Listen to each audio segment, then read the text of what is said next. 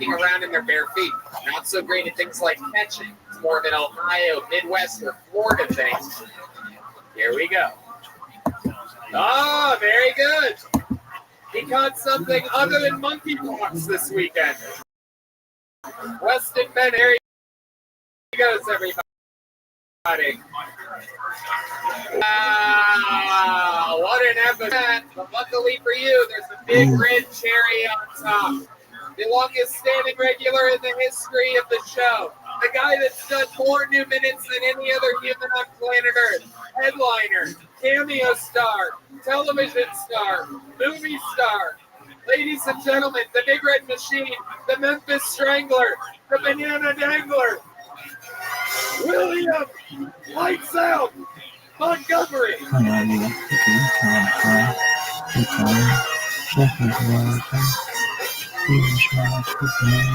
One more time, it's him, William Montgomery, everybody. He ain't flying my helicopter.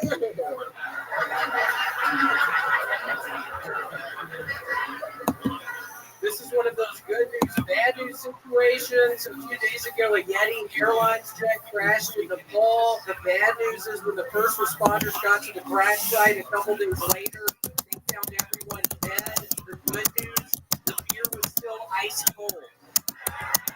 Let's give it up for Yeti Coolers Austin.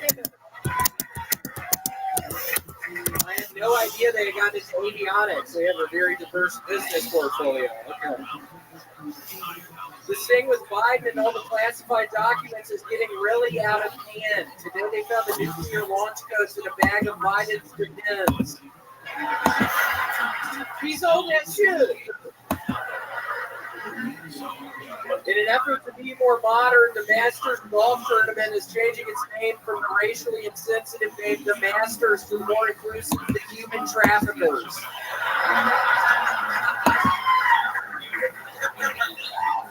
Houston's We Have a Problem. That is a fat guy finding out his credit card just got declined at a Houston's restaurant. Okay, that's all I got. Unbelievable. This guy has done that more than anybody. Always different, always a new minute.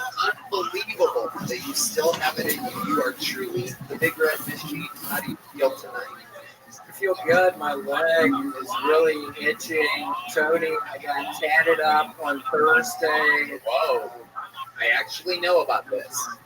Yeah, I got a baby Tasmanian devil wearing a cowboy hat because I'm trying to keep it real Texas. Why don't you show us? Let's see it, baby. Show everybody the tattoo. And it's in a real gay position, I think. I'm starting to regret where a lot of people are.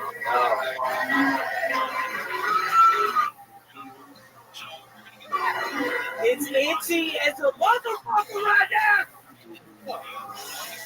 How itchy is it, William? Explain to us how itchy as fuck. How many tattoos do you have? I have many. Oh. I thought maybe you didn't have any. Or no, I have a bunch. Oh, cool. Yeah. So here's a trick. When it itches, you slap it. You can't scratch it, so you slap it 2 times and makes the itch go away. Okay, cool. Yeah, that's what I actually do in the rectum. Never get a Tasmanian. Right? That's actually what I do with the red man's mom when her pussy's itching. I'll just kind of slap it with my head. And then stinky ass itching, I gotta slap that. I'm sorry I talked. I hate to talk over a red band with you jokes. I'm sorry that I talked over that. No, yeah, what were you saying? What were you saying? It doesn't matter. It's like the fucking Mexican joke at the top of the show. It's not gonna be funny.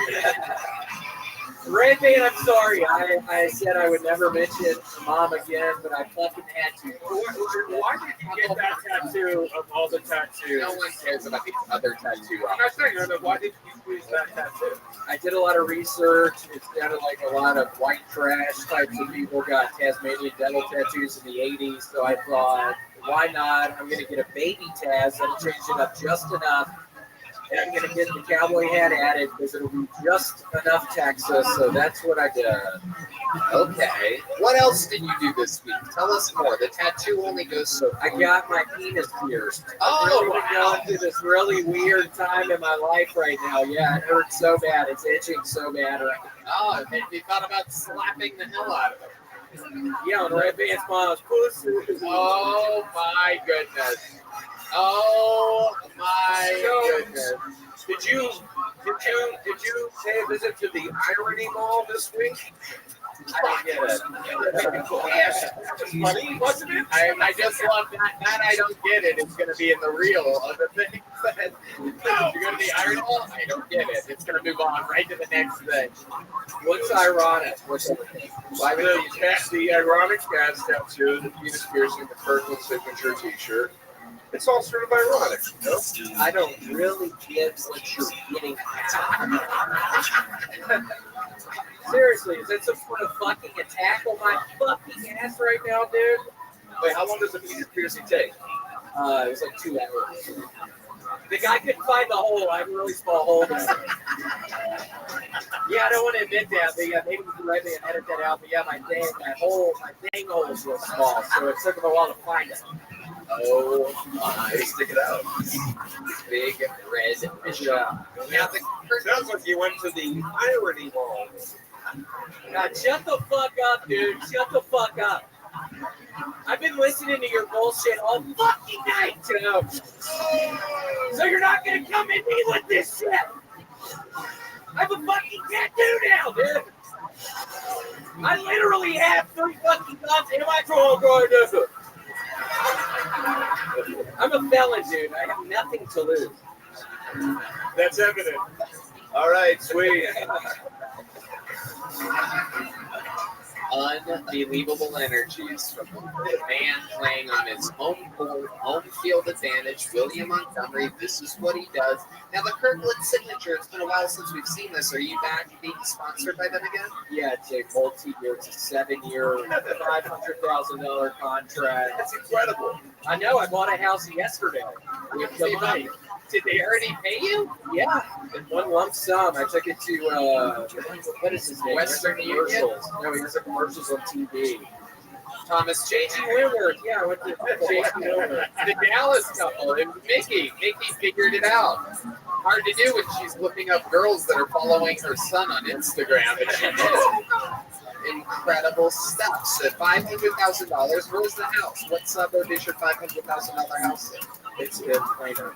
Okay. Yeah, it took me like 5 hours to fucking get here. It's a really bad idea. The realtor didn't tell me where Plano was. I assumed it was really close to here. Yeah, it's like this nightmarish commute. Holy shit. It sounds close. Even without traffic, it's like 4 hours or something. It's like, I don't know what I was thinking. Oh my God. Yeah, it's really bad.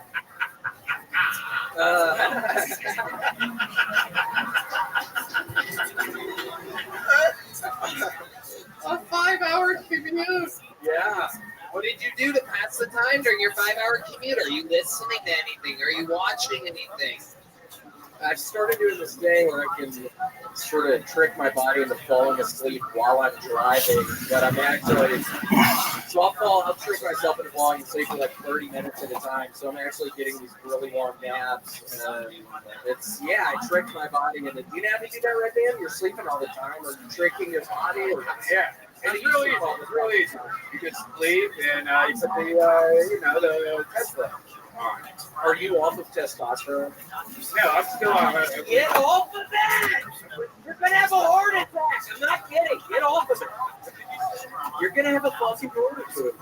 They're gonna find Janice is gonna find her fucking body. I like that you think testosterone is what's going to give Red Bear the heart attack. Yeah. His body's like, it's wine. Testosterone. Yeah. 92 vaccinations. I actually got the Kirkland brand vaccine. It's good. Yeah, it's pretty good. It tasted good. It's good. Really It's good. His eyeballs fall out of his head right before bed. I got vaccinated, but I don't believe in COVID. And I got vaccinated at the Irony Mall. Oh! All right. Somebody get him out of there, quick! We're all going to get out of here, my friend. William Montgomery, you are the god of Hill, Tony. We absolutely adore you. Unbelievable performance. Unbelievable episode. This shit's all improvised. We got through it together. Did you guys have fun? Make some fucking noise for Adam Ray, everybody. Watch The Young Rock on NBC. Listen to his podcast about last night. Buy tickets. He's on tour for the rest of the year. AdamRayComedy.com. I love this guy. I've been working with him for a decade and a half. One more time for Adam, everybody. Joe DeRosa. Come on, people. Make some fucking noise for Joe DeRosa. Joey Rose's Sandwich Shop on the Lower East Side. He's going to be in Vancouver in February. He's got the hit podcast Taste Buds with Sal Volcano. And he's at New York City doing a residency at the Crane Theater. JoeDeRosaInfo.com, AdamRayComedy.com. Thank you guys. Unbelievable performances from Love you, Tony. Love you, Tony. You were drawn tonight by the great Ryan J. Ebel while everyone sat here having fun. He drew tonight's episode. Those prints are available at RyanJEbel.com. How about one more time for the band, everybody? Look behind you. Michael Gonzalez on the drums, John Dees on the keys, D Madness on the bass, Matt Mueling on guitar, Paul Deemer on the horns. Thank you to Red Rose, Yellow Rose, Deep Eddie Vodka, Gel Blaster, the Austin Security Guard Service, and Screwball Peanut Butter Whiskey. Thank you all so much. We love you. Good night, everybody. Thank you. Thank you, Elvis.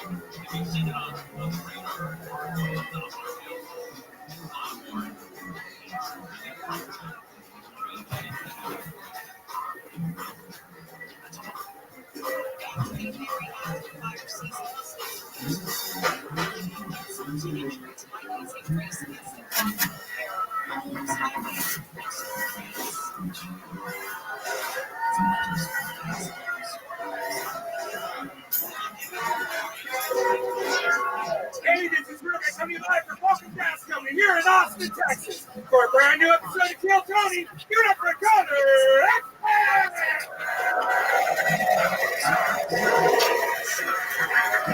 The fuck is up, Austin, Texas? You ready to do this shit or what?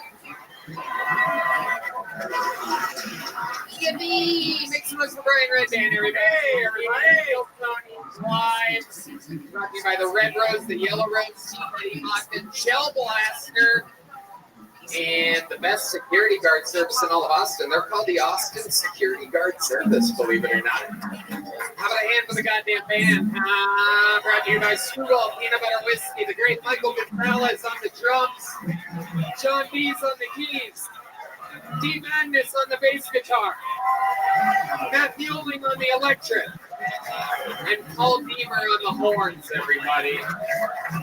Oh, another fun episode coming at you at 1,000 miles an hour. But before we do, here's a little bit more from the amazing sponsors that made tonight's episode available for you here right now. Hey, y'all. Today's episode is brought to you by sheathunderwear.com. And I love this sponsor. Look, let me be honest here. We say that about all the ads that we read. We say that we love it. We say this and that. These things, these sheath underwear, have literally been connected to my butt, Red Band's butt, our genitals, everybody who we work with closely's genitals and butts. Every single episode that you've ever listened to, once sheath underwear came into our lives, we literally threw away all our fancy brands and all these popular things and this and that, because there is no doubt they are literally the most comfortable materials you could possibly have next to your precious, precious, precious genitalia. Right there. Yeah, they're high quality. They can be worn as boxers or briefs. They have that moisture wicking, for my big thighs, and it keeps everything cool and separated. Fly a lot, hate nuts stuck to your legs? I do. Or they're great for working out also. And it's comfortable. So for 2023, step up your underwear game. Graduate from holes, loose fabrics, cheap cotton, or overpriced designer brands, and buy the greatest underwear that's ever graced the halls of men. Sheath underwear, the underwear of legends. That is correct. Sheath can be worn as regular boxer briefs, or you can use the incredibly high-tech sheath pouch to keep everything separated. I believe it was Offspring in the 1990s that said, you gotta keep them separated. Personally, I don't keep them separated. There's just an extra pouch in front of my Italian stallion that just acts as an extra guard, an extra layer of comfort. I swear to you, you have not seen me or heard me not wear these underwear for years. I wear them every day, and I swear to you, they are the most comfortable pair of briefs I've ever worn. So go to sheathunderwear.com and use the promo code Tony. You're going to get 20% off your next order. Once more, sheathunderwear.com, promo code Tony, 20% off. Let me be next to your stuff. You guys ready to start tonight's show or what? You're going to have to do better than that. You guys ready to start this mamma jamma? We are the #1 live podcast on planet fucking Earth. Every single week, we have one or two of the greatest comedians on planet Earth. There's only enough room for one tonight. With one of the most brand spanking new Netflix specials out now called One a Day. Make some noise. The return of one of our favorites, the great Tom Papa. Yeah! Tom Papa. One of the best in the world. He's been here before, folks. We're going to do the goddamn dance again. Tom Papa, fresh off of Netflix's What a Day. What a Day. Still out there on the front page of your Netflix. And here he is joining us in beautiful. Good to see you, good folks. Nice to be back. Tom made me a loaf of bread.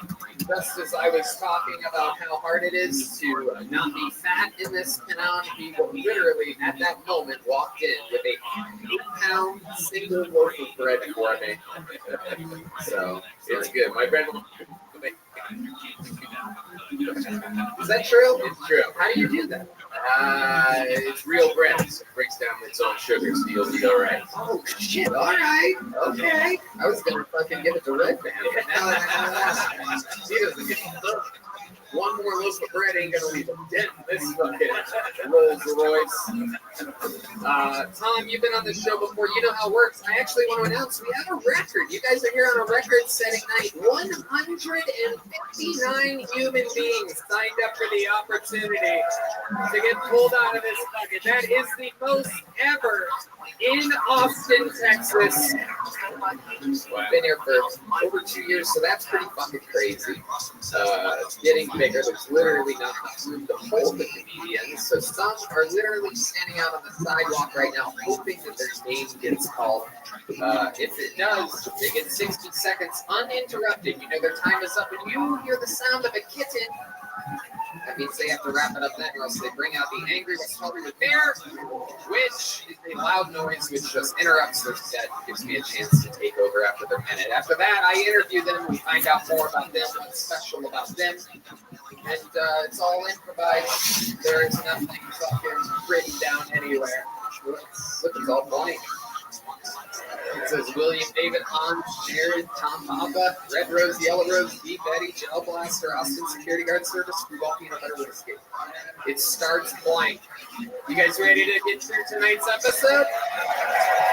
Here we go. There's only one way to start it, ladies and gentlemen. The same guy every week. We have 3 regulars on the show that write and perform a brand new minute every single week. A ridiculously hard job. This is the brand new minute from Rothschild.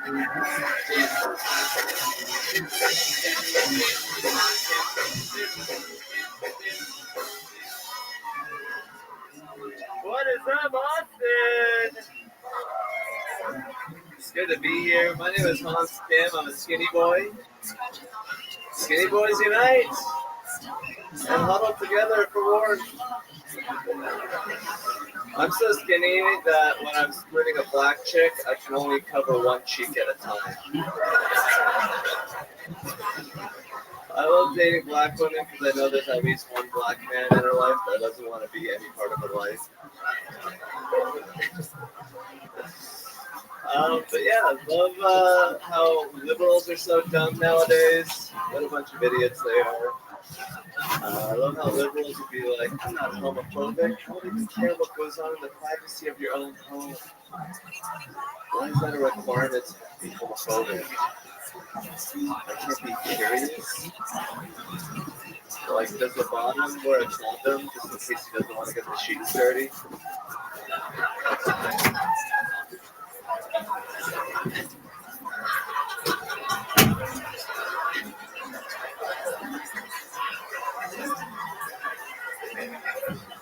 Does the bottom stay hard during the whole relationship, or is it like an orca's fin in captivity?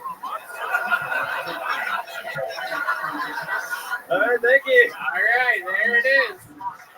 There was a long pause there. I didn't know if it was over or not. I feel like there was another one in the chamber. There might be. Was there any more to that? Not really. Any more of your gay fantasies you want to talk about? He's like, I wonder if the bottom wears a condom because I would not know at all. So it's like doggy style, like missionary sex for gay people. That's actually a really good question. That is. I think that is missionary, and their other way would be, I guess, like froggy style, right? They really have to really arch their back a little bit backwards, right? Get the stuff out of the way. There's a lot of missionary could be dangerous, I'd imagine, for gay guys who run into the balls. Run right in there. Ow. Wow. If you were going to have sex with a man, how would you do it? I would do the old flip over and fit into the mattress. Wow, look at you. Goodness. The get on your stomach and let me pound away on the nerves. That old chestnut. So you want the guy just laying flat, no arch, no elevation whatsoever, and you're just going to sort of like just up and down it. Yes. It's the old vertical press. The old George Foreman drill. Very interesting. Very anti-liberal set. Do you really hate liberals, or are you just performing in Texas? I hate liberals. I mean, half your set would say you are a liberal. Well, I'm like a communist. So. What do you mean by that? I feel like the workers should kill the masters in violent uprising. The masters. I don't think you know what a communist is. Goodness. So what else has been going on this week? I've been headlining in Las Vegas and Salt Lake City. I actually did really great. Pretty much sold out. 99%. Thank you. I also went to a strip club. Spent about $380. Wow. About $380. Yeah. And 57 cents. Yeah. You mean exactly $380. Or else you would have said about $400. So was this in Salt Lake City? Yeah, no, it was in Vegas. Oh, Vegas strip club. Yeah. I've never been to a Vegas strip club. What can you tell us about it? How is it different than other strip clubs that you've been to? Well, it's like bigger. It's like a lot of neon lights, and Okay, that's everyone. I mean, I honestly like the yellow rose and the red rose a lot better. That's true. That's true. I like that you said yellow rose first. Okay. So about $380. How do you spend $380? Is that all in one? Did you go to a private room or something? I got a private room treatment. Treatment. Like a sauna and a spa retreat. That's why it was so spacious. Waterfall. I got the $380 spa package. What happened in this special room? I got to touch the nipples. Ooh. Okay. What did this girl look like? She was like skinny and Latina, and I was there with my boy Eddie. Wait a second. Wait a second. Hold on. This is fresh. 1 week after Tom, we found out last week that he had his first ever threesome, and it was him and a girl and another guy. And here we are, 1 week later, finding out right now, fresh to all of our ears, that there was another guy in the room with you. Yes. Wow. He was a nice guy. He was a nice guy. Yeah. With his nipples you were touching? Who the fuck was this guy? Who's Eddie? That's my boy Eddie. Oh, I didn't realize you were in town. It's my boy Eddie. What are the questions? Eddie the nipple. Eddie Sweet Nips. Eddie is a sweet Mexican man. He is really in tune with the strip club culture there. Oh, did you meet Eddie in Vegas? Yes. Soon before you went to the strip club, did you meet Eddie? About 30 minutes before. Where did you meet Eddie? My boy. Yeah. One of my besties and a man that I can trust. Old Eddie on the streets of Las Vegas. Old Eddie that just drags you into strip club and makes you spend more money than any of your friends have ever heard of you spending before. He's a good friend of mine now. He works at the he works at the comedy club, which I probably shouldn't have said. You're good. It's okay. It's okay. Wise guys. Yes. And then, next thing you know, he's like, let's go to a fucking strip club. Did he spend any of his money? Yeah, he bought me 2 beers. Wow. Your set is starting to make a lot more sense. A lot of questions, a lot of feelings. So did you wear a condom while on bottom? No, we kept it platonic. Yeah, he was a nice guy. We had some good talks about, I don't know what we talked about. You know. Do you have AIDS?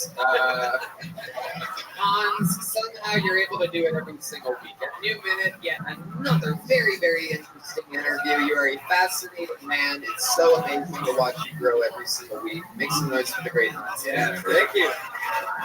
And like that, we have begun. Now, and only now, does my hand go into the bucket of destiny. These are people that we don't know, but maybe we've met before. Maybe it's somebody's first time. Maybe it's a 20-year veteran that's coming here to showcase 1 minute right now. It could be anybody, any shape, any size, any mental health. Your first...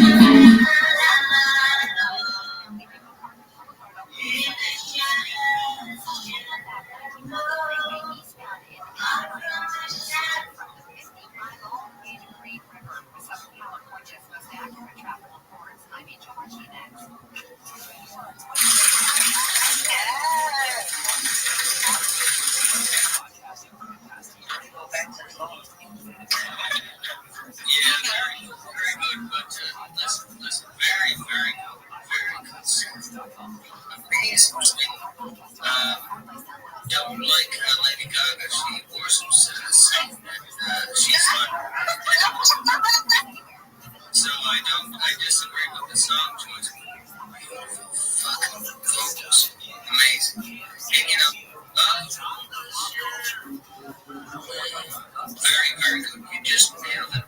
You picked it up. Just watch out, because she ain't going to heaven. Shit I do all night. I don't think I'm going to heaven. You go to heaven. You go to heaven. Don't worry. Yeah, you can't actually do anything to get into heaven. Yeah, did you know that? You know anything about Jesus? Yeah, do you know anything about him? Yes, I do know. Okay.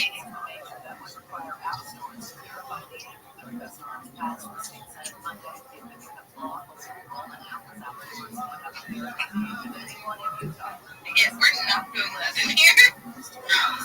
We are not doing that in here. Let's not talk about religion. Yeah, that became a lot. Yeah, no.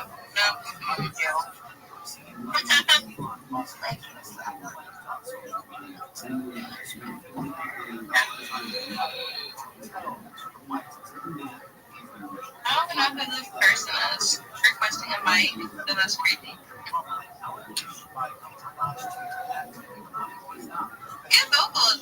Besides this part. So yeah, also you're praising Satan. I was like, do you know anything about Jesus? Yeah, no, we're done.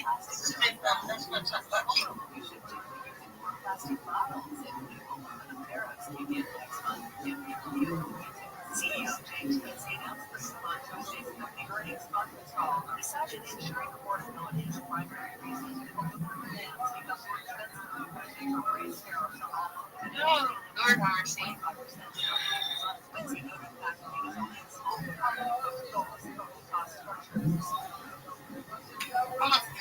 I've got a sub in LA. If anyone lives there, I'm pawning him off. Oh no. That's wild. The Google word is mild. No, not viewer. I want a formal session where you're really treated all. What is this session? I want to see. Okay.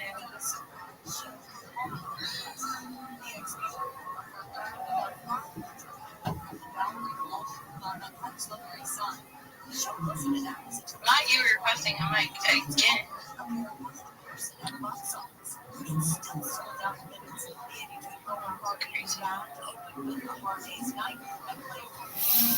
Hello, Nala.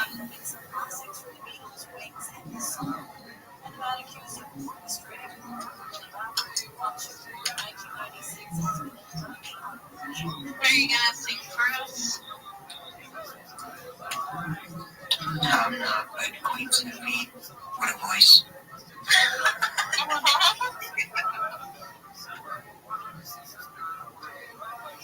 Thank you so much.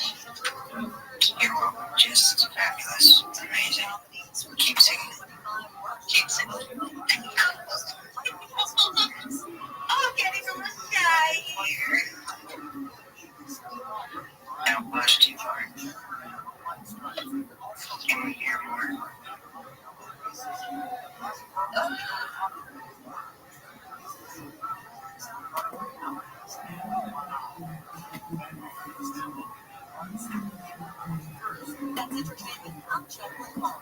All the good stuff. Camps keeps you on top of pop culture.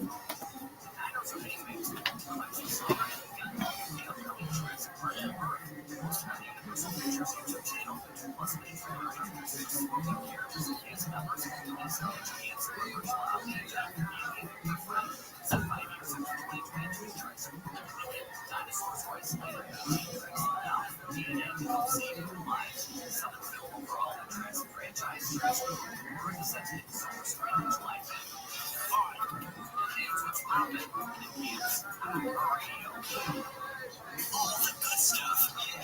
Camps keeps you on top of pop culture.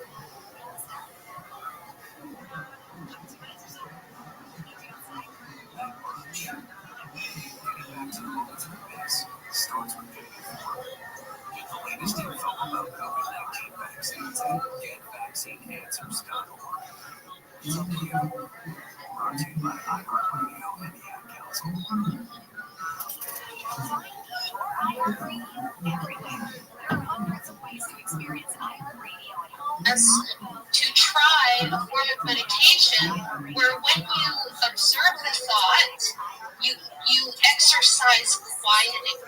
Like you just I'd rather be creative with the thought. Like if a new thought comes to me, I'd rather engage with it and create with it. so you're just And there are some moments when like with the inner monologue. that's the beast. The point of meditation is to learn to control your inner monologue. I mean, I get it. When I want to turn it off, I can turn it off. I mean, I don't have to be in my internal monologue. It's just part of my creative process. Having this So internal. the meditation is a practice in controlling, in like gaining control of it. Sorry, just to get gentle mute because I never get to hear sweet Zelda's voice. Thank you for joining the conversation. And James, you're awesome too. And I think this is really constructive. So I don't mean to be too like didactic about it, but I think this is really important to get into Miss Zelda. And no one interrupts Zelda because we don't get to hear her enough. Miss Zelda. Thank you so much, Mello. I was just thinking that JMS, you might have your own your way of meditation that you like, but I would just like to challenge you to try meditating in a way where when you do observe the thought, you just quiet it. You just practice stopping it. And then after that meditation period, then engage in thinking and enjoy the inner monologue or whatever. But have that experience of practicing quieting. Totally. Like I'll be at work and I'll have an intrusive thought and I'll have to like block it from fully being received. So like in a way I kind of do that, like with intrusive thoughts. I'll just be like, nope, not having this go fully into my system. So like in a way I'm kind of controlling. Don't resist them. Take note of them. They have catchphrases that can help you do that, like switch the glitch or catch and check and change it. It's called observe.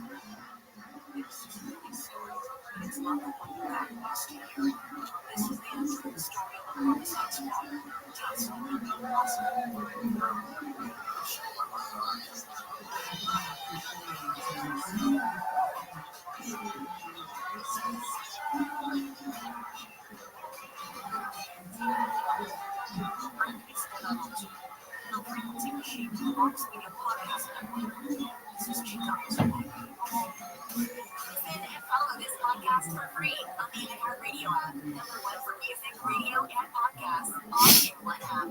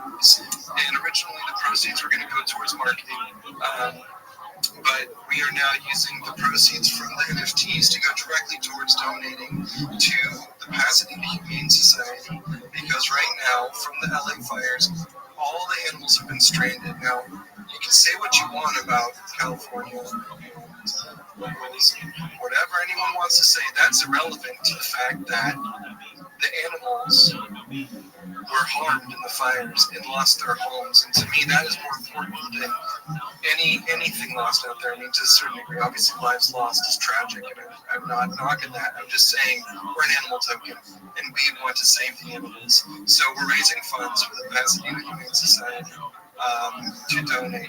The other way that you can participate in donating is we have a wallet. You can donate directly to that, or if you buy into the token and we generate enough volume, we do have money in the LP, and all the fees that are generated from that will go towards donations, as well as when things get up and running with Prevail, we might use some of that referral fee and all that towards the donations as well. So our goal is to basically spotlight Merle, use the platform for good, and raise funds for the animals. And as we grow and get bigger and bigger, we might open the doors to more charities around the country. I don't think it's just the animals in LA that need help, but right now they do. Right, that's kind of the main focus, especially since that's our home. So that's what we've been doing lately. On top of that, I was in the process of writing up an announcement that we will be doing a Valentine's Day meme contest. So anyone that wants to participate, the rules will be posted more specifically. You just need to hold some Merv, tag some people in the post, and create a meme, and you have the opportunity to win $100 in Merv as the top prize with a Merver NFT and a personalized video from Chad and Merv thanking you for contributing to the meme contest, and he will post it on his TikTok and tag you. So that's the top prize. Second place prize would be also being tagged in the TikTok and Instagram account, which of course has over 2 million followers. So it's good exposure, right? And also, you can win $50 in Merv tokens and a Merver NFT. Third place prize is a Merver NFT. So basically, if you hold some Merv and you follow the other rules, I love watching which I'll be Kevin posting after this space, you have a chance to win. And we'll be doing the giveaway on Friday for Valentine's Day. What else? Yeah, that's where we're at. And we also just did a really big interview for a well-known news organization about what we're doing with the Merv platform. That will be coming out. I'm not sure exactly when it's coming out. That's kind of up to them.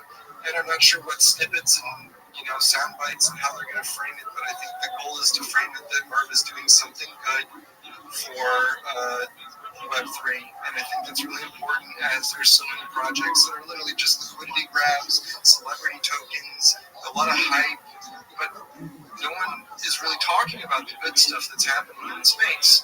There's a token out there that I support. This girl, Etta Madison, who is an amazing NFT artist. She's got her weird coin. And, I'm talking to them about doing something on her as well. I think that the good people need to be highlighted because there are so many bad actors, and that's all people talk about, the scammers, this and that. And people neglect the projects that are actually doing something to create awareness and do something good, or support someone good, Etta, who's a 16-year-old girl trying to raise awareness for mental health, and all the things that are going on, like for 16-year-olds, for teenagers, and it's crazy. And she's creating really cool art and collaborating with other projects.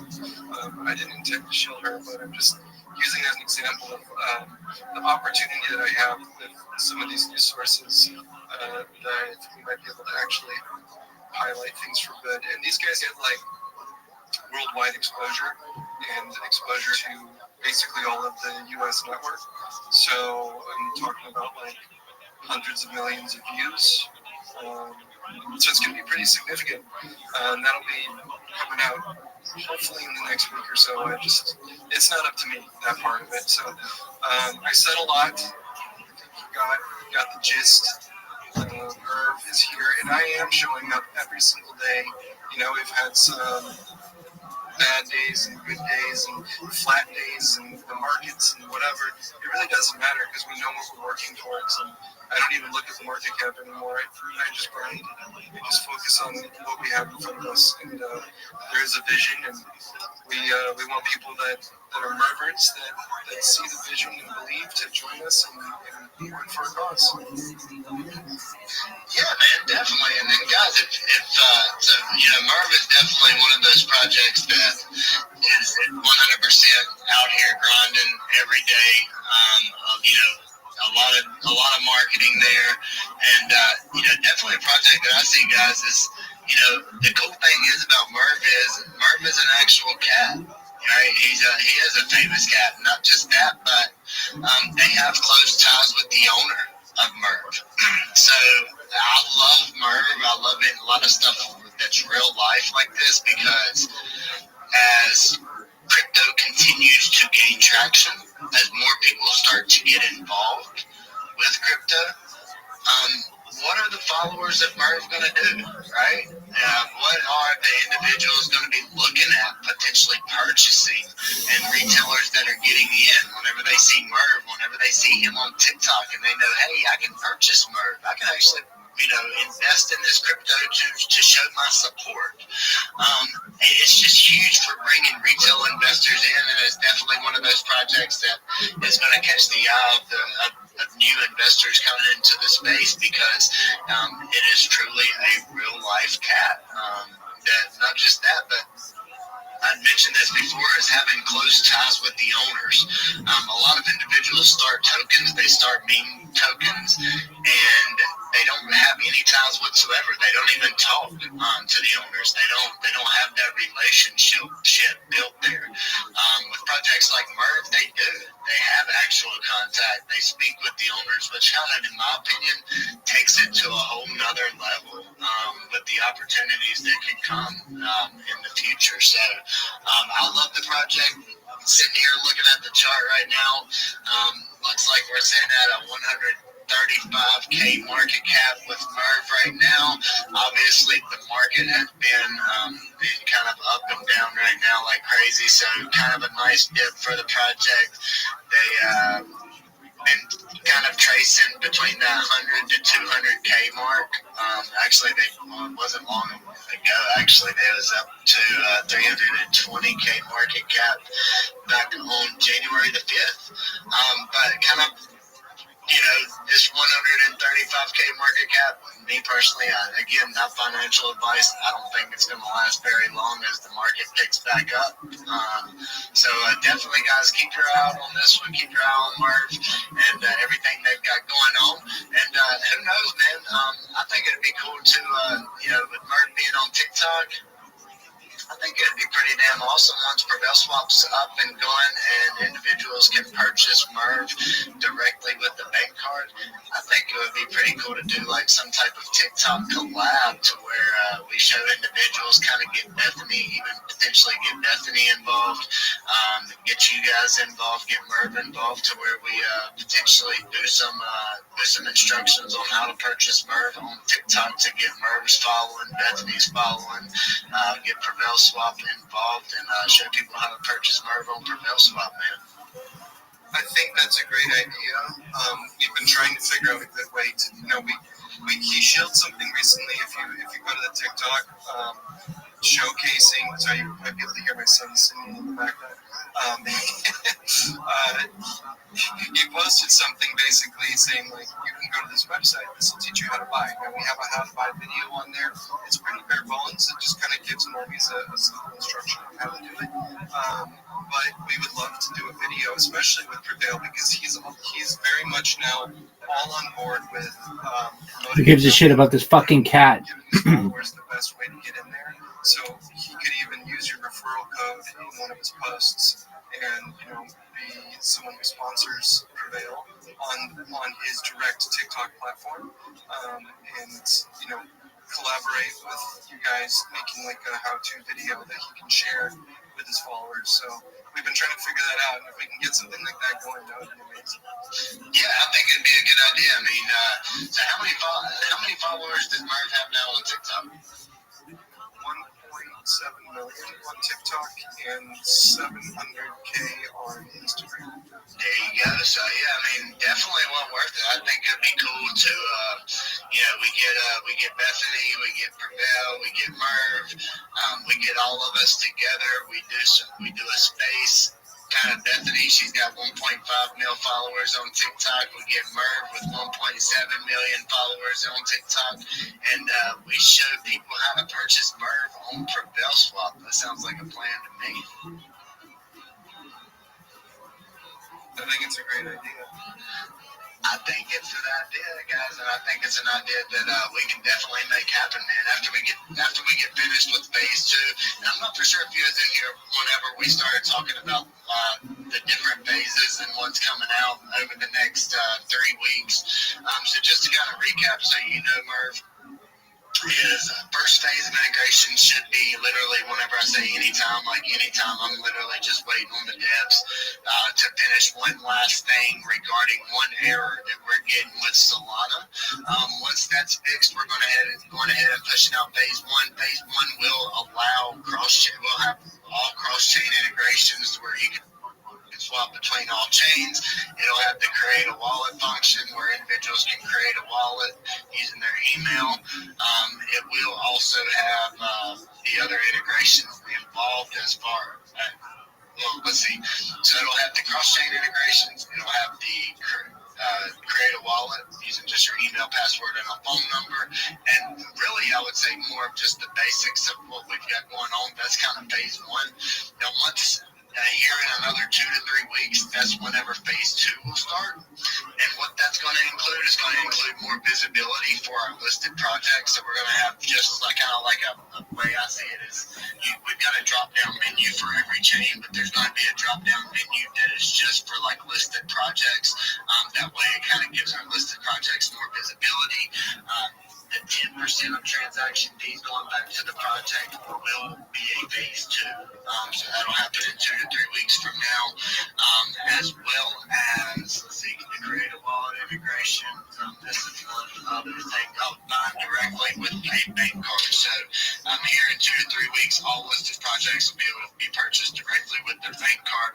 first, Solana first, BNB first, all of that stuff. But here, like I say, any day now will be phase one, and that's just getting the cross-chain integrations functioning and working on PrevailSwap.com. So just a little update for you, man. That's amazing. I'm really excited for what you guys are putting out there, and it's like kind of on pins and needles for the release, man. It's been a long time coming, so I'm really stoked. Yeah, man, it definitely has. Definitely something that's been, a long time coming, been building. You can kind of see our MVP, which is the BNB on Prevail Swap now, which is swap.prevailtoken.com. Just kind of it's kind of basic. Like I said, it still has sell list integration. It still has the referral system that's built into it now. So we've got a lot of additions in it right now, but it's nothing like what's to come here with the new integrations that we're about to push. So really looking forward to that, man. And also wanted to say as well, so somebody had mentioned commercial. And I forgot to actually speak about this earlier and mention it. So once again, guys, this is one thing that, again, we deal with sometimes, and that's just kind of the delay. I got a phone call today, and the commercial was supposed to start airing tomorrow morning at 9 a.m. Eastern Standard Time. That has been pushed to next Friday.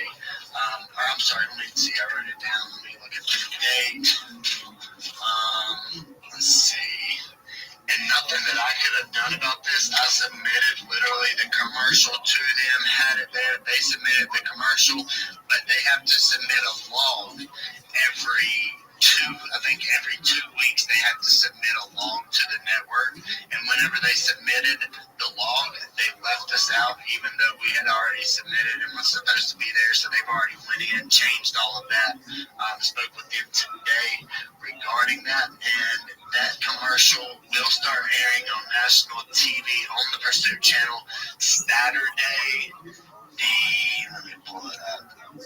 So instead of it's not this coming up Saturday, but the following Saturday, which is the 22nd. So February the 22nd, the commercial will start airing. Got that confirmation today. Again, I know it was supposed to be tomorrow, but again, something that's out of my hands there. Can't control that. That's going to start airing next Saturday at 9 p.m. Eastern Standard Time on the Pursuit channel during Bad Outdoors television show. Again, next Saturday, 9 p.m. Eastern Standard Time, and actually that show on the Pursuit channel, it airs every Thursday, Friday, Saturday, and Sunday. So our commercial is going to be airing the entire time, all 4 days. Right now, all the way through July. So it's going to be airing, Prevail Swap commercial is going to be airing all the way through July as of right now, and I would say I should know more here within the next 2 months. But there's I would say a very good possibility that the commercial airs throughout the rest of the year. That's kind of what we're looking at. That's what we're aiming for. That way the commercial is literally airing 4 days a week around the clock, like literally 12 months out of the year, every flipping year that, for forever. That's the goal here. Cool thing is too is we can always change stuff up in commercials, submit new commercials, and if you're a project like Merv, and if you're partnered with us, one of the projects that you're going to actually see in the highlights at the end of the commercial, we've got a banner there, and you're going to see that cat Merv on the commercial, man. So Merv is actually there on the banner. I'm sitting here speaking, Merv. Are you on the banner? I'm sitting here saying you're on the damn banner, and I'm like, oh my God, let me look and make sure that he's on the banner, and I'm not sitting here saying something that's not true. Did I tell you that you were passed right now? I'm not sure if Let me look, because see, this will be something that's even new to you. Do you see Merv whenever you watch that commercial? Only at the end.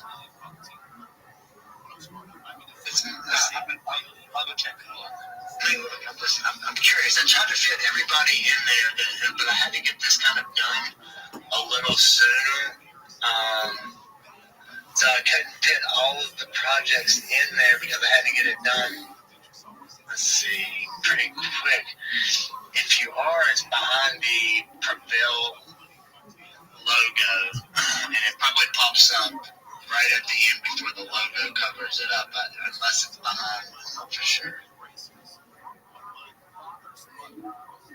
Either way, Murph, we're gonna get your butt on one of the commercials eventually, and all of our partner projects is the goal is if you didn't get on this first initial commercial for national TV, whenever we submit our next Prevail Swap commercial, that's going to change.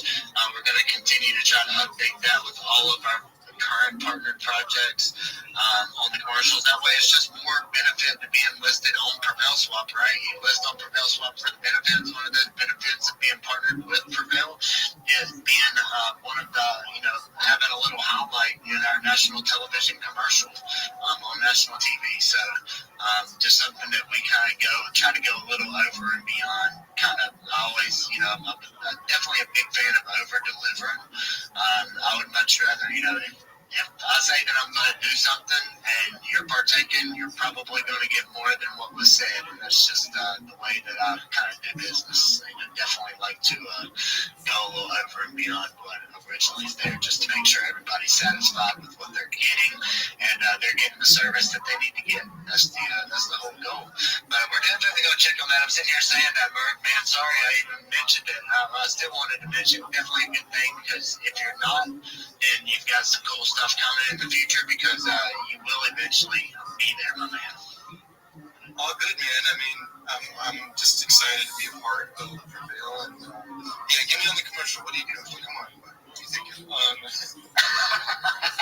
See, now I'm like, well, shit. But you know what? I can't change it now. It's already too late. But I thought, and I guess, like I said, I must have made this commercial the video itself must have already been submitted with all the logos prior, because I actually had to cut off timing with the guy that was doing all the, the commercial and kind of putting that together. This is something that we kind of had to work on fairly early to get it and get it submitted and everything. So, yeah, man, if you're not in this one, and we'll see if Nav pops up here in a second. Did you watch that, Nav? Oh, Nav's watching it. That's what he's doing. But yeah, if you're not, man, we'll get you in there. But if you are, then you might have a surprise. We'll find out here soon. I like surprises. There you go, man. Well, thanks so much, brother. We appreciate you coming up here, man. Definitely try to hop in. We hold our weekly space every Wednesday night at 8 p.m. Eastern Standard Time. And, yeah, man, this is just kind of what we do. Death Wish, man, I see you down there, brother, man. Come on up here. Don't be afraid to, I know you ain't afraid to hop on that mic, man. You come up here. I'm always down. It's just whether or not I can. Right now, I'm walking around with the computer in my hand as I'm like warming up food for my son. It's just that time where it's hard for me to jump on because I'm on the Pacific Standard Time, so this is about dinner time. But I always will jump on if I can, when I can, on any space that I'll have, because I'm all about showing up and showing people that I'm a hard-working dev, and to support the people that I like. Definitely, man. I was wondering. I was like, damn, who's the hell's talking? I was looking at the screen. Sometimes on these X spaces, you don't. Who else? It's fucking Murph, dog. The person talking, I'm like, hold on a minute. Is Murph talking? Or actually, I thought it might have been Death Wish for a second. I'm like, hold on a minute. Death Wish isn't even up here on the speaker. Yeah, I got confused too, because I didn't see that the little speaker thing come off Murph to show that he's speaking. And then you were talking to Death Wish, and you were talking about Death Wish. And I thought, did Death Wish come up here speaking? I was like, dude. So, did you see Murph's logo on the commercial? It looks like Murph joined us after we submitted the commercial to the television. This is kind of like this is the perfect spot where you would play like some audio from the audio board of like either somebody booing or either somebody saying "oh" or something like that, right? it's Ken Walt, it's the I'm gonna come. I'm gonna come.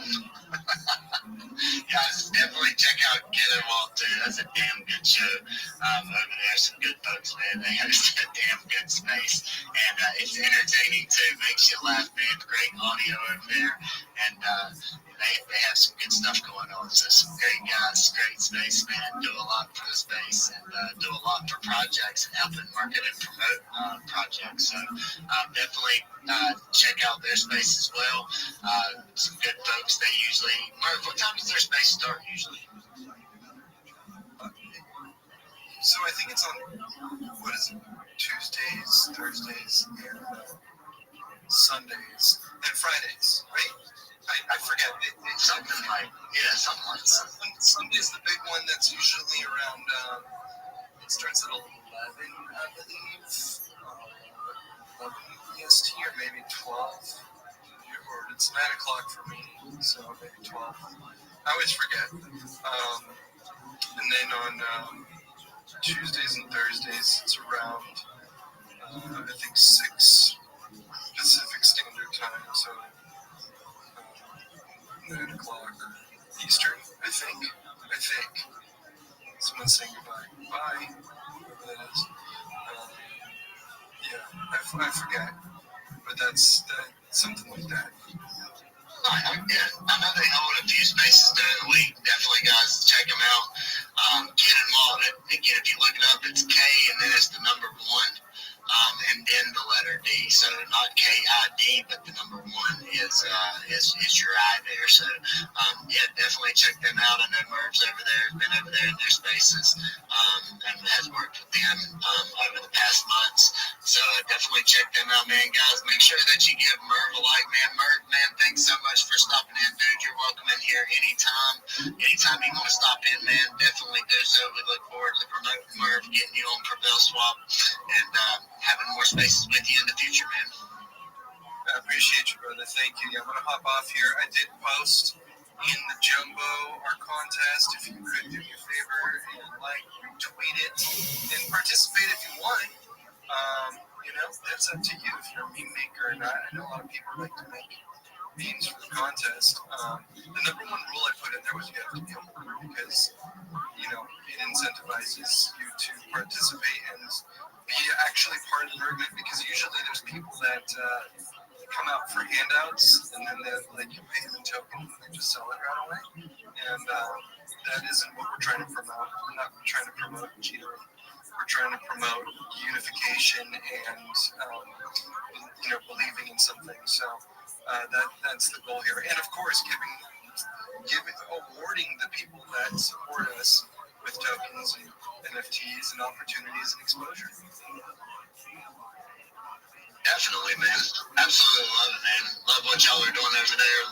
Love seeing you out there, man, grinding every freaking day and doing what you guys have to do to prepare. I think all of this is, everything that we do, whether you're Merv, whether you're Crift, whether you're Prevail, whether you're Fennec, or any of the projects in here, man, is what we're doing, what everybody is doing in here is preparing, right? We're preparing for retail to come in. We're preparing for new investors to come into the space. Everything that we do is preparation. We're preparing for that massive influx of individuals to come into the space that's never been in DeFi, never purchased tokens before, and that's what we got to do.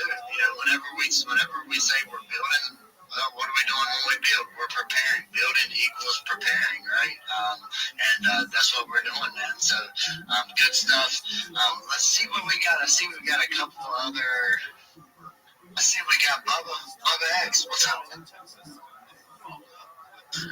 much. I'm just here in support of Merv and 8-Man. So just Merv and just 8-Man. They're both going to take off, and currently Merv is above 8-Man in volume. They're both pretty good, and they have a lot of trusted people behind them, and just Merv. That's all you gotta do is just Merv.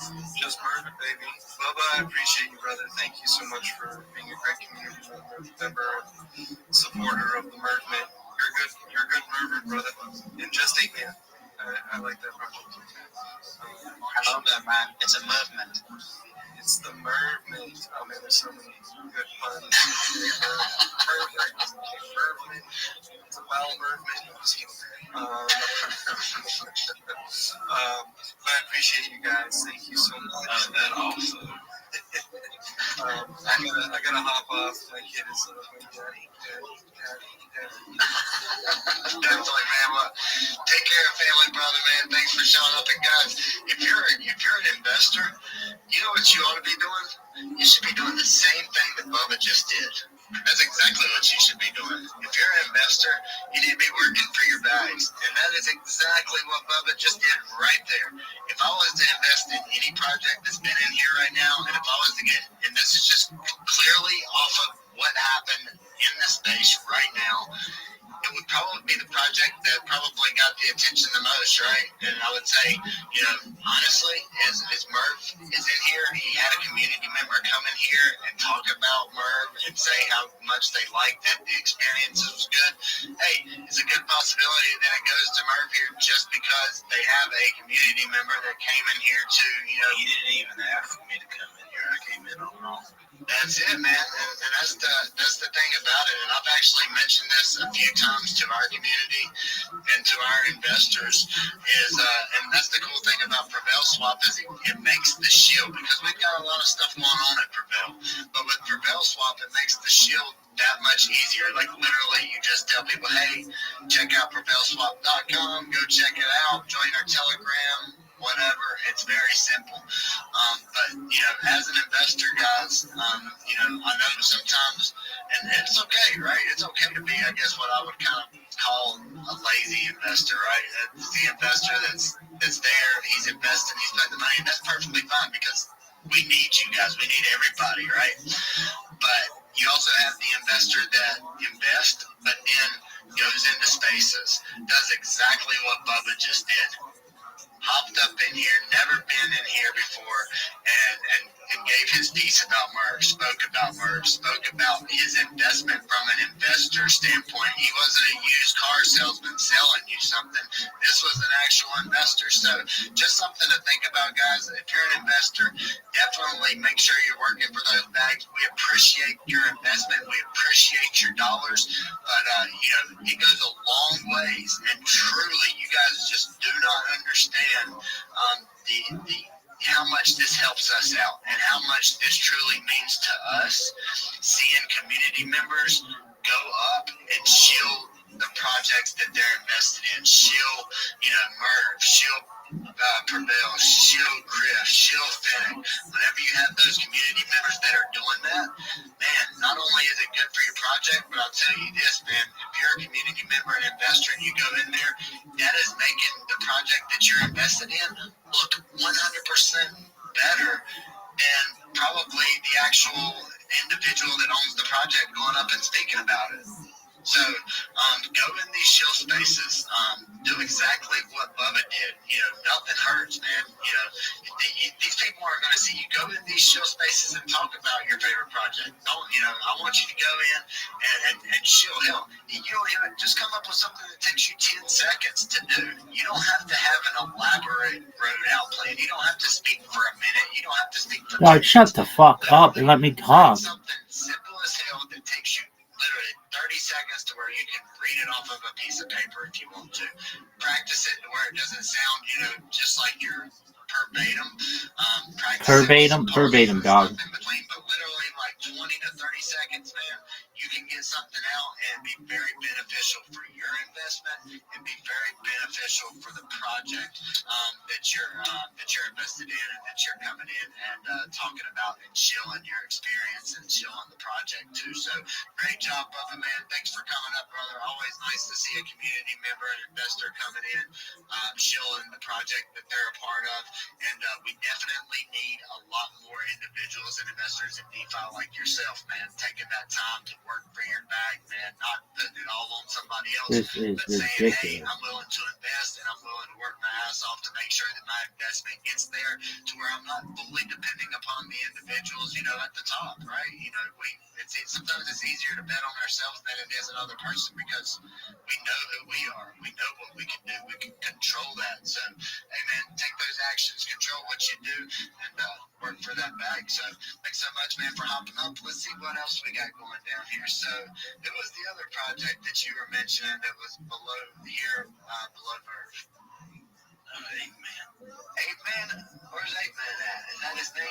8-Man is not in here.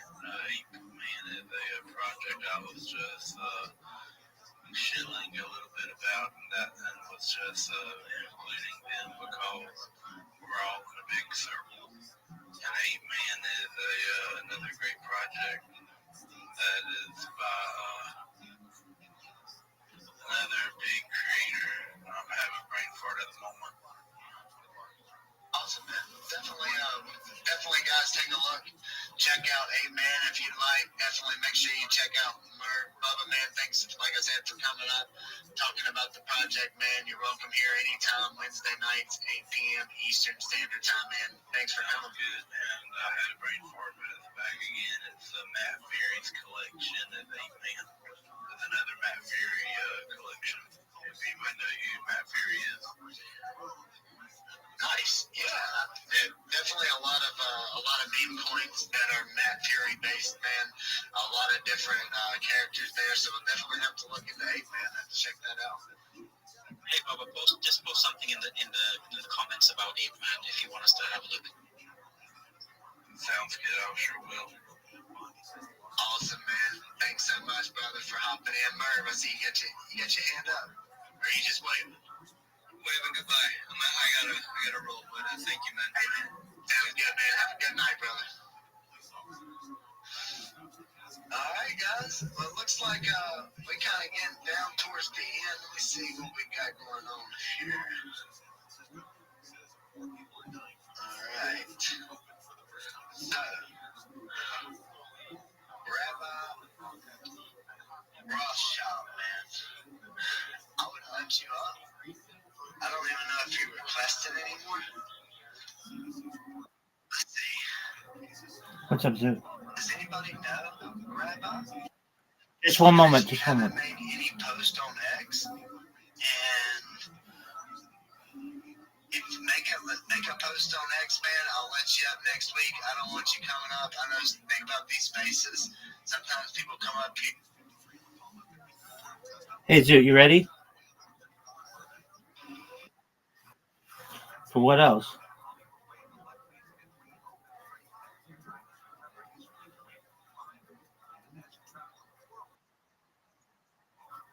All right.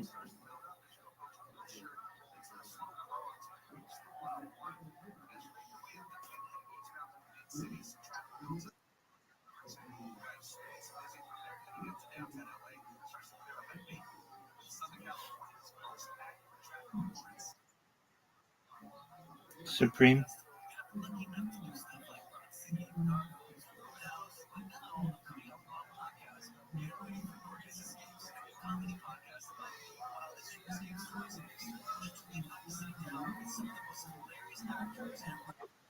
Yeah. Supreme.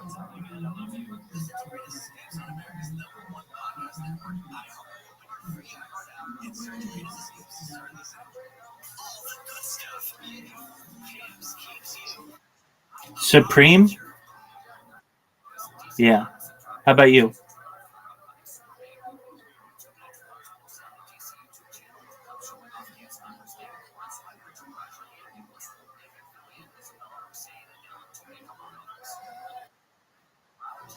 Here you go.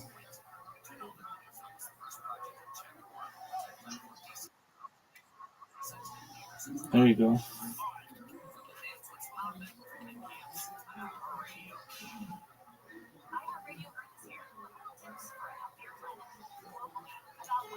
All right. We'll play in a moment. I'm going to use the restroom, though, okay?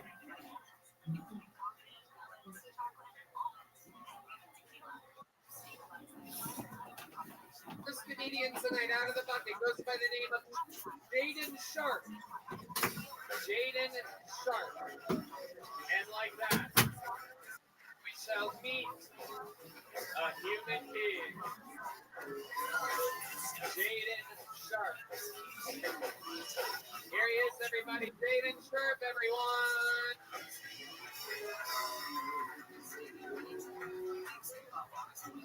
Growing up, I think my pastor was a racist because he only molested the white kids.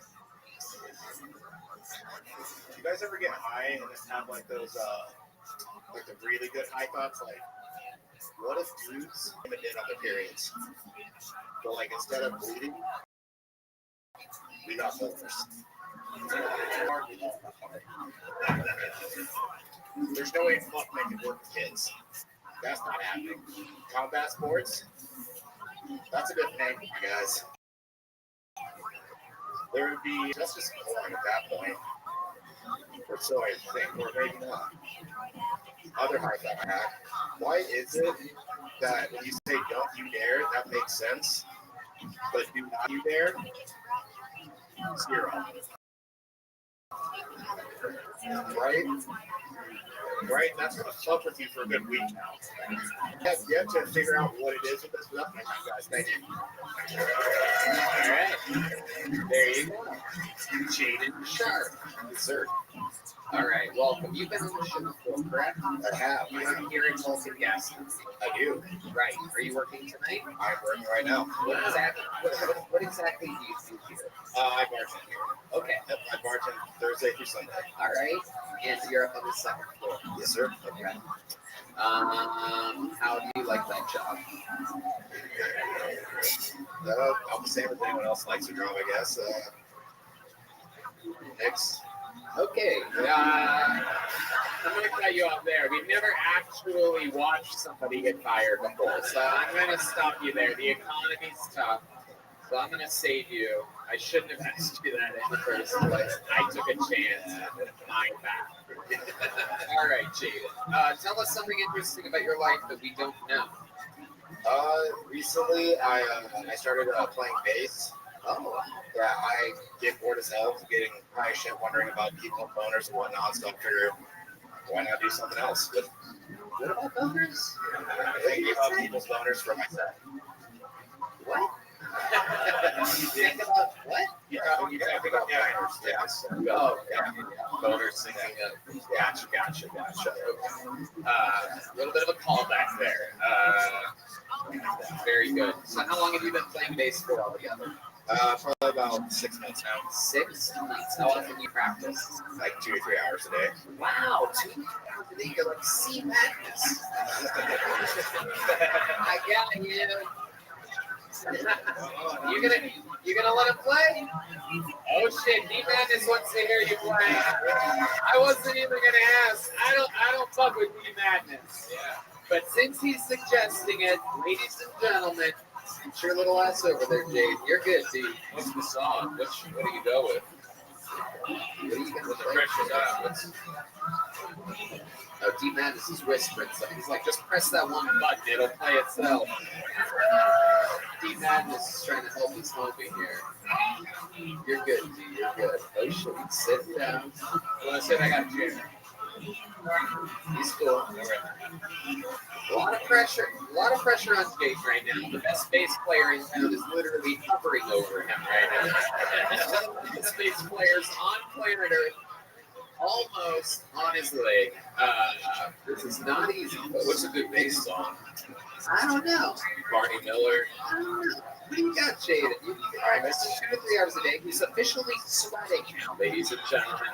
Physical wet sweat has all of a sudden appeared on Jaden's forehead. I'd imagine his fingertips are sweaty too. The pressure is on. Ladies and gentlemen, playing a little bass for you. Make some noise for Jaden Sharp. There you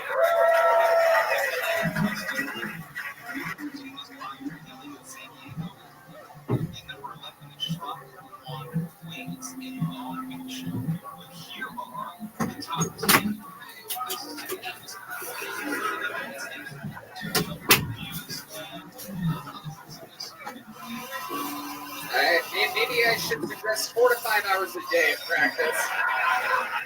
Jaden, But he's a really good bartender. yeah. He does about it. He likes playing bass about as much as anybody else likes playing bass, I guess. Wow. I never thought I would say this, but give that instrument back to the superior blind man.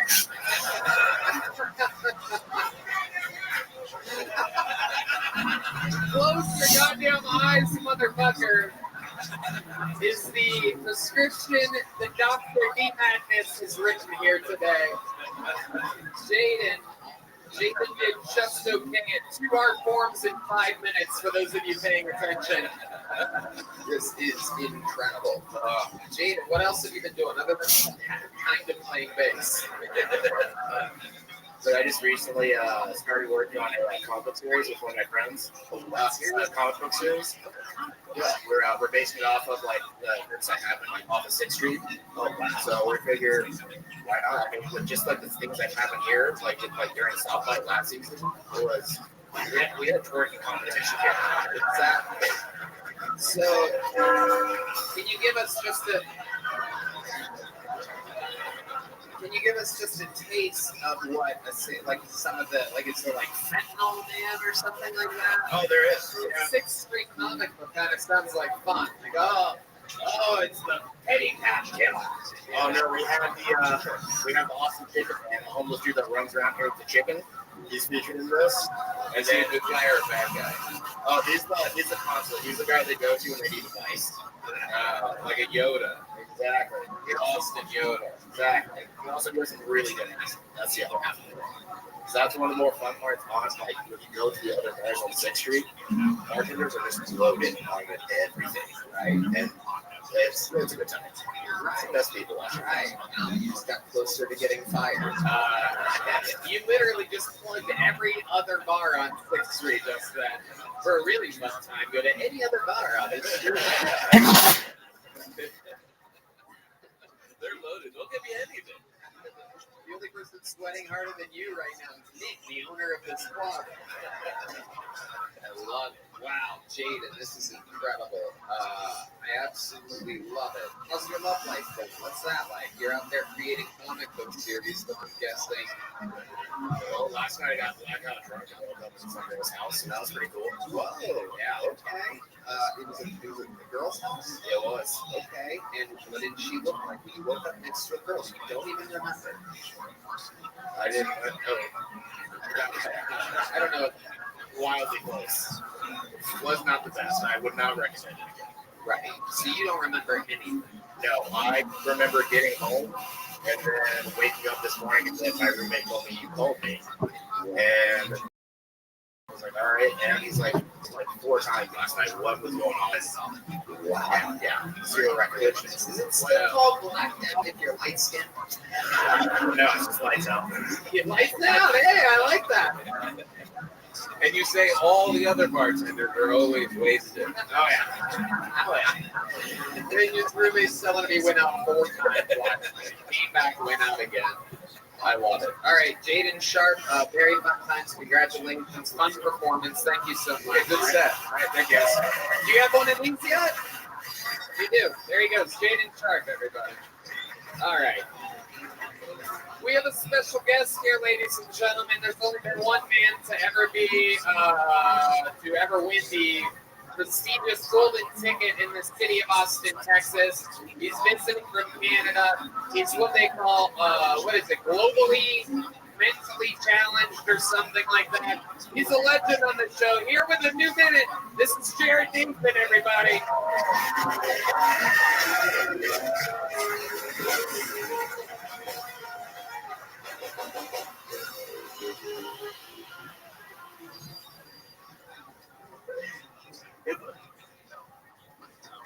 If I join the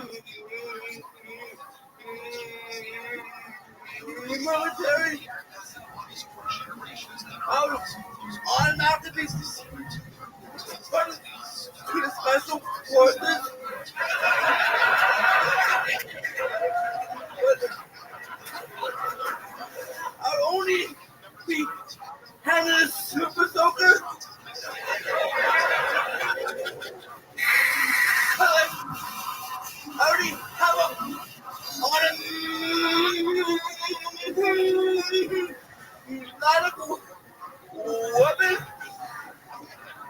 around shoots. I read an article that terrorist organizations are now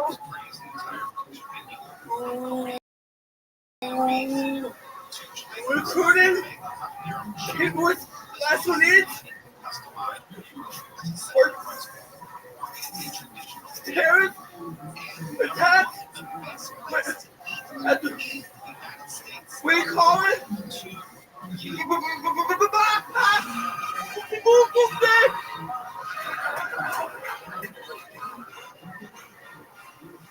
I was playing the 71 verses are ready for me.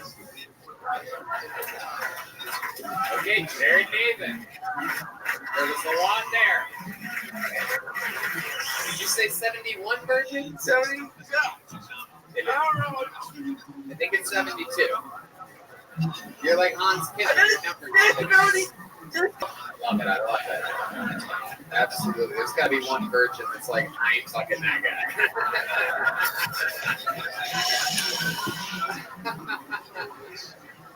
All right, Jared. That was a great set. Very military. Why do you think that happened this week? Did you watch a movie or something like that? Did you watch fucking... I don't know.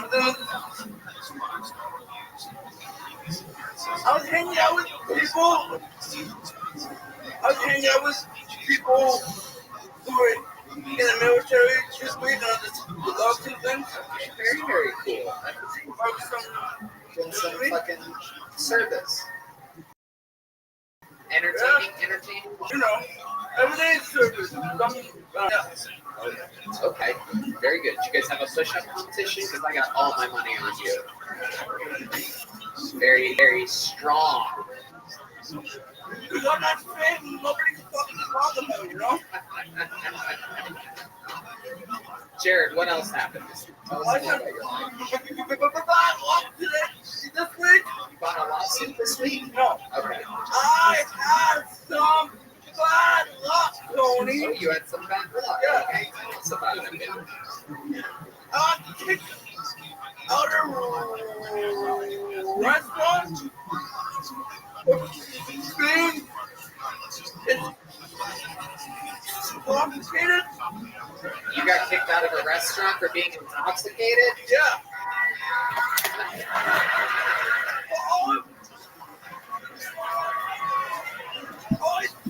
I think it was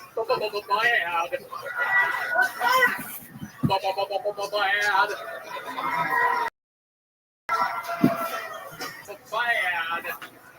To the motherfucking phone.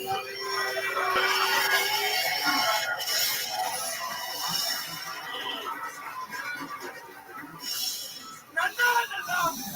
Goddamn motherfucking right.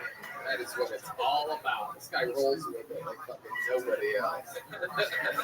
I love it. So, bad luck, you got intoxicated and kicked out of a No! I was ordering some buffalo wings.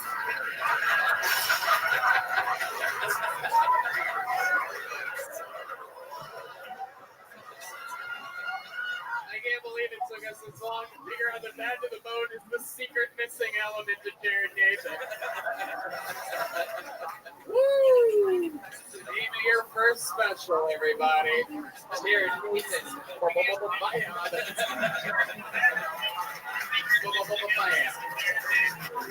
Oh my God. I could do this all night. To the other 158 comedians that signed up, I apologize. We're just going to talk to Jared and play Bad to the Bone for the next 2 hours. What? No. Is that what you're doing?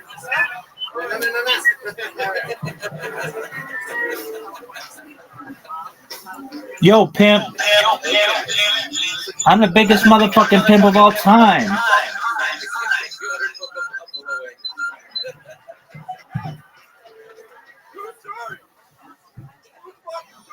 I believe it. Can you let me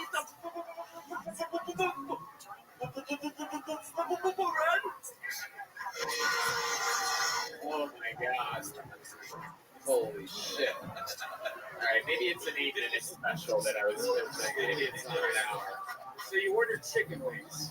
Buffalo wings. Total different thing. The wings of a buffalo, Red Band. They're not chicken. We know this, right, Jared? Blue cheese, motherfucker. Bone in. That is so fucking loser. So you order buffalo wings, you get your blue cheese, then what happens? I tried to order buffalo wings, but I started like a motherfucker, and the person behind the counter couldn't understand me. So I did my voice. I would like some buffalo wings, please. And they're like, holy shit, this guy is fucked up. Oh my god, this is we've never had a guy this drunk. What time of the day was this?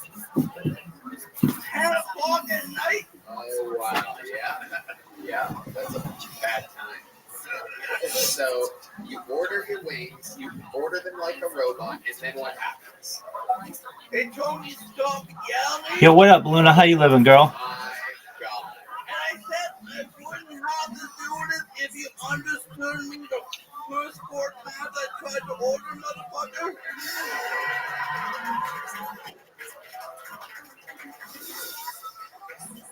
Good point. Very interesting. So how did they tell you to leave? When did you know you were getting kicked out? And it kind of pointed the fucking door. I couldn't understand the guy because I can't speak Spanish. Oh, you guys are having Motherfucking pointing, so I took a hit. you're having a little Mexican standoff there. No. Bye. Yeah. Should we give this place a shout out so we can?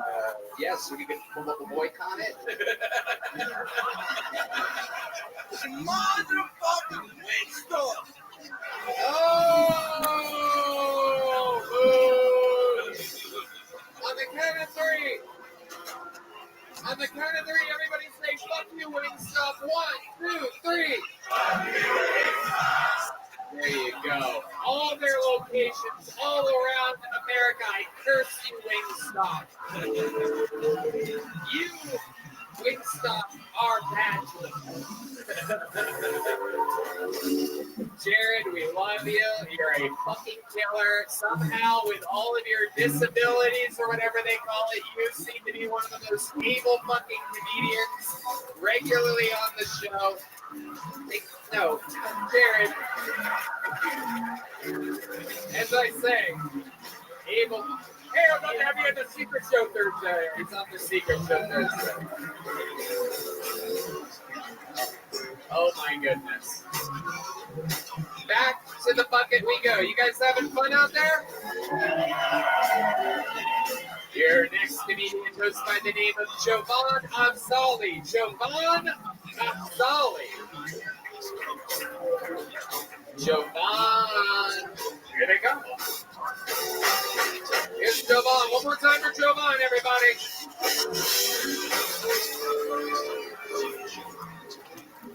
Hello.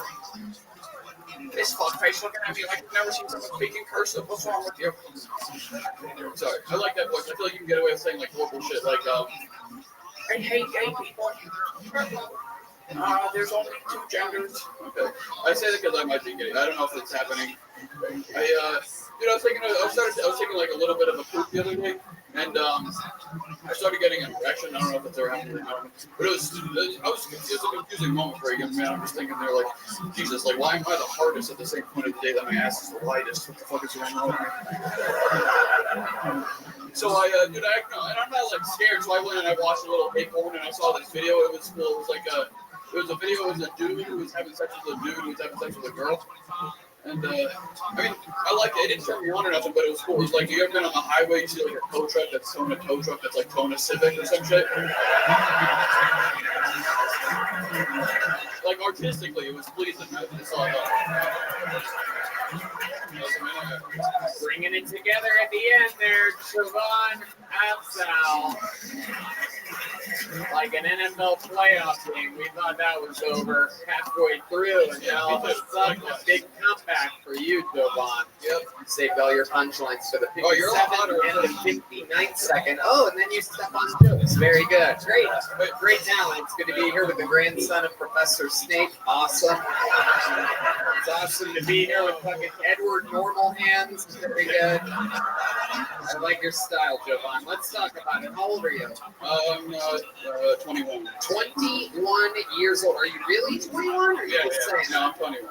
Okay. What do you do? What's up in your life? I don't know. Lately, I've just been living in a bus, kind of trying to find some girls to, have in there, but not a lot of girls like that stuff. I don't know why, but I've been doing that, and I sell popsicles on the black market. And besides that, I just kind of live it up. Man. Okay, that was another attempt at a joke. No, it wasn't a joke. I sell like popsicles with like dirty jokes on the stick. You might see me around. It's not warm enough yet, but you really do that? Yeah. I went to like a gay festival. I sold like it was like $400 for like 4 hours. It was crazy. Molly came and touched my ass. Welcome. How are you? All right. That's pretty cool. Do you make these popsicles? Yeah, I make the popsicles. I used to like try to get a fan to make like these Indian. Living the dream, pimp. How are you?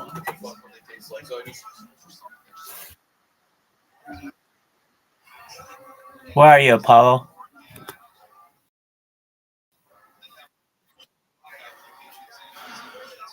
What's good? Oh, very nice, my friend.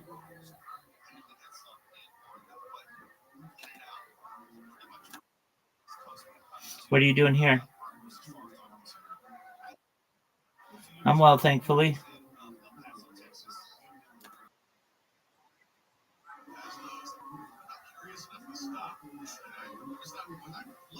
Very nice. What's good in your neck? How'd you get banned?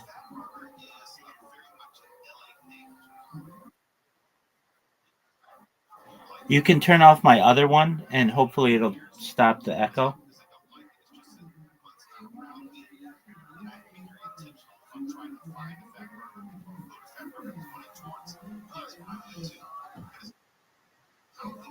You click it and press mute.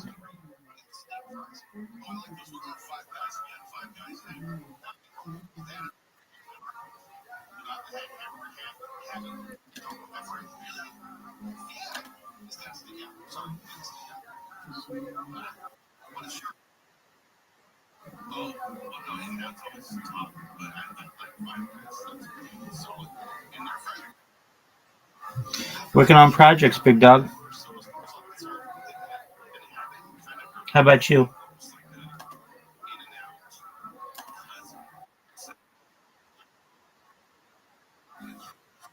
You click it and then press mute.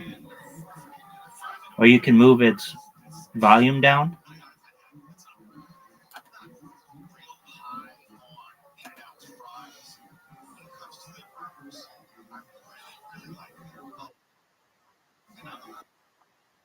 Very cool.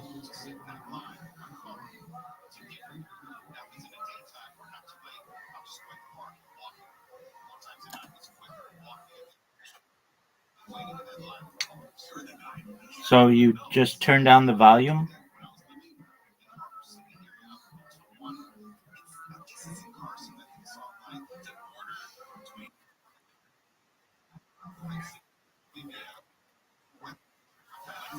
Let me see. Yeah, let me see if I can improve that. Just for a moment.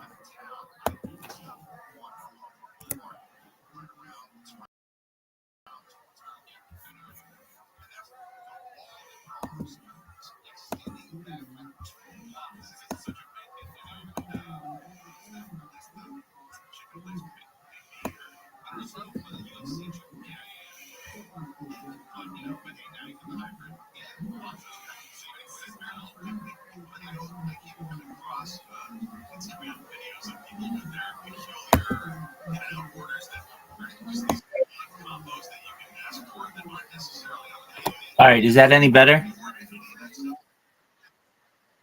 Excellent. So you got banned. Why'd you get banned? Who dares ban the pub?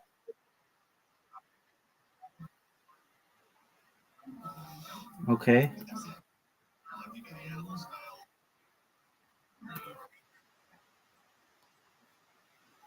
What'd they say?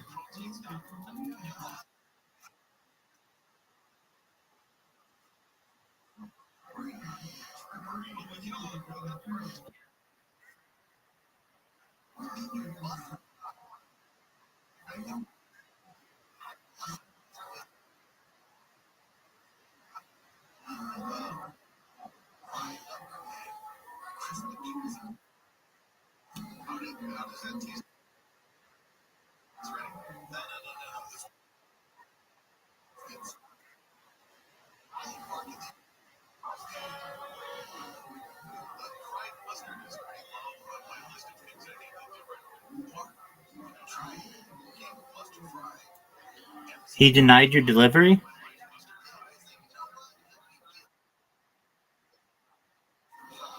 Well, that's unfortunate.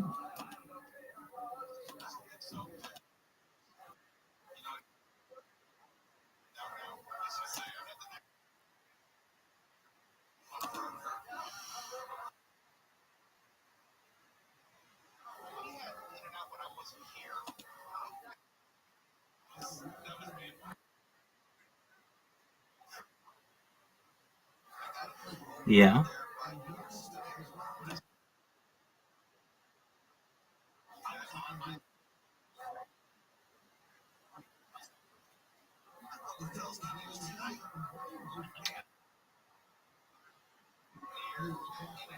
Well, that's not cool.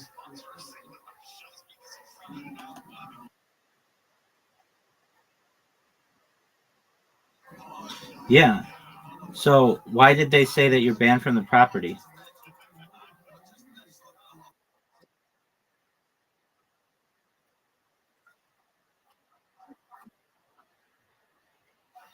Did he have the authorization to do so?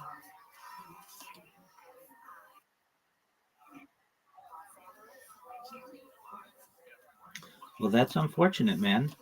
So what? You have to take all your stuff back?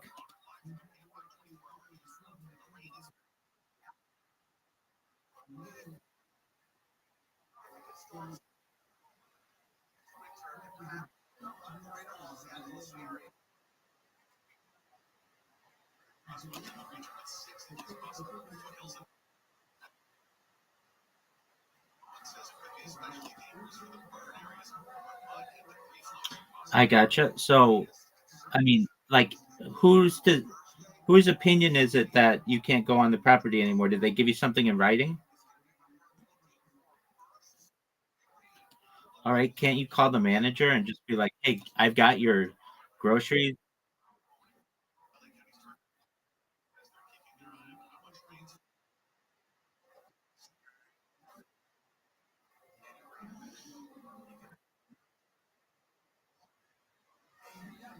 What did she say to you?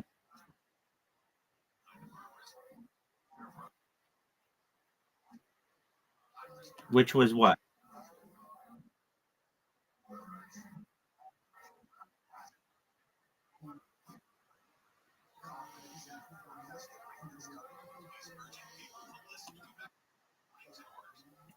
I understand what you're saying. Do you have like who's the lady who took sides of the security guard?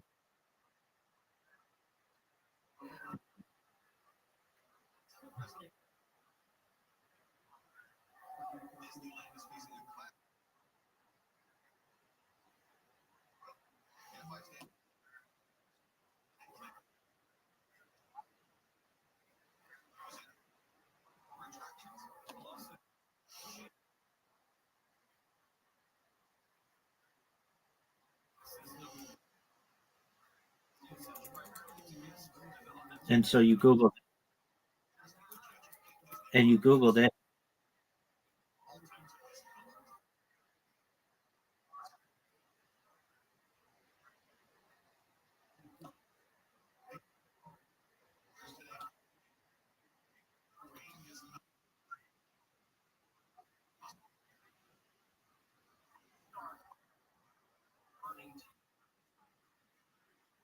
Okay.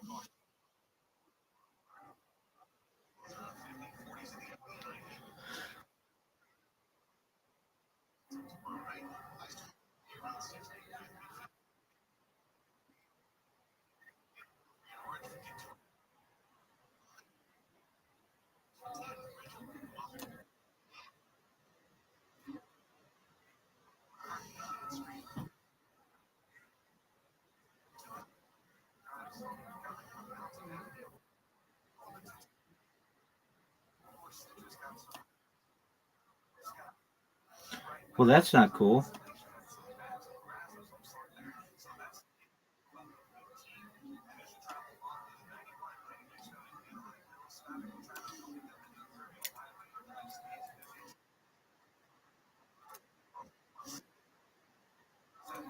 I do care. I'm listening to you. I think it's really unfortunate the way they treated you.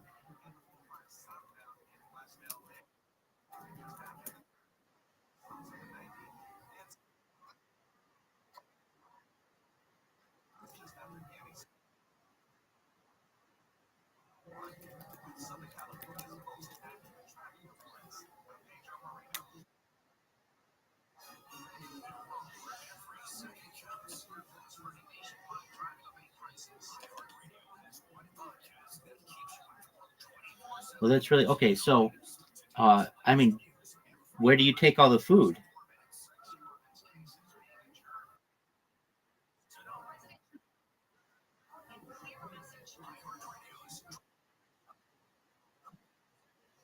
Oh, so stuff that doesn't.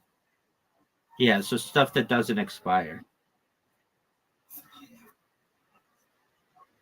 What would you do if it were that?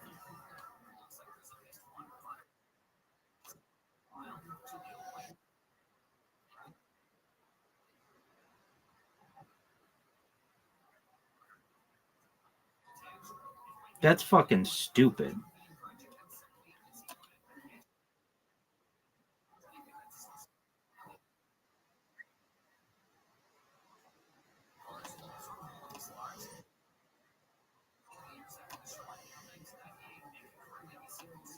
Well, can you take it to another Albertsons?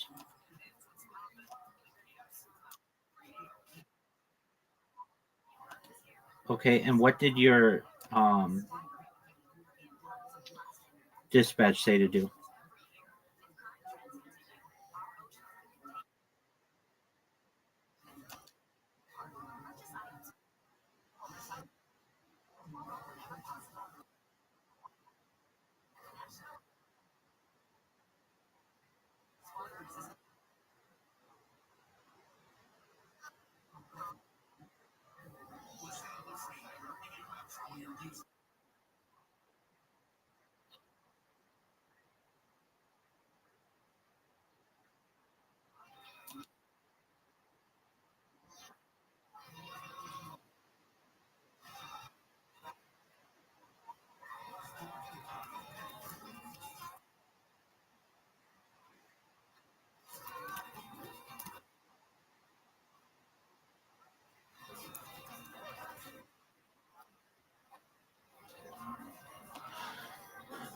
So, did you call the broker back?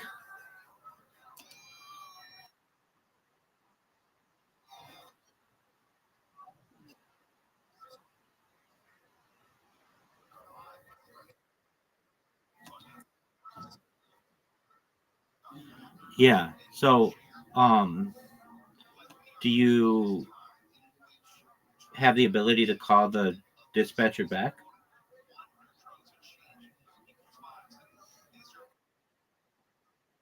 What?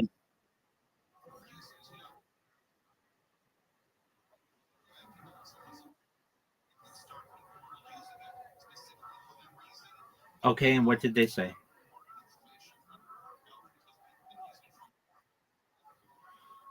They just didn't have an answer for you?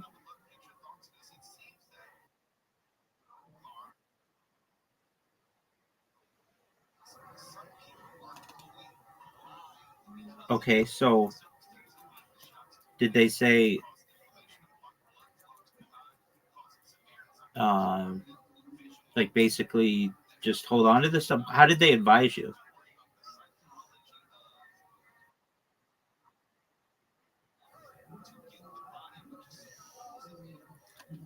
I mean,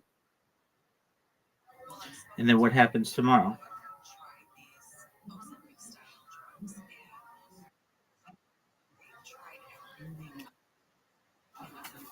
Okay.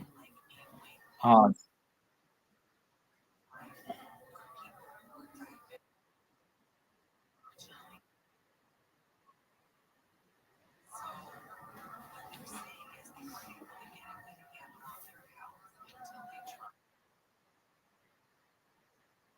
oh, okay. So they have that. They have that ability.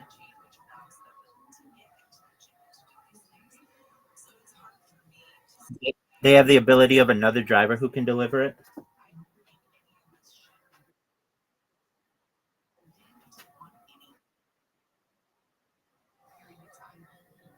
Yeah, that's a strange one. Okay, so you're just chilling for the night.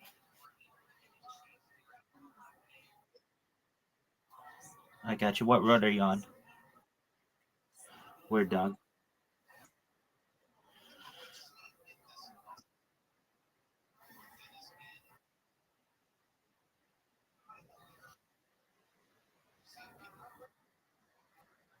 Oh, sure. Okay, so yeah. So do they have the ability to tomorrow? Like, do you just? I know you said you've never been in this situation before. Can you take your stuff off the truck and move it to another truck?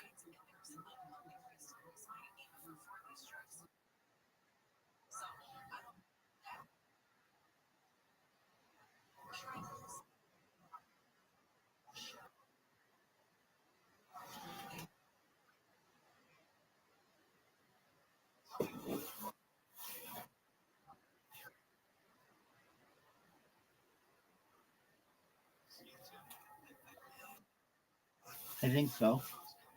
So is that the plan for tomorrow?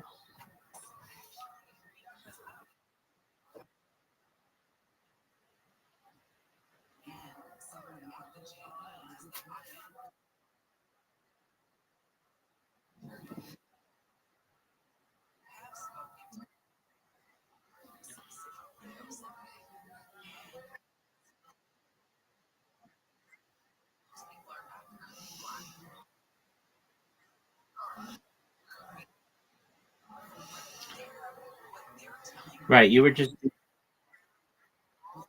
exactly. So, are they? Do you think the people are mad at you? Do you think the people are mad at you?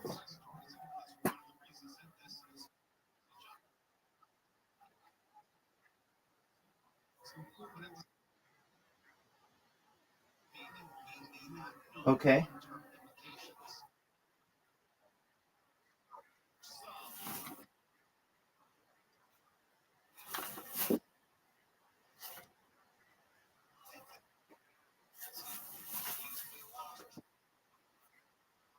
I get what you're saying. Now, who gave them that power?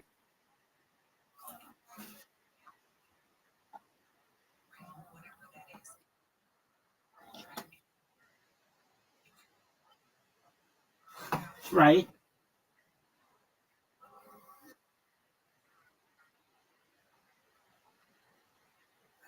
Right.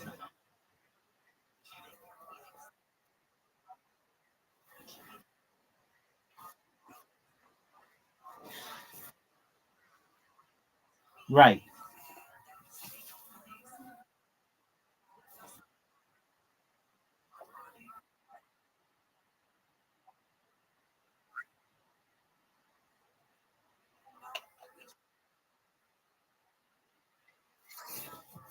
Right, and you were calm and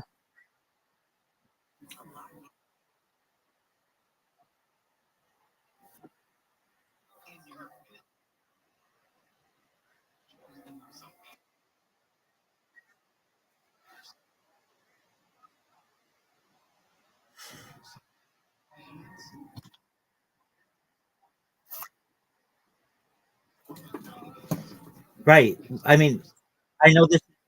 I know this is just like a stupid question, but weren't you like, "Hey, where do you need the delivery?" I know this is kind of a stupid question, but weren't you at that point like, "Hey, where do you want me to put the delivery?"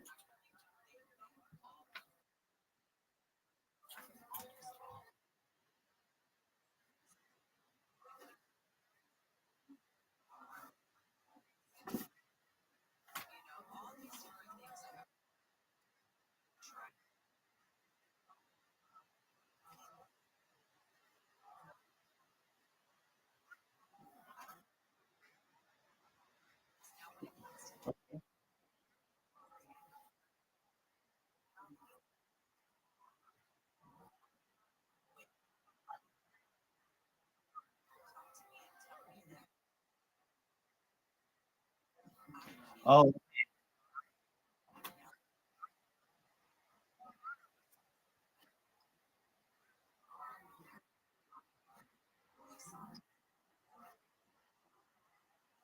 I gotcha. Hey,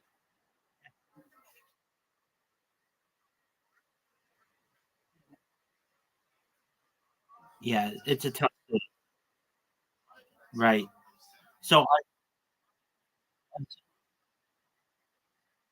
right. So, are they? Um,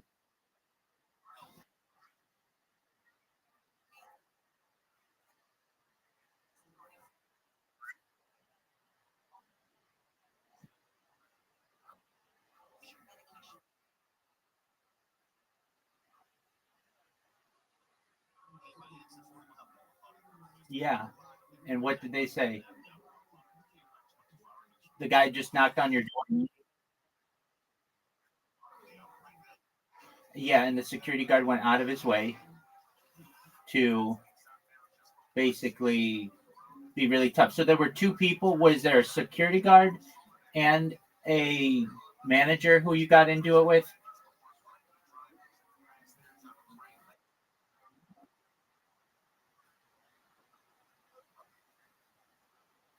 Okay, but that's not true.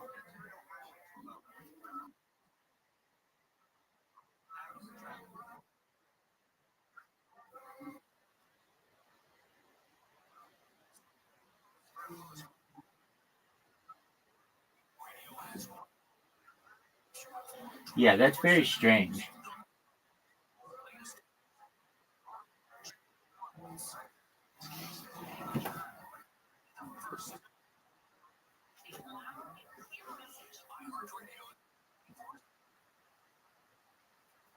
Yeah, for real. Well, can you call Albertsons the like head place?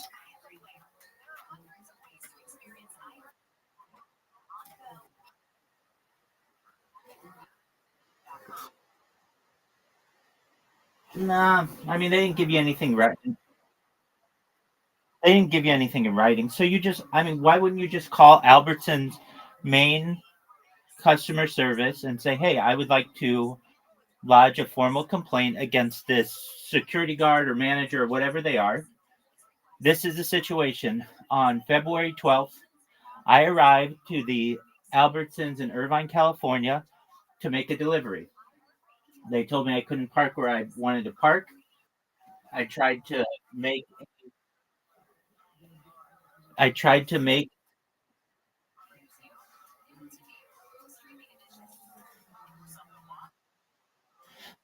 I tried to make a delivery like I do. This is my career. I was told that I was not allowed to park where I was parked. It was a public street. I asked where could I make the delivery. I was told that I was banned. And if anything, I want you to be aware that you have someone who's on your payroll essentially, or you have a contractor who is not treating people with respect. And they'll take that down and they'll investigate it.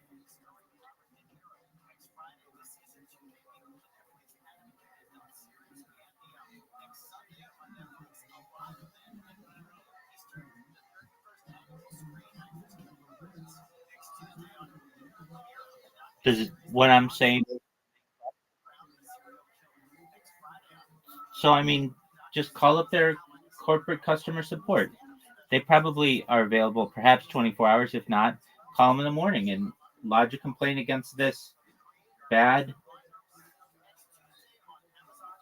uh, this bad manager or security guard or whoever it was.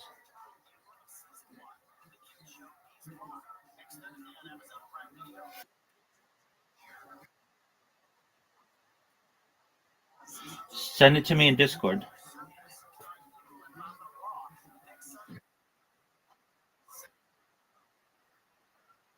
Okay, well, I'll send you don't put it there. I'll send you a here. I'll send you a message where you should send it. I just sent you a message. Go to your DMs.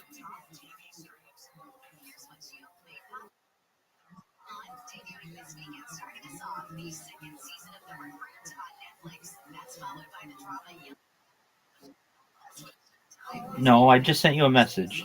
Just look in your direct messages.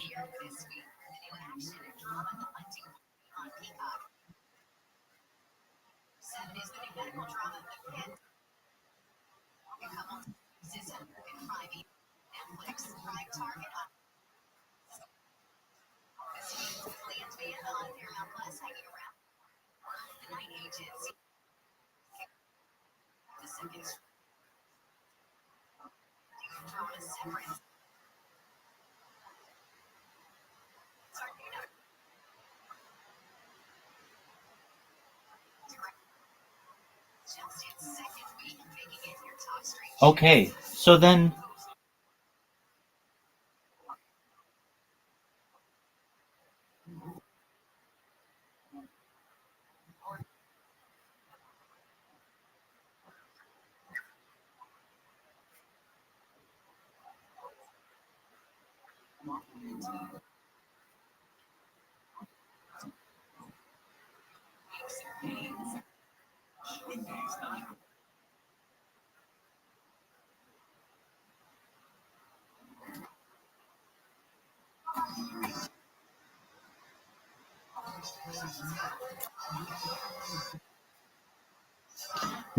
no, I would call their customer service first. Is their customer service available?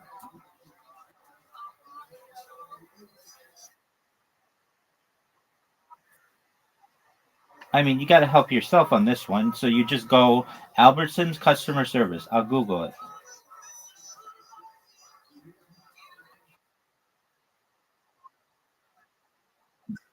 No, I would call their main corporate account. I'll send it to you.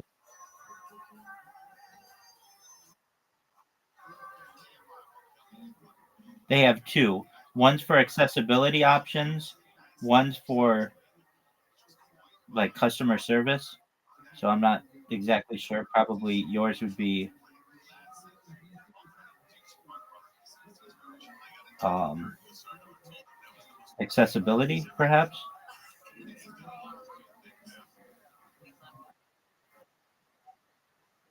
Well, call both of them. I mean, you did your job and they are not treating you correctly. So I just sent it to you. Give them a call and see what they say. Make the complaint at least against the employee who didn't treat you with respect.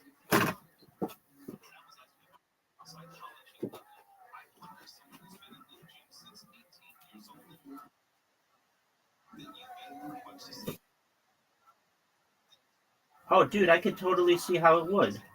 It's really an unfortunate situation. But you have the ability right now to change that. And the way that you change it is you call them and you complain. And you never know. They may let you make the delivery.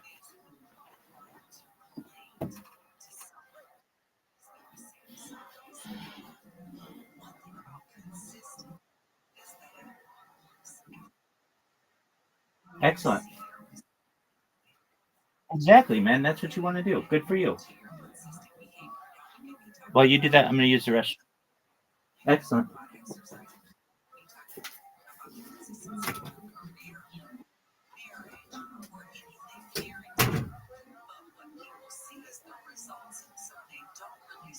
work that goes into it. And so, yes, you are correct.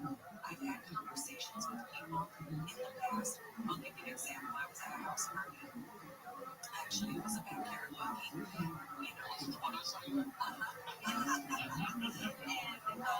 said to me, "Are you still teaching your classes?" And I said, "Yes, I'm still teaching my classes."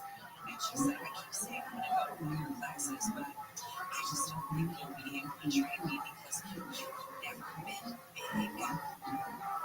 And I was like, I train all sizes, all shapes, and all levels, but I don't think that she felt that I was really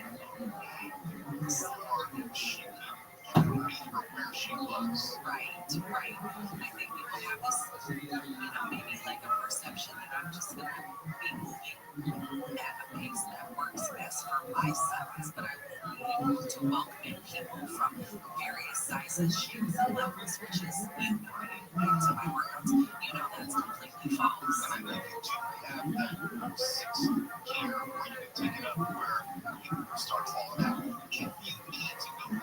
I definitely do.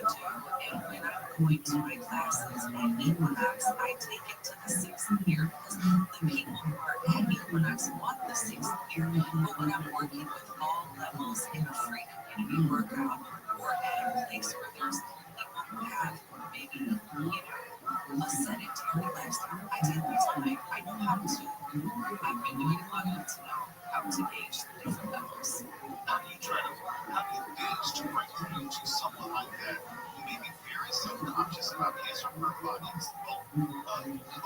Both sexes will be self-conscious, and they may not have worked out in years. What's that icebreaker like in a training sense?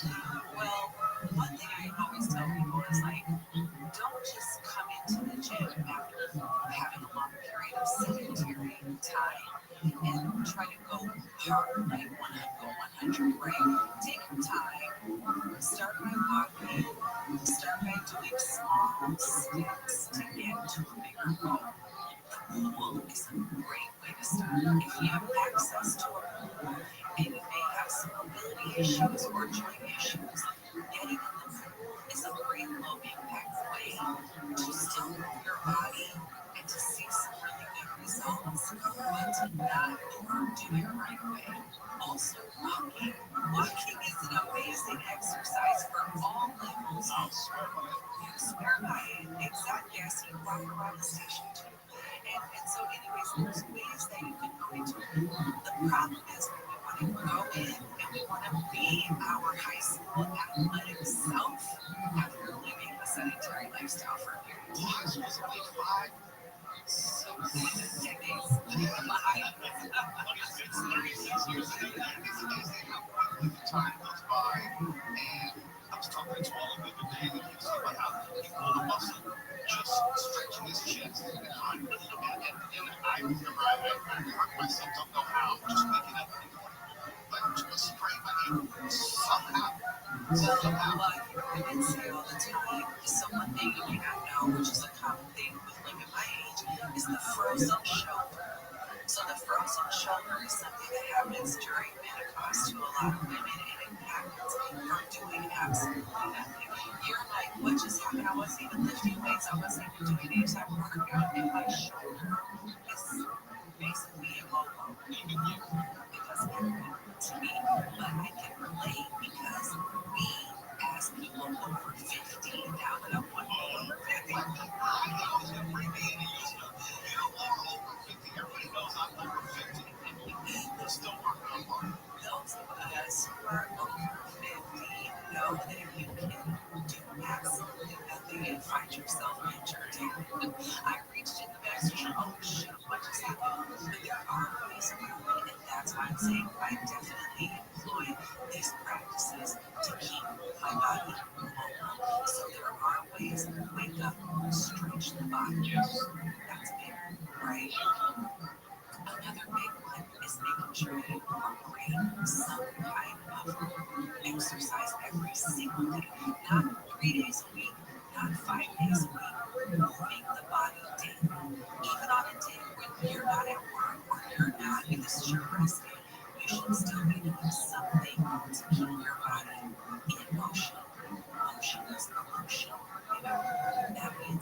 So that's one of the reasons why I don't think I've experienced the frozen shoulder, but I can't relate to it because I notice how stiff I get if I'm not doing my practices. My pastor used to tell people this about if it hasn't happened yet, keep on living. Oh my grandmother used to say, keep on living. Keep on living. Yep. And so I'm going to keep on living. God willing. And we'll see what happens. I'll report back next Wednesday. Very quick thing. Free community workouts are coming back again. March 1st, Saturday morning, 9 a.m. in partnership with Cedar Sinai. We're participating while the farmers market is going on. So it'll be farmers market, workouts, a lot of stuff going on over there in Wood if you haven't noticed. Come over there and work out with you and all the people in Wood and sometimes we'd love to see you.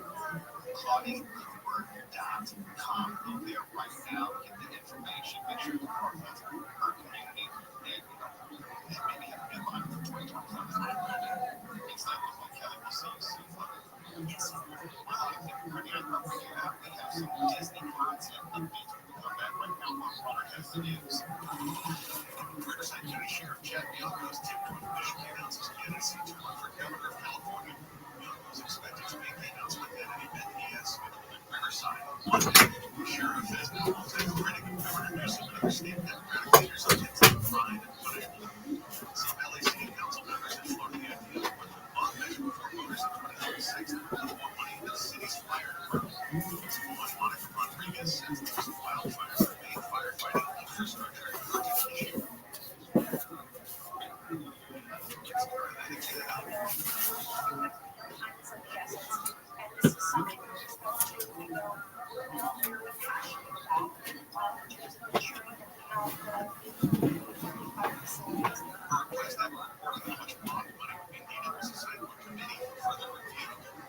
Instead, adopting a request for city administrators to find more possible revenue streams to help offset LA's budget problems. Officials in Illinois unanimously approved a $10 million settlement with the family of a black woman shot and killed by a sheriff's deputy at her home. Sangamon County Administrator Brian McFadden said last night the money will come from the county, not insurance. Taxpayers won't be affected.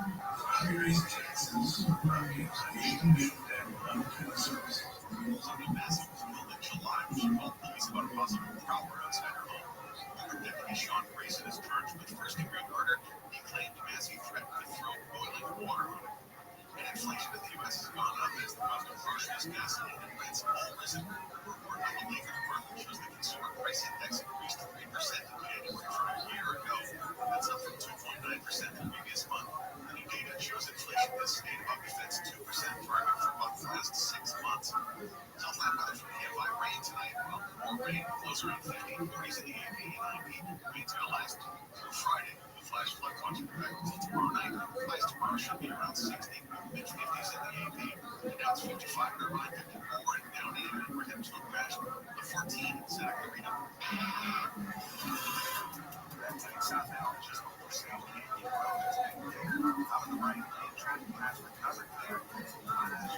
Southbound 101 right after 5th Avenue. See a slow ride there that starts to clear up as you approach the 110. And still having some heavy traffic around the 91 heading eastbound.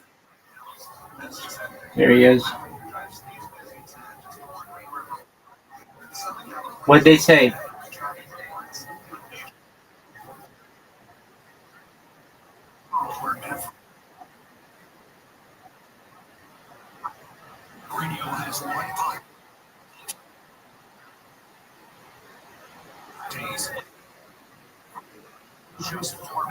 That's great. Well, that's what you wanted, right?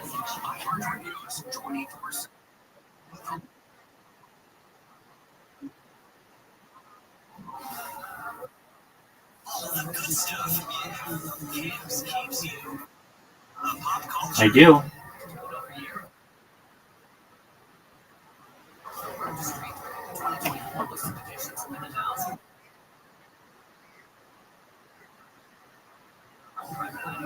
Right.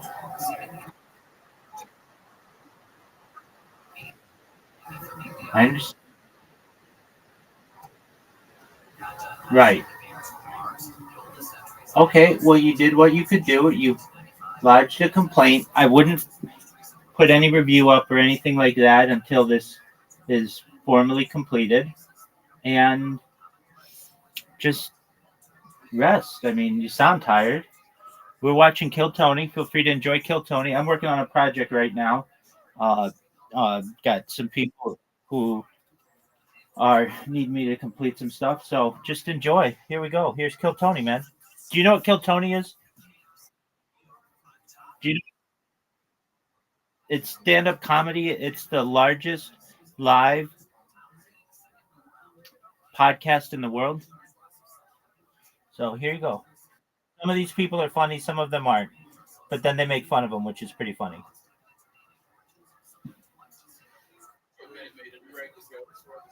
I read jokes are all like if someone has like an awesome one-liner, I'll be like, yo, I'll give you $5 to use it, and I'll put your like Instagram tag on the stick. How big are your popsicle sticks? You get it for being $400 at a gay festival. Yeah, exactly. Yeah. Wow. I love it. Javon, 21, slinging popsicles. What's this bus that you say you're living in? It's like it's like a school bus. I don't know. You guys know what? So you live in it? Yeah, I live in You own it? Yeah. All by yourself? Yeah, just me and myself.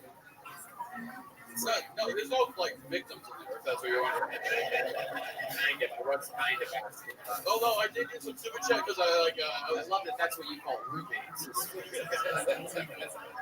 What were you gonna say there? Well, because I was living in Denver before I came to Austin for a little bit, and I was like, I had like a bunch of chicken in there, and it stays fresh, and then I forgot that it's warmer down here, so it got moldy. It wasn't wings. It smelled no, just regular fries. Regular chicken. All right. Javon, you're 21 years old. How long have you been doing stand-up comedy? 2 years. 2 years. All of it here in Austin, or are you doing it? No, I lived in Albany, New York for a little bit, and then I moved to Denver. And I don't know what it was about that place. Maybe I just didn't fit in or whatever. Too much weed, not enough oxygen. I didn't really like that place, so I moved down here. Right. What do you do for fun in Austin, Texas? I mean, I just got here on Thursday. I've been trying to find something. Is there like a place to play chess around here? I like chess. Well, I don't have a lot. I'm not good at really having fun, honestly. You know? So, did you have the bus in Albany? No, I lived there. I was building it. When did you get the bus? I think I got it, I don't know, probably a year ago. And then I built it for a while, and then I left in like November. Is it nice? No, it was fun. Yeah. But it runs. It runs, yeah. It runs. I actually broke down once in Terre Haute, Indiana, and Jesus Christ, I didn't think I knew about meth heads, and then I went there, and dude, some dude with no legs, he asked me if I could like hang out with him for like a day, and honestly, I did because there was no one to really. This homeless dude, Kenny, I related to him. Did you play chess? No, we didn't play chess. I did ask people to play checkers. No, easy to jump. Sometimes I like to. I don't know. Sometimes I play checkers for like classical music and think I'm fancy, but besides that, no. Okay. All right. Let me ask you this: where do you have this bus parked in beautiful Austin, Texas? Right now, it's where did I put it? It's on 7th Street by some taco truck. Okay. But where do you normally park? Wherever the homeless people aren't. Just anywhere, it looks safe. It's not easy to find places around here. As long as like I pay $12 for a parking sometimes. My friend has an apartment up there in the complex. I try to move around so I don't seem like sketchy. Okay. All right. Is there a kitchen in there? There's an Instapot.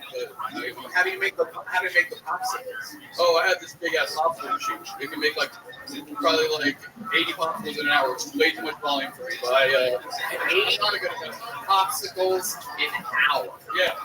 Red Band is hard as a rock right now. So you're making popsicles in this fucking what you describe as a ghetto bus. Yeah, especially from the inside. It's a lot that ghetto from the outside, but you get in there, you're like, wow, holy shit. Are these all dirty jokes that you write that are on the sticks? I already told you this, dude. It's like, dude, some of them I write. This guy is so used to talking to legless homeless people that he fucking comes into the king's sport. Oh, my bad. I didn't even realize you have legs. My bad. Yeah, sorry. They are, popsicles. That's so stupid. Do you have solar, like battery? Yeah, I got 4 solar panels on there, yeah, but I don't know what they're doing. Okay. Very interesting. Jovan Afzali, what ethnicity are you? That's an interesting. I'm halfway, half Afghani. Don't worry, we didn't do it. I'm conscious. All right. Half white, half Afghani. So your dad's Afghani, mom's white? Yeah. Okay. Where did they meet? They were like hippies for a while. I think they met in at Rainbow Gatherings. Yeah. Right. I was probably conceived in a tent, honestly. But whatever. A couple whippets. Right. So the bus is an X-ray. Yeah. Not for like, dude, for like the first 6 years of my life, I lived on a bus because they did the same shit. Yeah, fucking, I know all about a fucking little shower, McDonald's. I just did a little bit of math here, Jovan, and I realized that your white mother hooked up with your Afghani father about a year after 9/11. Yeah. So let me ask you, do you think your mom hates America? I think she probably hated her parents more, but yeah. Probably hated her parents more. But yeah, no, I was born 10 days after 9/11. I had this joke, I don't okay myself, but I was born like, 9/11 was like my gender reveal party or whatever. Oh, look, there's twins. I like that. You have some great jokes for a 21-year-old. I love finding new talent out of this fucking bucket. You want a joke book? I love one. There you go. You got one of those. Jovan Afzali. On to the next one we go. Another bucket full coming at you. Oh, and a gel blaster. Look at that from the lovely people over at Gel Blaster. Jovan's gonna fucking. It's gonna be a school bus shooting happening. How old do you feel though? 2 days after 9/11 was born. My goodness. All right, your next comedian goes by the name of Danny Guerrero, everybody. Danny Guerrero is next on 1270. Here he comes. Ladies and gentlemen, make some noise for him. It's Danny Guerrero, everybody. Man, I'm fucking crazy, bro. You get in a fight with me, man. You'll fuck around me with 12 hickeys on your neck. Yeah, you may have whooped my ass, but I just ruined your marriage of 10 years. Try explaining that to your girl when you get home. I don't know, babe. I started swinging. This guy just latched onto my neck.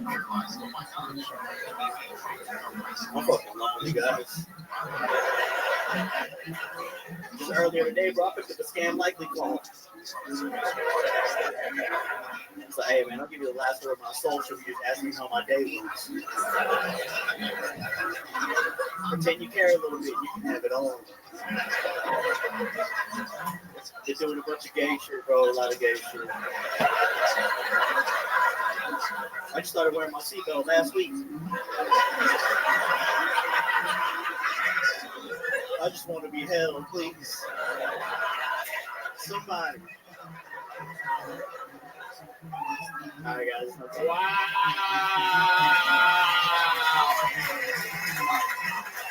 That is how you do it. Danny Guerrero, nice to meet you, sir. Welcome.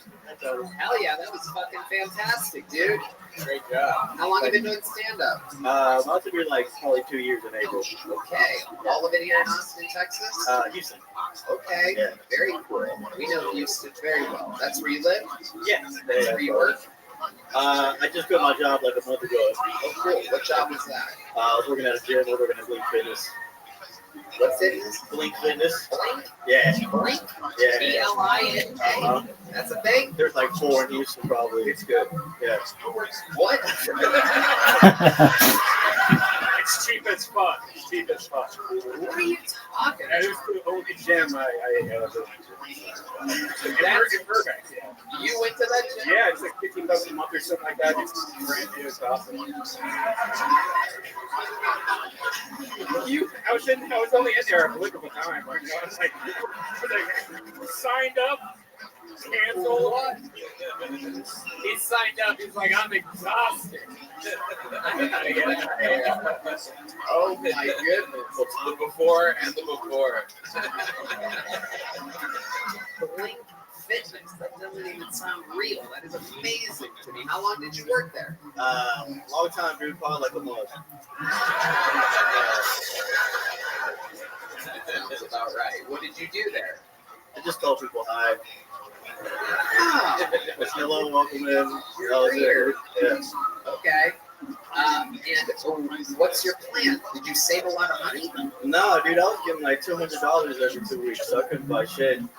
Just pay my phone bill, that's about it. Right. Okay. Do you live by yourself? No, I live with my parents. Okay. How old are you? 27. 27. Back out of Hell yeah. Be a Latino, so that's good for another 30 years or so. Yeah. No, I'm alright. As long as I cut the grass at home, I'm fine. Yeah. Lord knows you guys are fighting for that job. No, I want to. All right. So Testing. you're cutting the grass at home, Testing. earning your keep.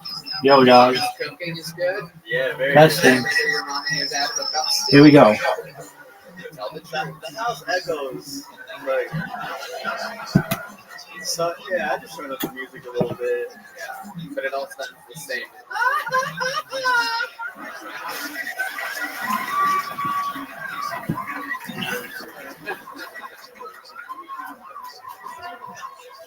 I know it's a good Mexican joke of Michael Gonzalez. He's laughing. Doing good. All right. Danny, that was an amazing performance. Yeah. How often do you perform? Pretty often. I mean, I have a job, so I just go out every night pretty much. Amazing. Yes. Funny segues, funny setups, funny the whole way. Good present. Yeah. Great without the sure. What is that? A wolf? You would still have present. You got a wolf and under your undershirt's another wolf, or what's going on there? Let him put out, dude. Oh. Okay. You wear a lot of wolf clothing? Yeah, I sleep in a wolf blanket. Really? Wow. Does it scare your mom when she tucks you in at night?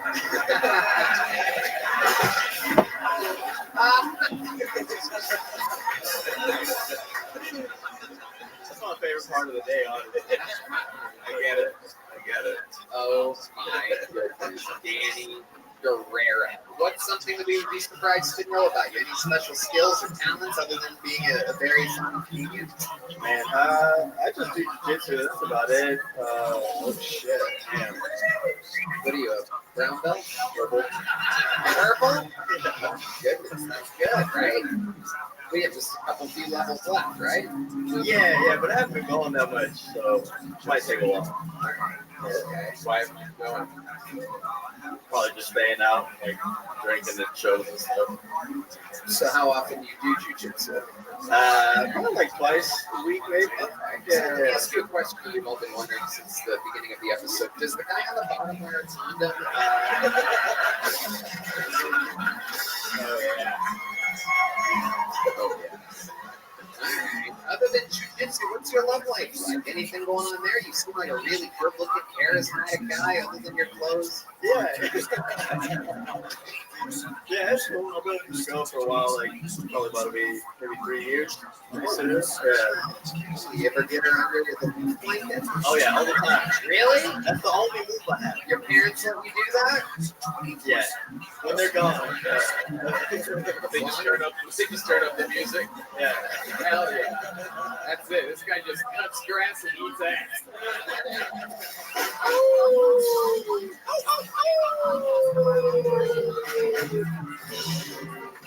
Howling like a wolf. Yeah. You've been in the same girl for 3 years. What does she do? She's a hip hop dancer, so she like choreographs. Yeah. That is so cool. Bring her along tonight?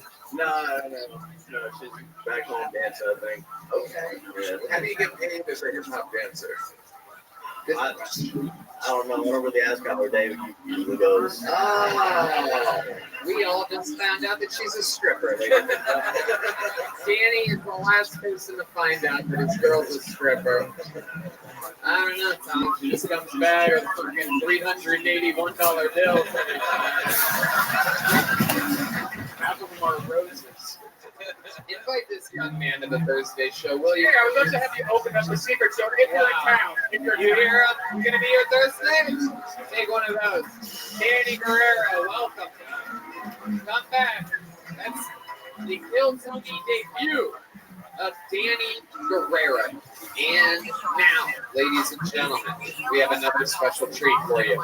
Another one of the elite regulars of Kill Tony. This guy has been smashing on this show for years. He gets a little bit fucking better, a little bit stronger every week. A monster. Ladies and gentlemen, roast genius, comedy lord, David Lucas.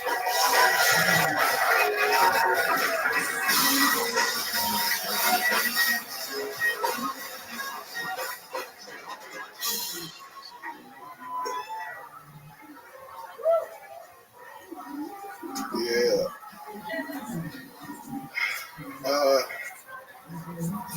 White women think it's fuck now, man. That shit crazy.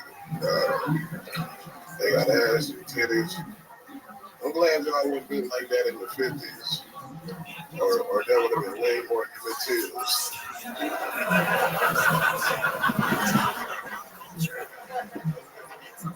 Every nigga would have went to and got phones for whistling at a white woman. Look at all that ass on that bitch.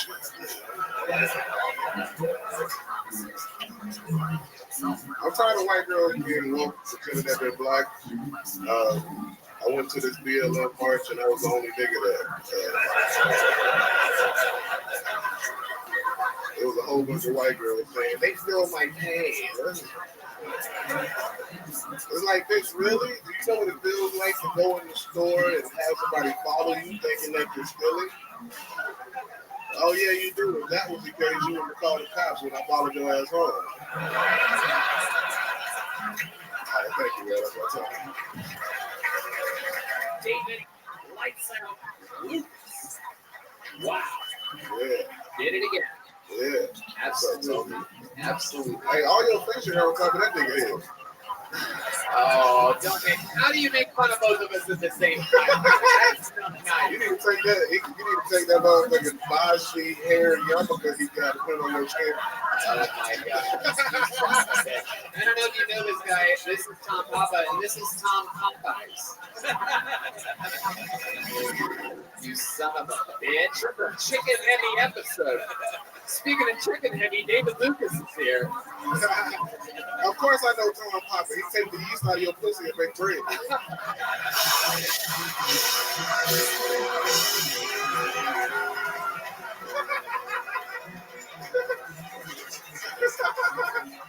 You haven't lived until you tried our pussy. That would hurt because it's the first one I understood what he was saying. Man, if you don't shut your Quentin Tarantino head ass up, that nigga got Nick in his head 75 times right now. David Lucas coming in, rocking the camo. You look like some woods right now. I saw Danny Guerrero try to find his lawnmower back there a second ago when he saw you. Charlie, you look like a gay nigga. Shut the fuck up, boy. You'll catch a nigga star with your booty cheeks, nigga. That motherfucking ass like a pin cushion. Nigga.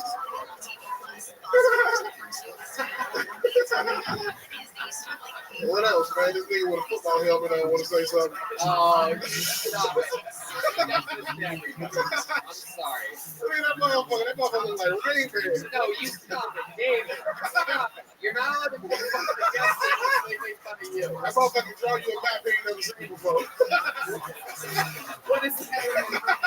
I don't even know what that means, but it's hilarious. Again, the boy looking like he was crying for touching kids. Oh, come on. You stop it. You stop it. I know that nigga was on the Jeffrey Epstein flight. Okay, all right. Right now. Is she 16 or 15? Okay, David. David, our guest. You can't do this to our guest. That motherfucker had a Martha Stewart sweater on. Oh, my God. That motherfucker got his horror divorce like he going through a divorce here. You stop it. I'm never going to be able to find that if you keep doing He that. can't even say that, bro. He look like he just need a nigga stick in his house. Still don't understand a word he's saying. Well, maybe you should put those big ass glasses on your ears. Oh.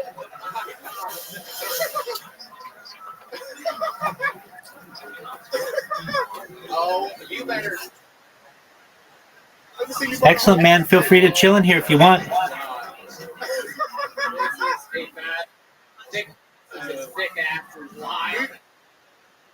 Peace, dog. Keep me updated, okay? That's the sweater you get when you make 100 loaves. Peace, buddy. Got an oven mitt built in. That's the stomach you get when you eat 100 loaves of bread.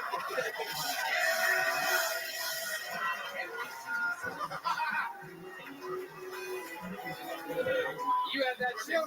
If you don't get your Quasimodo looking ass, all right. Look at this motherfucker, boy. You look like you collect $50. Jesus, fuck, will you stop? What is wrong with you? He got a garage full of what the fuck is wrong with you? I feel like I'm at the zoo being attacked by a giant sea lion.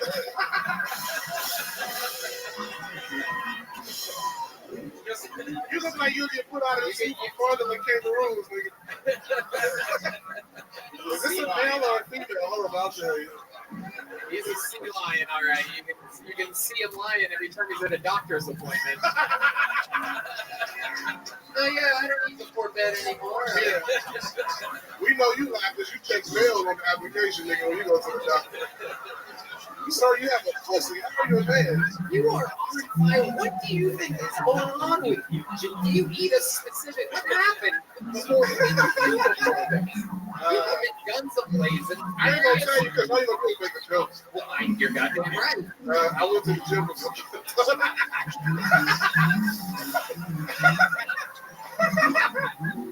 By the looks of things, I'm guessing it was Bling Jim.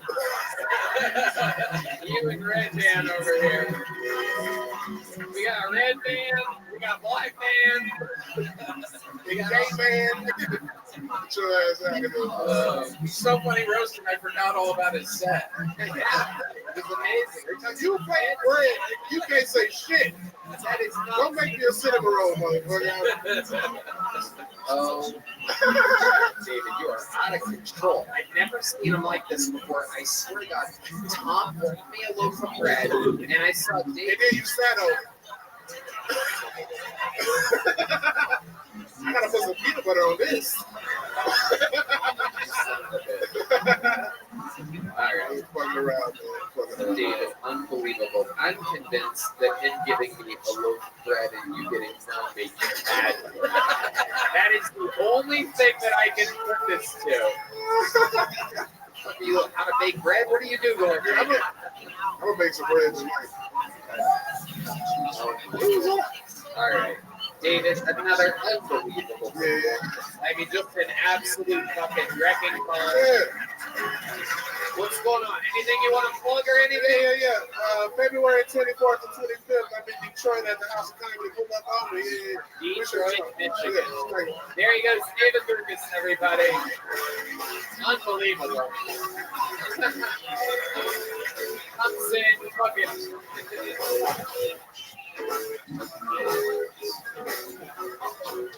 That was great. One more time for David Lucas. He was dancing. Okay. This looks like a very interesting name. Make some noise for Beaster McGillicuddy. All right. Wow, here she is, everybody. Beaster McGillicuddy. Try saying that name in bed, huh? Anyways, nothing gives you a boner like having the name of a small orphan boy, right? Recently, every guy on a dating app tells me that I look like a crystal girl. They never really specify what types of crystal. We're talking rose quartz or street rock, dude. There's only a small difference, you know. The men I date are usually really disappointed when they find out that I do have a relationship with my father. They're like, damn, this bitch just doesn't fuck. Right. My friends keep telling me that I'm starting to sound like an ableist. I'm not really sure how I can sound like an ableist if I don't even know what that means. Fucking retards. It's been hard doing stand-up comedian as a woman. You hand a white lady a microphone and people flee like cockroaches when you turn the lights on. I swear I'm not here to explain the proper use of pronouns. Ma'am, sir, get the fuck out of here. Beaster McGillicuddy. Welcome, Beaster. Thank you. How's it going? It's good. How long have you been doing stand-up for? Loosely 2 years or so. Enough about your pussy. 2 Like years? a wizard's leave, you know? There you go. Yeah. So 2 years? Yeah. Where at? Phoenix. Phoenix, Yeah, Arizona. I just moved here about 4 months ago. Okay, what made you move to Austin, Texas? Just wanted to change. Yeah. Get out of Phoenix. So what made you pick Austin and not LA or New York or something like that? I wanted to do a little more edgy comedy. Right. Yeah. That makes a lot of sense. So how's that been going for you? It's been going okay. I just only recently got a morning job, so I've been able to do more comedy. What's the morning job? I'm a barista. Ooh, okay. You the proud. Fucking up Americanos every day. Okay. Yep. And you like it? Yeah, it's Is that okay. what you were doing in Phoenix? No, I was bartending. Okay. Yeah. A little bit of a downgrade. Yeah. But at least you have nights free. Yes. Okay, so you've been doing a lot of mics and things like that? Yeah. How's that going for you? It's going good, You get hit on by a lot of male comedians? I can't make any friends with male comedians. They all want to fuck me. That's right. That's right. You are an open mic geek. Yep. Yep. Nothing but trouble. It doesn't get much higher than you need at an open mic, by the way. So she's basically an open mic 10. On the streets, she's a 6, but in the open mic, no, I'm kidding, Beaster. Can I call you, is that your real name, Beaster? That's my childhood name. I've been called that my entire life. Okay. Yeah. Everybody calls you Beaster. And yeah. All right. How did that start? I come from a family of comedians, and my dad just picked the most ridiculous name in the world, and it just kind of stuck. I'm not sure. Is he a real comedian? He owned a comedy club, so I want to be. What comedy club? It was called Anderson Fifth Estate, and ended up getting bought out by the Laugh Factory. Okay, and that's in Phoenix? It was in Scottsdale. He doesn't own it anymore. Very cool. How long did he own it for? 30 years. Wow. Yeah, that's incredible. So your family really is a bunch of comedians. Yeah. And did other people in your family do it? Yeah, all my brothers. Wow. Yep. Are they all still doing it? No, they have regular jobs. The old curse of the beginning. Yep. Incredible. Yeah, you need to be out here on these streets. It takes a special kind of fucked up person. So here you are, trying it. Are your brothers older than you? Yeah. How long did they do it for each, if you had to guess? Ballpark. Probably 2-3 years or so. You're right on schedule then. Ready to quit. Ready to go back to school. Okay. What have you been doing for fun here in Austin, Texas? I've been going out, getting hammered, going to the park and hiking. And the park, hiking? Yeah, I don't know. I don't really know a lot of people, so. Right. Yeah. Okay. Very fun. So you go out by yourself a lot? To Mike's, yes. Right. How about the other things? To the bars, I go out with my one friend. You have one friend? Yeah. Okay. And you knew this person, you met him here? Okay. We matched with the same guy on Tinder.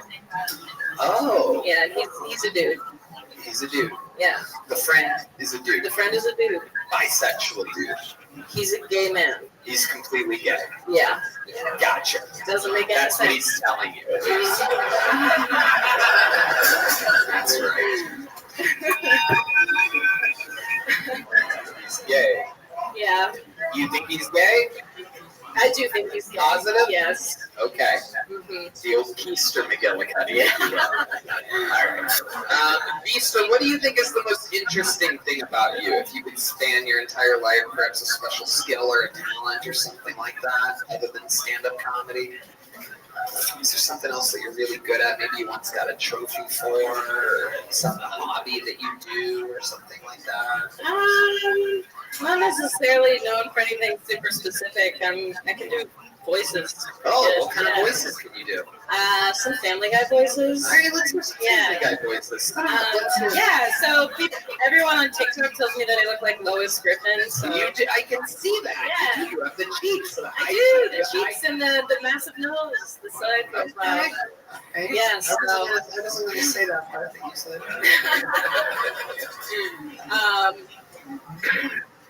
Oh, Peter. That's really good. That's really I can do a pretty good. Yo, Pimp. Too. Yo, Pimp. Yeah, the whistle. Hi, Chris. Chris. You want some popsicles?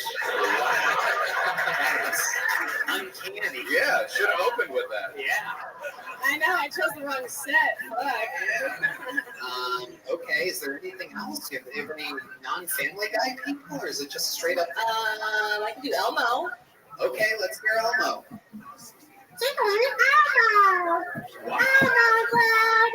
Wow. Give a real gift. Thank you. All right, Beaster. Well, anything else for Beaster, Tom Palpa? What do you think about this? First female Canadian of the night. Gave it a shot. 2 years in that game. Yeah. 4 months in Austin. Yeah, I think you're funny. I think we just got a little nervous. You probably should have opened with the voice thing. Made them comfortable. You seem like a funny person. Thank you. Yeah, I was very nervous. This is my 5th time signing up. I did not think I was going to get called. Were you outside? Did you have to? No, I was right here at the bar, like a real normal person. Not the bins. How much do you drink on average?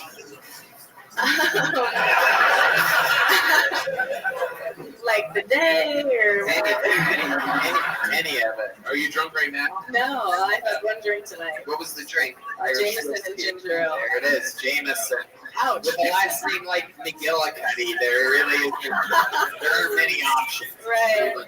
Yeah. I don't know, maybe 2-3 nights a week at work. Oh, okay, that's not that. Yeah, I'm not an alcoholic, don't worry. Okay.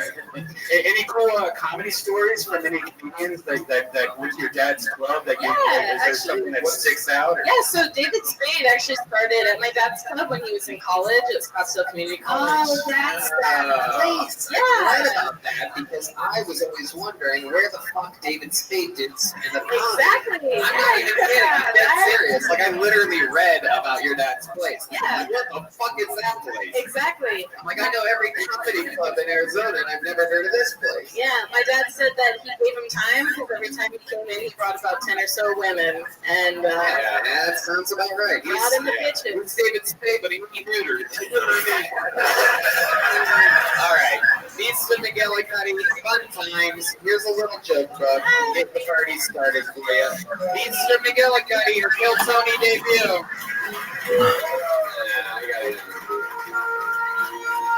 A record-setting amount of sign-ups. We're gonna try to get through it.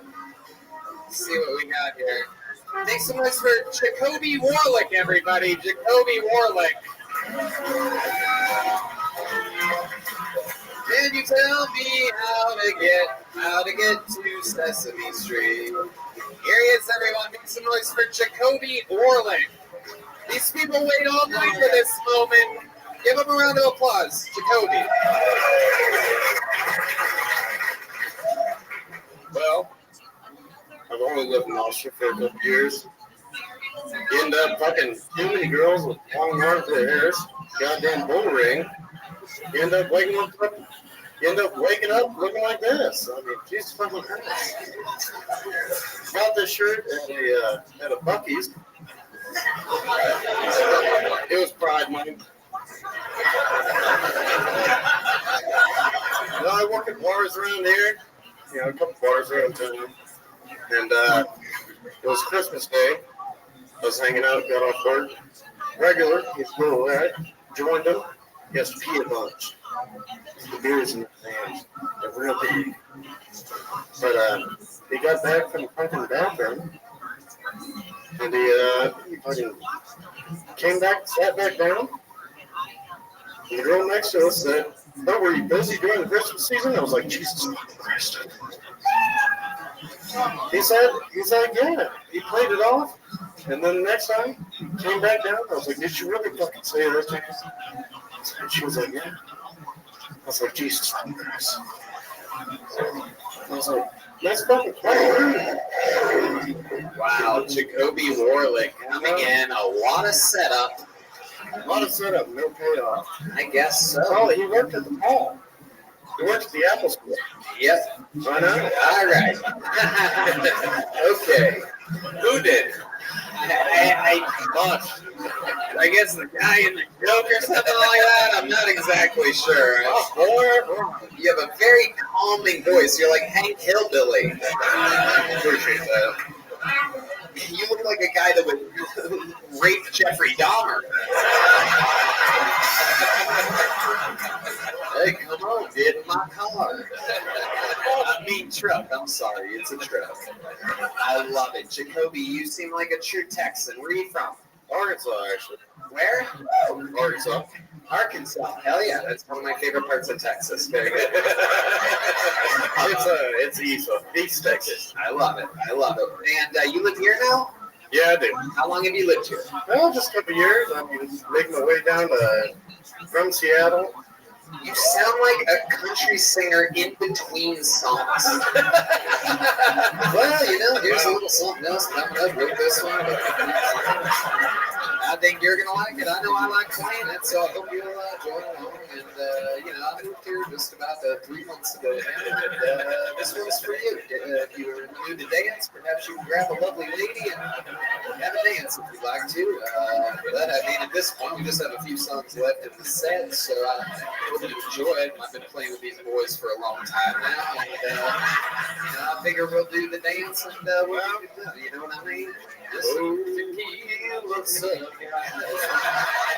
Come on, let's do it. Let's do it. Jacoby, getting me to use some of my fucking local music references. Hey, I've seen Johnny with the White Horse. You have? Yeah. See the what? At the White Horse. Oh yeah. You're wearing those little plaid pants. You're goddamn right. I fit in well over there. I know. He was there with a fucking hot woman. Okay, Jacoby, will you fucking relax? Jesus Christ. What the hell is wrong with you, bro?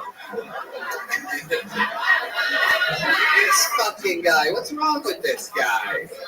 Saw him finger banging a 10. Here's another one right down the barrel. We wrote this one last week.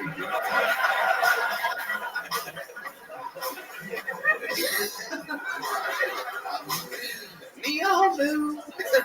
I don't know what to do. Okay. Do you play music? No, I thought this was a karaoke song, actually. Right, okay. Very good, Jacoby. I love it. How long have you been doing stand-up comedy? That's it. No, I've just been funny as fuck. I mean, I watch you on. Okay. I just wanted to meet my hero. They tell you not to meet your heroes. You fucking shouldn't. Okay, very good. Jacoby, maybe you're forgetting you're the one bombing up here tonight. I've been smashing for exactly an hour, so. No, he's fucking saving me right now. Thank God. All right. Jacoby, that karaoke joke was good. Yeah. It was good. Do you know how to sing? No. Actually, I've been nervous fuck all day long. I've taken 3 nervous poops. I fucking called my old man. I was like, I fucking signed up for Kill Tony. Yeah. He was like, just imagine all your friends naked. I said, they usually fucking are. Is that true? Your friends are naked? I mean, goddamn, hang out with a lot of women. You hang out with what? A lot of women. You do? Yeah. You're a womanizer. No, none of them like me. So you just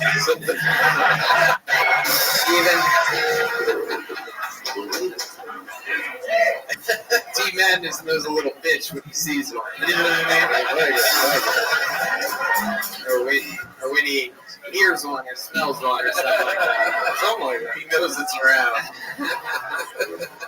All right. So, Jacoby, give us one little fun fact about your life that we would find interesting. You know this show. You've listened to it. You've heard interviews. You've said to yourself, God damn, I would do better than that. We found out so far you haven't. But now is one of those chances. You're in it right now. This is the moment where we were going to find out what makes Jacoby Warlick different than everybody else that's ever been on this show. I wouldn't talk about myself. I'd talk about my hat. I was at Sagebrush. You guys know the place down on South Congress. Okay. I was out there seeing some music, and some girl was selling fucking clothes and hats and stuff, and she was selling this Garth Brooks hat, and I was like, I have to have this fucking hat. She sold it to me, and then my mom actually sent me this fucking article about this woman that got arrested for stabbing her boyfriend 36 times, blamed it on a big black man, and that was the fucking woman that sold me the hat at Sagebrush. The woman that sold. Yeah, I feel like I'm listening to a sleep app. It's unbelievable.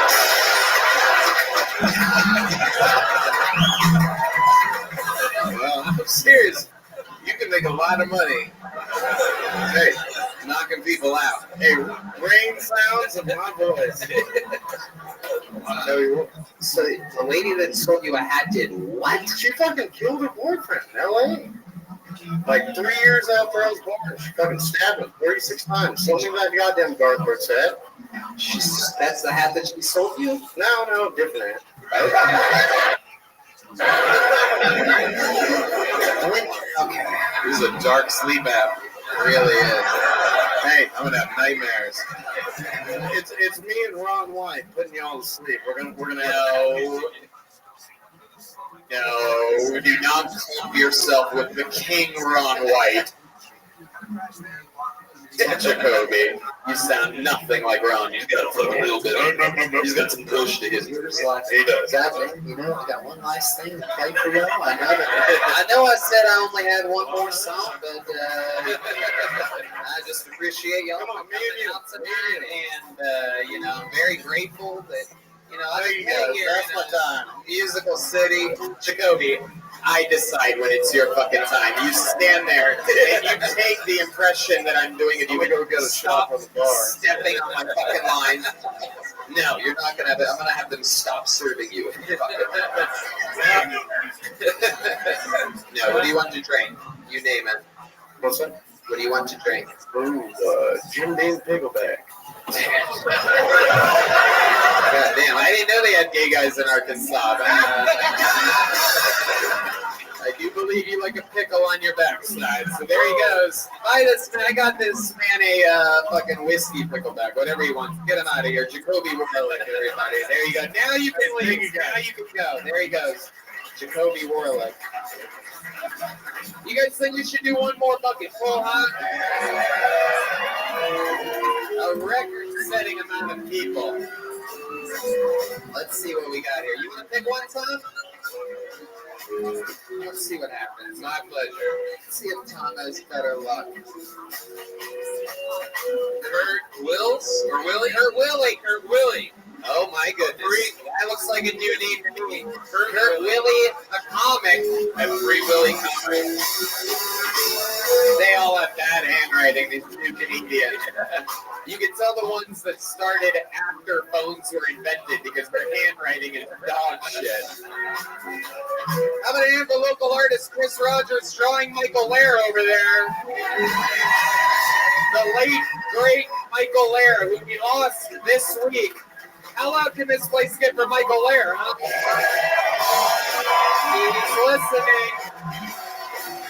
He's listening. Hell yeah. I like that. Standing over for Michael fucking Lair.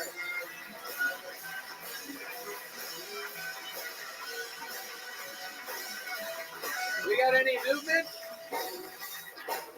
Wow. It appears for Fat Willie to get to the stage. It appears though much like Michael Lair, Kurt Willie is no longer with us. I'm pulling another name out of the bucket. We're going to get someone else up here. Make some noise for Danny Martinello, everybody. Danny Martinello.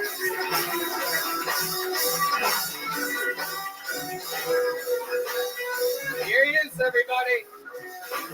What appears to be what very well could be your final bucket pool tonight. One more time for Danny Martinello, everyone. What's going on, Austin? You guys good or what?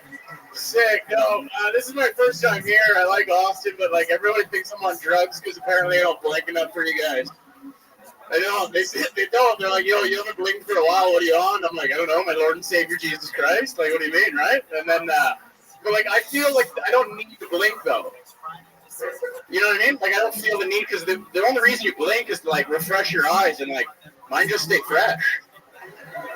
You know what I'm saying, right? No, I'd rather people think I'm on drugs for not blinking than like blinking and think I need drugs. If that makes sense, because like this says like something's going on, but like this says something needs to be dealt with. You know, and they say, yo, the lights are on but nobody's home, but with me, you know, there's a fucking dinner party going on in there, you know? My brother's about to have a kid and he's worried, right? Because he's like, oh, I don't know what I'm going to get. What happens if it's transgender, right? And I'm like, well, you're going to love it regardless. You know what I mean? It's your kid. And he says, what would you do? You know what I mean? Like, what would bug you? And I was like, fuck, if my kid was allergic to peanuts, that would really ruin my day. You know? Because I just think it's funny that a nut brings a kid into the world, but now a nut takes them out. You know? Yeah, Danny Martinello. Very good. Welcome, Danny. First time on the show? Yeah, first time. Welcome. How long have you been doing stand-up? 13 years, go Feb. 13 years? Yeah. Where at? In Canada. Oh, look at you, the old Canadian Wahlberg over here. Yeah, dude. Interesting. What part of Canada? I'm originally from Edmonton, but I do my time in Toronto now. All right, you're there in the big city of Toronto. Yeah, dude. Hell yeah. So what are you at, like 8 vaccinations right now? No. I just just get you a little IV drip when you go to sleep. Yeah, no, I just got my 6, you know? Yeah. No, I'm just kidding. I got 2 because I had to. Right. Yeah. I know. Any side effects or anything? No, not really. When you say not really, like I would know what no side effects is. What does not really mean? Well, sometimes like I have heart palpitations, but I don't know if it's just because life or like. No. Hey, let me ask you this. I'm just curious. I don't usually talk about it. And I know fucking 40% of the internet's just furious right now because they had to get vaccinated to be a fucking mailman or whatever the fuck. Yeah. But I'm always so interested in it, and I know Canadians got the real best one, you know what I mean? Yeah. Did you have heart palpitations before the vaccine? See, that's the thing I don't even really know, dude. You did. Yeah. You did, by the way. If you're not, if you don't know, the answer is no. No, I don't know. Notice when your heart goes, yeah, right? But you notice it happens now. Yeah. Okay, that's all. I don't really have a dog in the fight. Save me! Save me! Take me! Okay, sorry. You're not in Canada. You can't just play along with Texans like that. Well, you know, straight up though, dude, I don't even feel like this is Texas, We man. have got phones, but the guns are out, my friend. I haven't seen one since, and I'm kind of disappointed because I'm from Alberta, so I was really hoping someone had an open carry, but like, you guys are kind of letting me down. Relax, Danny. Okay. Danny, just relax a little bit. Okay, so you've been doing it 13 years, Yeah. up in Canada. What Yeah. do you do for a living? Stand up. Do you like on the Yuck Yuck Steel? Do they? I do Yuck Yucks. I just taped an album with JFL. I do just some CBC stuff, and then I play. CBC, the Center of Disease Control. Yeah, CBC. Yeah. That's what happens. Yeah. I got a nice opening spot for the World Economic Forum tomorrow, so it's pretty sweet. I love it. So you just do stand up, and that's going good for you. Yeah, it's been pretty sick. I'm trying to get my visa and shit, so it's been nice. Canada has weird things. You know, there was a lawsuit against a comedian, right? You know about this? Yeah, they don't really let you say what you want. Right. That's a pretty big deal. An entire country that doesn't let you say what you want. Now you're here in Texas, which literally completely invites crazy shit. Yeah. I mean, it's pretty cool. I ain't gonna lie. Yeah. You want to move to the States? Eventually, I don't know. I'd like to work here. I just love my country, you know what I mean? Like, I like having, like, healthcare and shit and enjoying life and, like, yeah, so. You should come to America, get a job, and you can pay for healthcare. Yeah. Instead of waiting in line for 8 hours like a fucking goose. No, it's okay. I actually went to go apply for my my social security number and shit, so I got like a visa, so it's going. It's a slow process, but shit, we're doing it. I love it. Let me ask you this. Yeah, what's up? I'm interested in this. Can you give us an example of a joke that you wrote in Canada, but you couldn't do in Canada? Can you sort of like give us an example? 13 years in the game, I'd imagine there's one that you had to change a little bit, right? Tweak a little bit, but you wanted to say it a different way. Yeah, like I got in kind of in trouble because there's a I don't know, we got like this huge it was kind of a battle for like gender neutral bathrooms and shit, and then but I did this one joke where I saw this guy that was really upset for being like in the lineup and like having girls go to the washroom, and like I kind of asked him what's up, and then he was like, well, I don't like girls are using the washroom and we are. I'm like, well, it's the same thing, you know what I mean? Like we're just going piss. And he said, yeah, but what happens if you got to piss and someone shows you up? And I was like, it's a completely separate sport, though. You know what I mean? Like, they're sitting down, we're standing up and shit. But then I laugh because the mental image of a woman showing me up in the washroom came in. And, like, the only way you girls can show me up is if I'm cute in line going to the urinal. But then all of a sudden you came in, checked me out of the way, grabbed me by the back of the collar, threw me out of the way of the urinal, walked up, hiked your skirt to the side, threw a thumb over it like a garden hose, and just fucking hit the back of the porcelain. Like a good power piss, Caceres, boots engaged, shooting the golden arch, right? Just feed me that quarter pounder Brittany, no cheese, you know? All while she's finishing a tall boy, though, right? So she's guzzling it, crushes it on her forehead, aces into the bin, looks at me, goes, get fucked, and then walks out.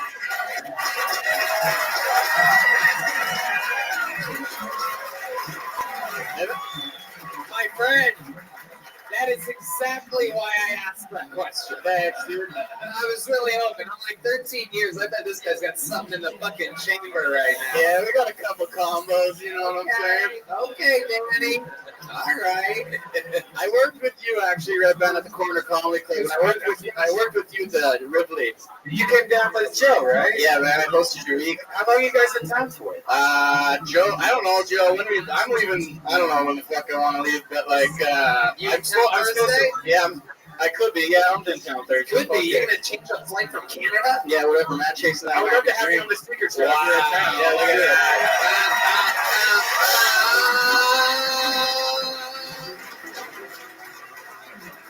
And you get to take one of these bad mama jams. Yeah, hook me over. Another bag. Bonsai, custom made. And I know you're not allowed these in Canada, but that's a gel blaster right there. Oh yeah, give me a gel blaster. I actually got like 7 firearms, so I'm all good. I'll grab that though too. I love it. I love it. They call hockey sticks firearms in Canada. It's very cute. It's very adorable. It's very sweet. Guys, make some noise for Danny Martello, everybody. Come on. All the way from Canada, 13 years in the fucking game. That's what I'm talking about. Nice. A 13-year veteran, a fucking people that have been doing it a couple months. We got all shapes and sizes in tonight's episode. We started a little bit late, right? We started a little bit late. Yoni, did we start a little bit late? You guys think we should do one more? We have to. It never works, but we do it anyway. Your final bucket full of the night goes by the name of Michael Ridley, everybody. Michael Ridley.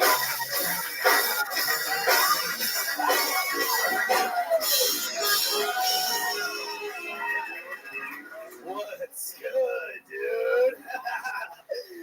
Papa, hold these, baby.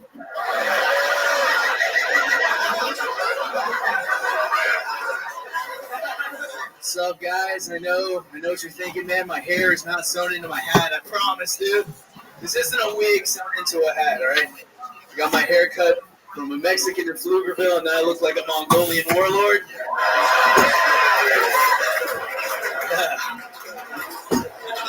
My name is Michael Ridley, and I'm a comedian. It only makes sense because my parents are comedians. My dad is Theo Vaughn, and my mom is Bobby Lee.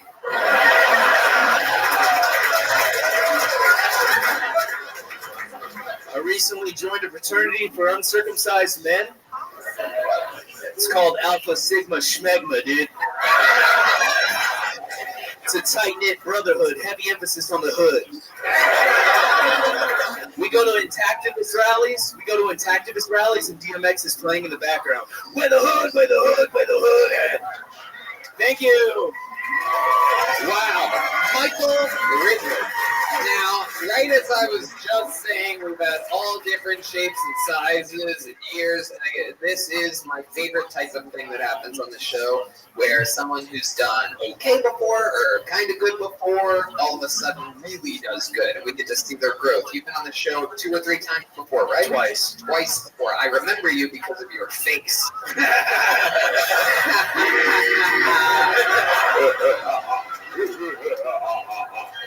So, Michael Ridley, a fucking fantastic set. Tell us about it. How hard have you been working? What's been going on? What's your regimen been? Because that's much better than we've ever seen before. You would agree, right? Yes. Yeah. In the last week, I've been on stage 10 times. Nice. I moved here 2 months ago, and I was kind of struggling, trying to figure out where the stages are and where the mics are. And just been putting in the work and getting booked on showcases from other local comics and really just dialing it in. That's beautiful. That is exactly the correct answer. Incredible. I'd imagine getting around to 10 mics is pretty rough. What are you driving, Michael Ridley? I used to drive a Miata. I used to have three Miatas. I sold all 3 of them to move here. 3 Miatas? Yeah, I had 3 Miatas. This is like Mr. Miata meets Mr. Miyagi. Yeah, I was gay as fuck, cute. Am I right? Yeah, all right. Michael Ridley. So let's talk about what else is going on. Dude, Red Band said that I was moving here the last episode I wasn't, but I didn't let anyone at my previous job know. So when they checked it out, everybody knew that I was moving to Texas. I had it under wraps. And Red What was Band. the previous job? I recently got it back. I quit. I was a purchaser at a body shop. So you crash your car, I get the list, I make the phone calls to the dealerships, and make the money that way. Wow, normally it's your people crashing the car. Look at that. Absolutely incredible. Or making them go sideways, Tony, with complete control. So I mean, See, drifting. I love it. Oh, a drifting group. Me and Tom went right over our necks. Oh, drifting. I believe earlier you said your girlfriend didn't want to move here. Did your girlfriend move with you, or did you drop her? Okay, no, I did not leave my wife.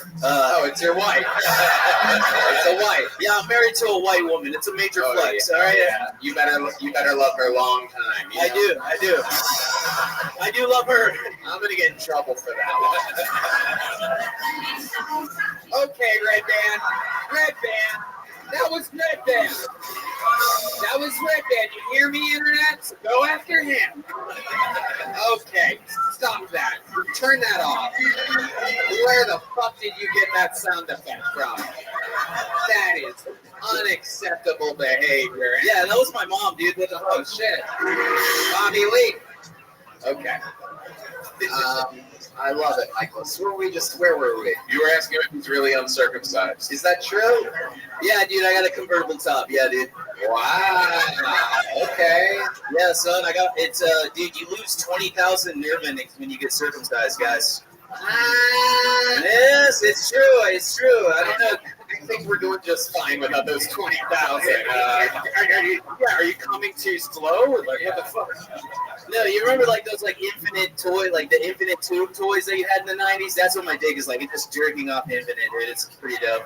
No one knows what you're referencing there. Red Band knows. He had one as a kid. Red Band was a kid in the 50s. There were no tube toys or whatever the fuck. I don't know. They had like sea creatures and shit in it. They know what I'm talking about. Okay, so all right, let's hold on a second. So what do you think your dick is capable of? Like, what do you think? I don't need lotion to jerk off. I just drop the top over and over and over and over and over and over again. Are you serious? And over and over. All right, ladies, who here is fucking a guy with an uncut dick? Make some noise. Don't be weird. You're in a safe space. That's being. I've never heard the room more quiet. Because they're all in the closet. All night. It's been 2 hours. I've never in my life. She's like, don't worry, honey. I won't say it. We know we know you're embarrassed of your dog dick. We know. No, it's like super easy to. It's easier. I don't know. It's easier to jerk off, dude. How do you know? Have you ever jerked off a circumcised penis? Uncircumcised penis? Yeah, I jerk off my own. No, I'm saying, have you ever jerked off a circumcised penis? How do you know it's easier? What if I don't know, Tony. You can whip it out right now, though, dude. I got you, dude. I don't like guys that work with cars jerk me out. You know what I mean? A little bit too rough of a hand for me. A little bit too rough. Yeah, I don't know, dude. All right. Are you on the Secret Show Thursday? No, sir. I would love to have you on the Secret Show. Hell yeah, dude. Look at that. Yeah. The Lord works in mysterious ways. You already have one of these, right? Yeah, I do. Yeah. Ladies and gentlemen, make some noise for Michael Ridley. Yeah, dude. Thank you guys for coming here with the Gel Blaster. Wait, Michael. Don't forget your glasses. Oh, yeah. Hell yeah. And like that, he's a white man, everybody. Look at that. Or a Latino. All right. Okay. Ladies and gentlemen, we did it. We got through everybody that we possibly could for a live taping of Kill Tony. And now, ladies and gentlemen, here with a brand new minute is the man who has written more brand new minutes than anybody else in the show's history. Currently headlining, selling out everywhere he goes. One of the most dangerous features in the island of North America. Opening for Rogan, Hinchcliffe, Segura, Trussell, all around the country. He's going to Denver with me this weekend. Ladies and gentlemen, this is the Big Red Machine, William Montgomery.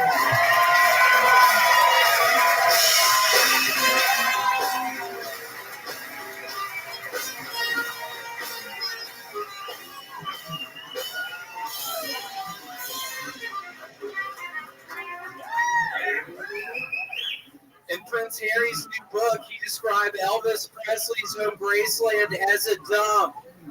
Prince Harry, I'm actually from Memphis. You don't be talking shit about Graceland, you ginger piece of shit. Ironically, Elvis started his life at the very bottom and worked his way to the very top. And Prince Harry worked his... God damn it!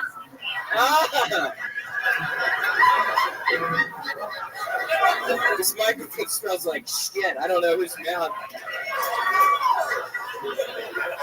Ironically, Elvis started his life at the very bottom and worked his way to the very top. And Prince Harry started his life at the very top and worked his way to the very bottom. You fucking British piece of shit! Prince Harry literally describes Elvis Presley's house in Memphis as, and I quote, a badger's den. Newsflash, Prince Harry, but badger dens are nice. I actually use the Badger Den app every weekend, and I book some Badger dens. So they're called the Set. Oh, what's that, Prince Harry? You didn't know a Badger's Den is actually called the Set? Well, I learned that in Memphis, Tennessee, home of the king of rock and roll, something you'll never be. You want the good news or the bad news? Okay, the bad news. The bad news is Prince Harry called Elvis Presley's home in Memphis a dump. The good news, Elvis is still banging his mom in heaven. Fucking ginger piece of shit! Okay, that's what's up. Wow, William Montgomery. Unbelievable performance. All the jokes hit. Even your misreads went extremely well. Yeah, something about you fucking up a joke, which is so much funnier than anybody else fucking up a joke. I know. It gets horribly nerve-wracking. I was smoking dope back there the night. I promised myself I wouldn't, but I was smoking some blunts, and I was laughing so hard. Nathan went so hard after you. Holy shit. That was funny. All right. But yeah, I can't believe fucking the Duke of Sussex is talking shit about where I'm from. He needs to keep fucking Memphis out of his stupid fucking mouth. I think people are sick of the fucking Royals. He needs to stop talking about fucking Memphis. Okay. All right. Really knows how to pick his battles here. Yeah, I mean, I'm coming after you, Prince Harry, you piece of shit. I'm not fucking around. That was the last fucking straw. I've always hated fucking Prince Harry, stupid fucking ass. Wearing his fucking Nazi costumes. He's literally a racist. And he better not catch me in the dark alleyway because I'll fucking kill him. I wish I was kidding. How would you kill Prince Harry if given the chance? Probably a gun. Yeah, just walk up to him and be like, "Oh, Prince Harry, oh, sir," and then I fucking shoot him right in the fucking food. Yeah, he talks like such a bitch. It's like I can't even take him seriously. With that stupid fucking, you know what I'm talking about? Holy shit.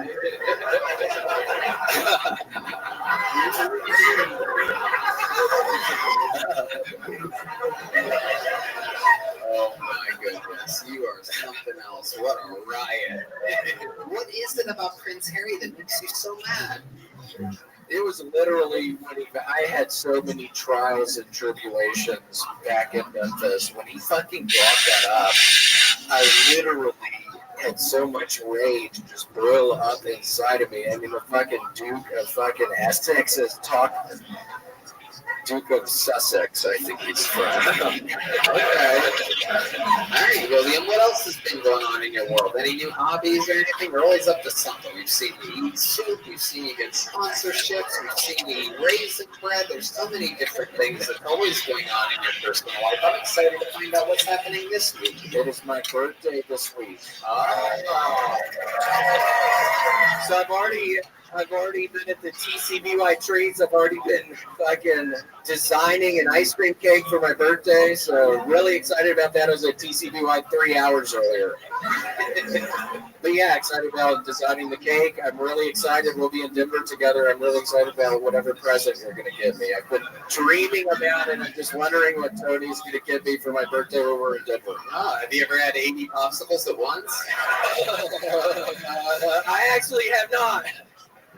I know a guy. And if you like dirty jokes, you're in for a treat.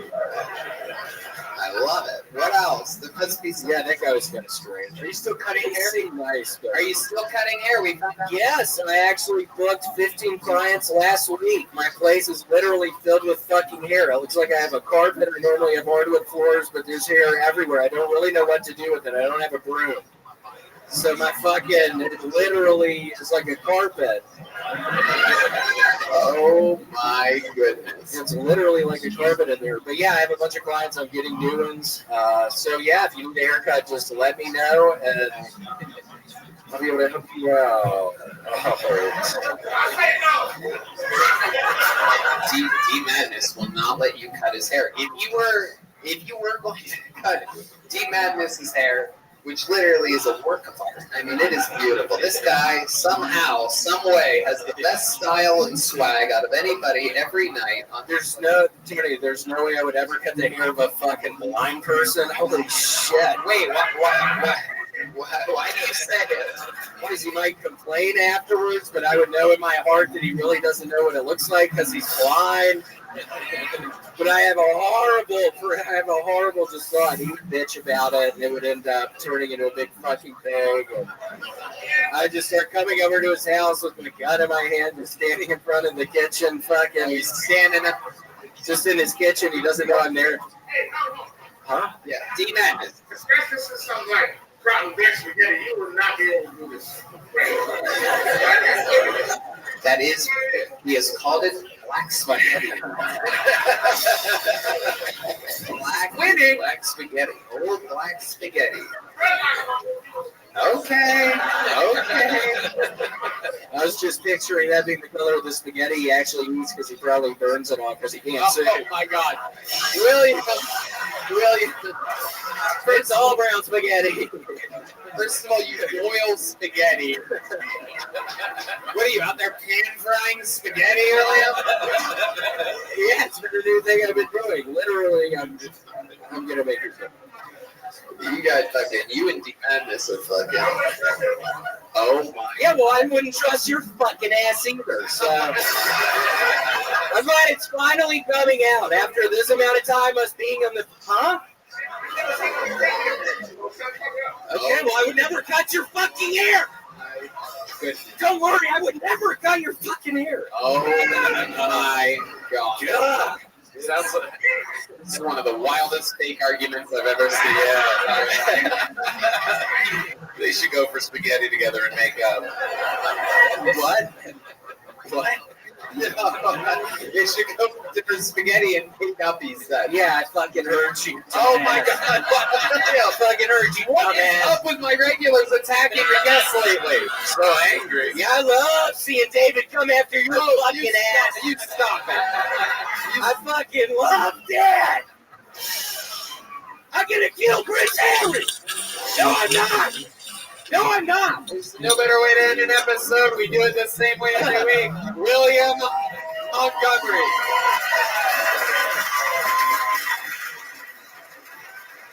Oh my god. I feel like we've been through so much together in just a couple hours. How loud can this place get for one of the greats? Tom Papa, everybody!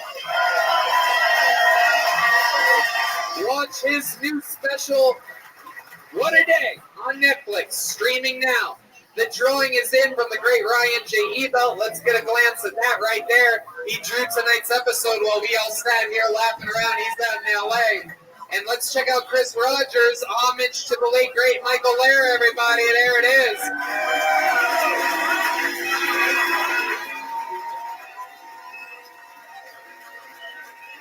Should we auction that fucking thing up right now?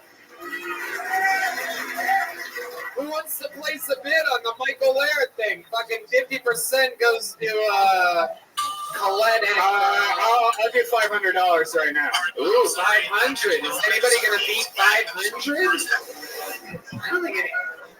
800 from the great Fanchestini. I'll do $1,000. Whoa! Kirk's an art collector. $1,200. Red band's out. I love it. How about a hand for the great Franceschini? Check out. We love him. He's the man. And like that, Chris Rogers makes some money. Little Colin Lair, who we love. Michael's son just made a little bit of money. He also has a Kickstarter right now. There's a Kickstarter for Michael Lair's son. Yeah, right there's now. a GoFundMe, a Kickstarter, something like that. So go check that out. Find that. Nothing but, of course, I was smart enough to say it every time he was on stage, but of course, Michael is an absolute legend. We have nothing but love for him, and even though we all saw it coming, it's a rough week. And so thank you to Colette and his nurse/girlfriend and his son Colin for everything through the whole time if they get to hear this. Anyway, we love you guys. How about one more time for the band, huh? Michael Gonzalez, Sean D. D. Magnus, Matt Mueling, Paul Deemer.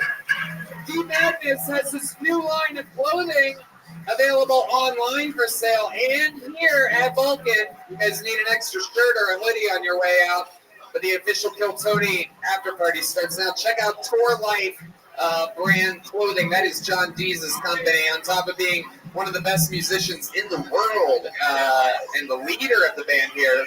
A lot of you might not know John Deese, who came on first onto the band, has hand-selected every single band member. I completely trust him with it, and he's brought us nothing but greatness. How about one more extra hand for John Deese this week? All right, we did it. Love you guys. Let's all party together.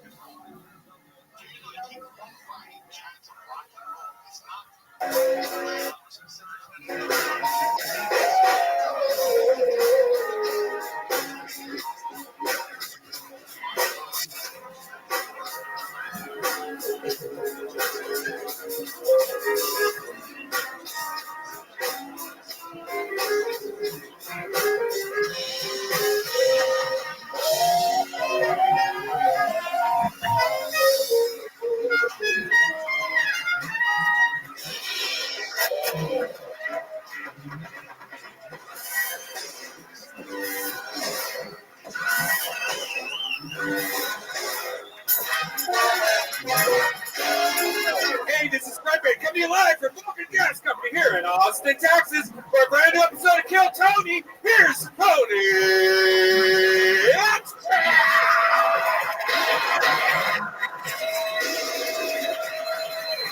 You guys ready to fuck some shit up tonight or what?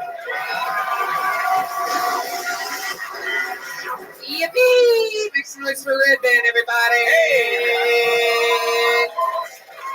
Goddamn. What do you do here, Red Band? You have a little spilly? Oh, it's Very, very good, Red Band. It's coffee. No, it's definitely not. Hell yeah. How's everybody doing? Welcome to the #1 live podcast in the world. Kill Tony, brought to you by the Red Rose and the Yellow Rose, Deep Eddy Vodka, Gel Blaster, the Austin Security Guard Service, and that's Dwayne and somebody else over there. How about a hand for the Austin Security Guard Service, keeping us safe? I'm sorry. My handwriting was a little fucked up. And how about a hand for the band, everybody? That's the Screwball Peanut Butter Whiskey Kill Tony band. God damn it, that is the one and only Michael Gonzalez on the drums. That's Paul Deaver on the horns all the way over here. That's D Madness on the bass guitar, everybody. And the man that put it all together, the great John D, is right down the barrel there. Tour Light hoodies available. This is a fucking clothing company. It's unbelievable. That's the Screwball Peanut Butter Whiskey band, brought to you by Screwball Peanut Butter Whiskey, the best goddamn peanut butter whiskey on planet Earth. Here's a little bit more from the amazing sponsors that make tonight's episode available for you here right now.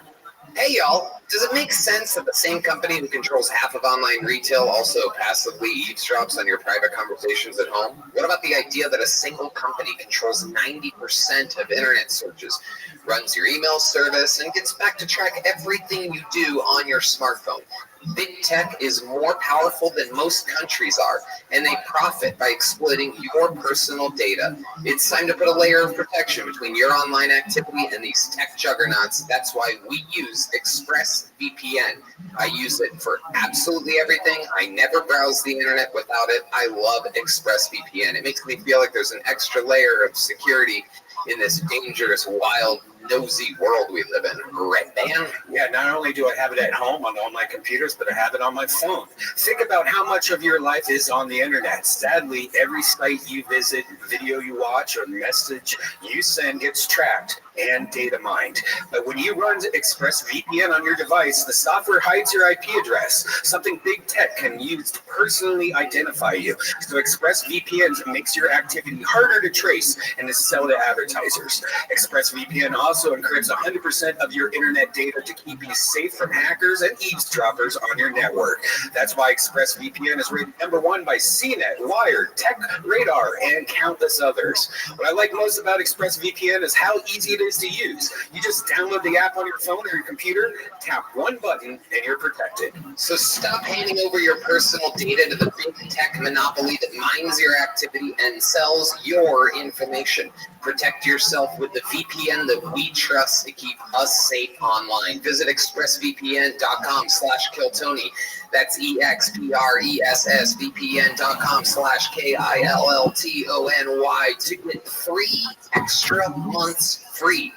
Go to expressvpn.com/killtony right now to learn more. Hey y'all, contrary to current headlines, several industries are heading for a hiring boom this spring, including e-commerce, healthcare, and not surprisingly, hospitality. It's one of the areas with the most growth. Not only does this industry need to hire for service positions, but also managerial positions and back office operations positions.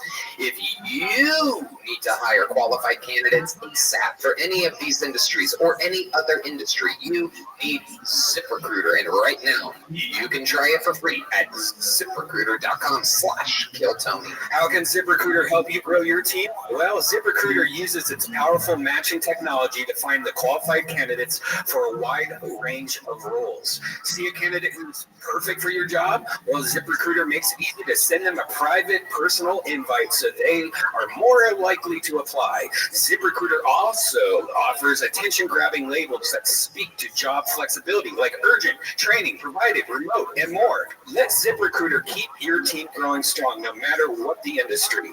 4 out of 5 employers who post on ZipRecruiter get a quality candidate within the first day. They have been loyal to us. We are loyal to them. What a great company. What a great podcast you're listening to. See for yourself. Go to this exclusive web address to try ZipRecruiter for free. ZipRecruiter.com/KillTony. Again, that's ZipRecruiter.com/KILLTONY. ZipRecruiter, the smartest way to hire. Red Band has a new soundboard we're going to test out tonight. That should be very exciting with sounds. There you go. Very good. Very good. Thank you, Red Band. It's already super annoying. So that's it. You guys ready to start tonight's episode or what? How many of you have been fans of the show for a long time? Well, then you're in for a special treat. This young lady was a regular on the show at 19 years old, 8 years ago. Since then, she flourishes. She sells out all around the world. Ladies and gentlemen, former Kill Tony regular, legend of the game, the great Ali Makovsky, everybody. Wow.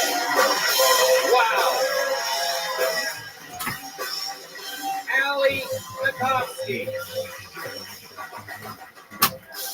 Ali Makovsky's on tour, AliMakovsky.com for tickets. She's won everywhere. Raleigh, Atlanta, San Diego, Vancouver, Sacramento, and Dania Beach. Welcome back, Ali. Thanks for having me. Hell yeah. You've been on this show for a long time. Yeah.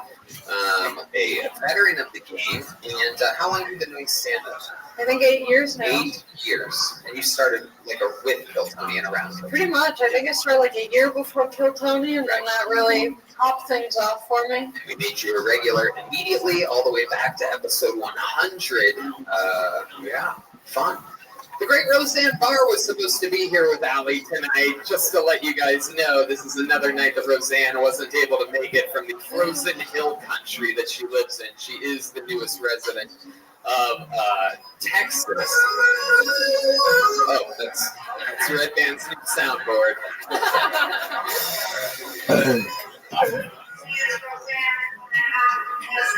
We're in the hill country over here, then I came right down there to where you are there in Austin, because it's going to be nice to go starting at 1 a.m. and I'll be shit-faced. I end up killing myself. I'm so sorry. I'm looking forward to coming up and tearing some bitch's ass apart. I'm so sorry. I didn't get it out. Oh well, thank you. Thanks, I'm sorry. Just a little proof that Roseanne was almost here tonight. No big deal. Only the greatest stand-up comedian in the world. But again, she got frozen out. So I'm not bummed about it at all. Ali extended her trip for this. Or else you guys, yeah. I'm excited to be here. We're going to have a blast, trust me. It's unbelievable. We're going to have so much fucking fun. You guys ready to start tonight's show? You're going to have to do better than that, people. I know you're bummed about Roseanne, but are you guys ready to start tonight's show or what? All right. See, I like it because it's a running thing now. This is what I like about the Roseanne thing. She was supposed to be here a few weeks ago. Something happened. She was supposed to be here tonight. Something happened. So who knows? I would keep coming back if I were you, but every show's sold out for infinity. You guys ready to do this or what? Oh yeah, a reminder for those of you that don't know, perhaps, a ton of people signed up for the chance to do 60 seconds on this stage. If I pull their name out of the bucket, that means they get 60 seconds. You know their time is up and you hear the sound of a kitten. That means they have to wrap it up then or else they bring out the angry West Hollywood Bear, which just means that their time is way up. And then I interview them. We find out more about them. Anything can happen. It's all improvised. One more time. Are you guys ready to start this fucking show? Ladies Ladies and gentlemen, your first comedian tonight is one of the regulars on the show. One of 3 regulars that has the impossible job of writing and performing a brand new minute every single week. A job that now he had a long time ago. This guy took over the scene a year and a half, 2 years ago when he became a regular, moved out of his van, moved into a house. Now he buys expensive shit all the time. Ladies and gentlemen, this is Hans Kim. This is Hans Kim. This is Hans Kim. This is Hans Kim. This is Hans Kim.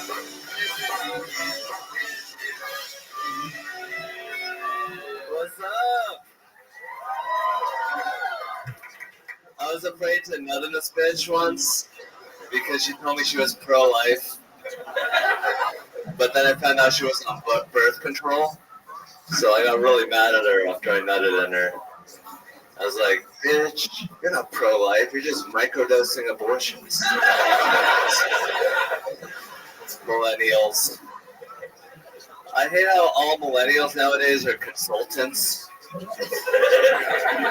There's no way that's a real job. There's no way there's a CEO out there that's like, man, I'm having real problems with my supply chain. Let's get a 23-year-old in here with good vibes. Make sure they're bad at math. But yeah, I think that's just welfare for middle-class people. But yeah, good to be here in Texas. Love Texas. It's amazing how much fun we have here. Yeah, it's amazing how much fun we can have here when we're not concerned about equal rights. All right, thank you. Whoa, somebody's been partying all week. Holy shit. Did you think at all that maybe the I Love to Be Here in Texas should be the opener instead of the closer and perhaps move nut in this bitch to the end? Did you think about the fundamental formation of your 60-second set tonight, Hans? I don't want to do that again because I already talked about Texas last week, so I was like, oh, God forbid you talk about where you are to open your set. Because, yeah, you did it last week. So, okay. How do you feel about that, Hans? I mean, I like the words that I said. Did you say butt birth control at one point? I said butt birth control. I stuttered a little bit. So you did say butt birth control. Confused the shit out of me. I thought someone was on butt birth control. To where if you come in a butt, doesn't get pregnant. I was super confused, and I think, how many of you heard butt birth control? No, you don't raise your hands. You make noise on the show. Oh, geez, you people really are visiting from faraway lands tonight. Jesus Christ. Hide it, Tony. For those of you listening to the podcast, everyone just raised their hands for some reason. So, butt birth control. You didn't mean the word butt to be there at all. I didn't, no. You found out she was on birth control, and so she was microdosing. Abortion. I thought it kind of worked though with the butt birth control. Because then when you were saying that she was microdosing abortion, I was like, oh, because you're doing anal sex, so she's not getting pregnant. So it kind of worked. But then it was amazing that your stutter led you to an entire different orifice. Orifice? Wait, what? I think I just had a little stroke right there. Okay, Hans. So you love to be here in Texas, equal rights. What do you mean by that? I mean, like, if you're worried about, oh, am I hurting this, Mexican's feelings, then you might not take as many tequila shots off their body.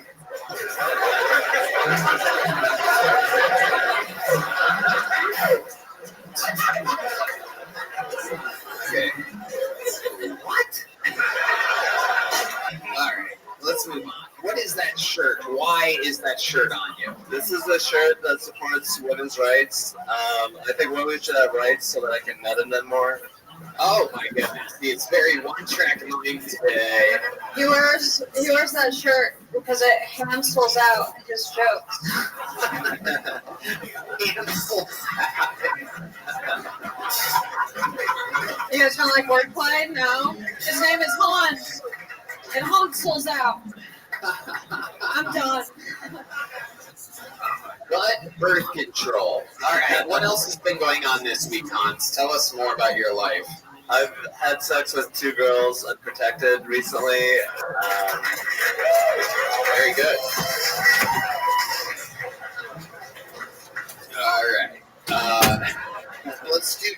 ones that you know what they are, Red Band. Perhaps that's a better method while doing a fucking live show in front of 350 people.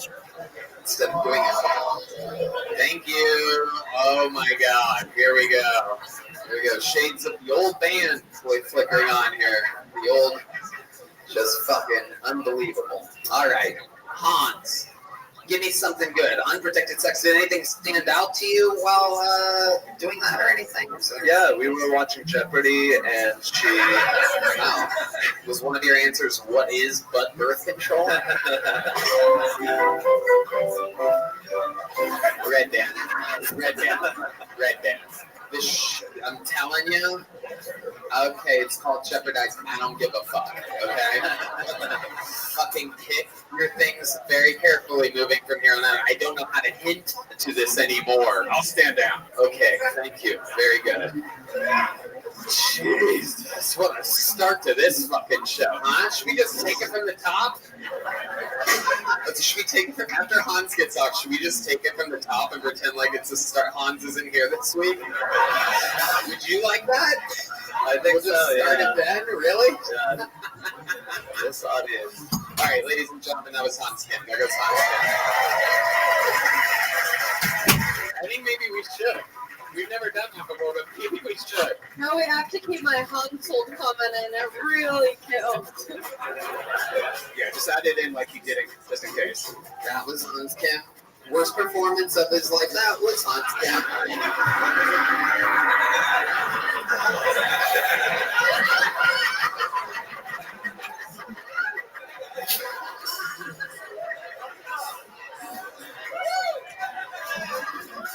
A little fun fact is that it's more annoying to the podcast listeners than it even is to us.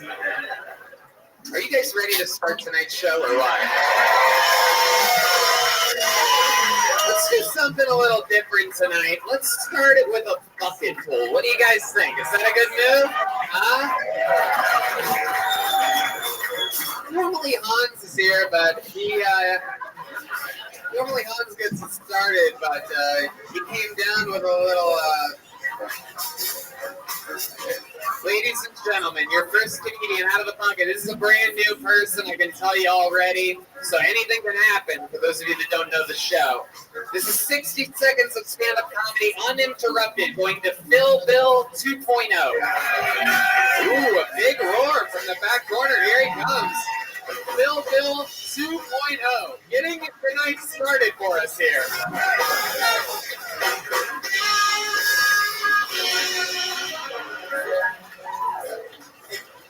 So Hans was just talking about, butt birth control. But the other week I was with this girl, and after we did it, she's like, "Oh, we need to get Plan B." I was like, "Damn, I should call your fat friend." Well, coming to Austin, everybody said it was going to freeze. I should watch out for the weather. At least I know I was going to make jokes in front of snowflakes. But one thing that is definitely true about Austin is everybody is so in tune with the pronouns. We can no longer call them his Hispanics. We have to call them Hispanics. And also, I just started this new job, and they want you to put your pronouns in the email signature. But when I get an email from a they, them, their, I know what they like in the bedroom. So I'm just going to put man, penis, doggy style. Thank you. But I've lived in Austin 11 years, and the one thing I know is true about Texas is Texas hates Oklahoma, especially Austin, the whole UT-OU rivalry. What time is it? OU sucks. The thing that pisses Austinites off the most is that Oklahoma legalized weed before Texas. Wow. Phil Bill 2.0. Welcome to Kill Tony. Holy shit. I wish I could finish that last one. I bet you do. You had a chance to finish all those other half-written jokes you did before that, but they're written down. Very good, Phil Bill. Thank you. They're written down. It's so good to have Abraham Lincoln's gay grandson up here tonight. You don't need to respond to everything. It's not how it works, but I'm glad to have the Liver King's accountant here tonight. This is very, very exciting. the first comedian of the night. Don't let his Hans said but birth control thing confuse you. He called me a comedian. I love it. Okie dokie. Wow, you're just hilarious, Bill. Welcome to the show. Allie? His son sounded like he typed it into chat. Fuck! No! Roseanne, where are you, Roseanne? Roseanne, please. Just make the hour drive. You can still make it. I'll helicopter you in. Sound like ChatGPT wrote a set. What? I'm angry. I'm done. No, you're good. You're good. Okay. Bill, let's talk about it. How long have you been doing stand-up comedy? I've done 2 open mics in my whole life. Okay. What made you want to sign up here tonight? It is Grant's birthday. Oh, God. Jesus Christ. Oh, my God. I've heard of frat boys. I've never heard of frat men before. It was that or a hand job. It was that or a hand job. Wow, you have not a funny bone in your fucking body. It is incredible that you put yourself in this position. Frankly, I'm shocked. Why'd you dress like that? It's Grant's birthday. We're going to celebrate Chase Bank.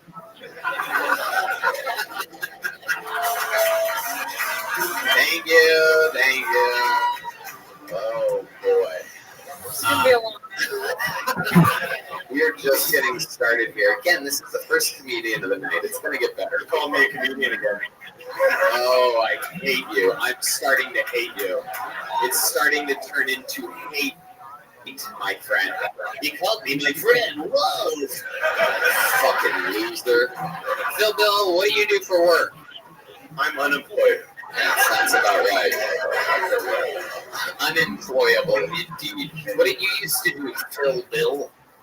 The last job I had, I managed an independent rap tour. Rap tour? Rap tour. Rap tour. Okay. Whose tour was it? This guy that I know who asked me to manage his tour, and now he owes me a lot of money. Ah, yes, indeed. Absolutely. You seem like a real pushover. I can see why that would be. What made you get into the rap game? My friend asked me to manage his tour, and now he owes me a lot of money.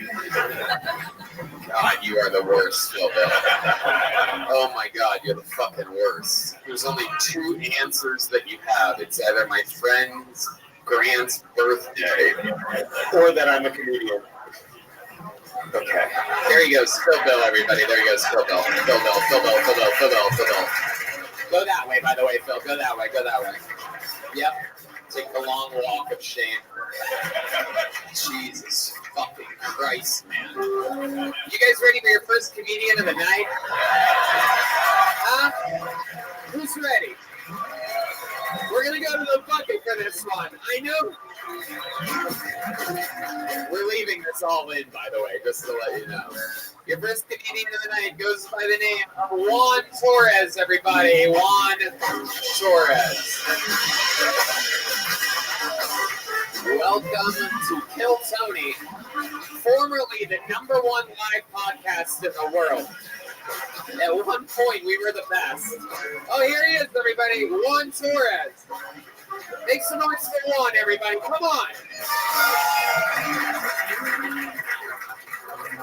Hello, how's it going today?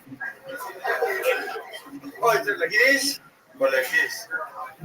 Like this. Okay, thank you. Well, today I am very happy. I just finished with my taco stand. So I came over here to hang out with all my friends today. It's a very nice evening roll. Also, I took the chance of starting doing Uber and Lyft. And with Uber and Lyft, they have a video I must watch to help me start driving Uber and Lyft. The video goes like this. If people are trying to have the sex in the seat, you must do these things. First, you must ask them, hey, what type of music do you like? And obviously, when people are in the middle of having sex, they want to know what type of music you want to hear.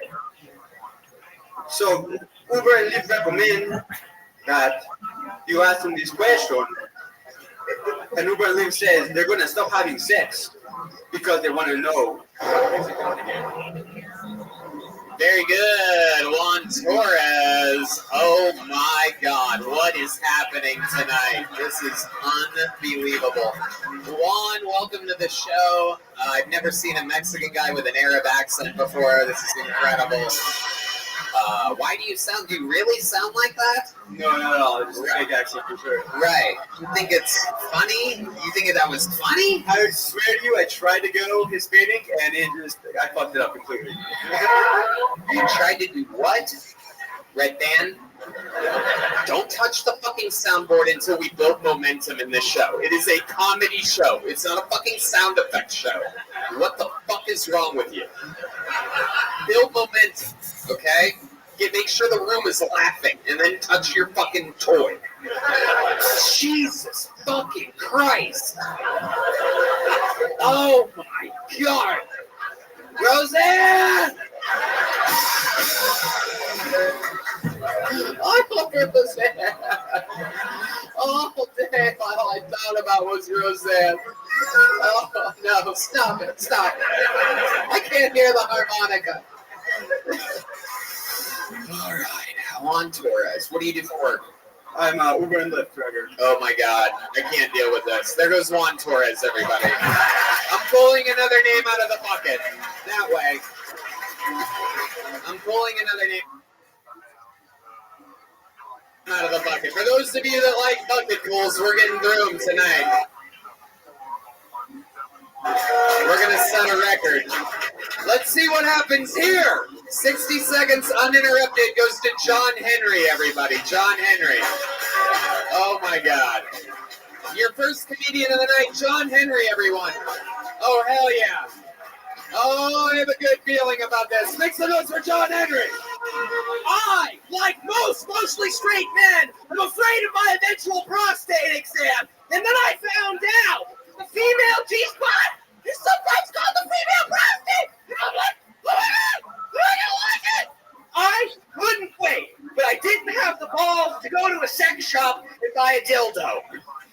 But I did have a plunger, and one end's already covered in shit, so why not let's continue with this experiment? You know, so I try to shove it up my butt.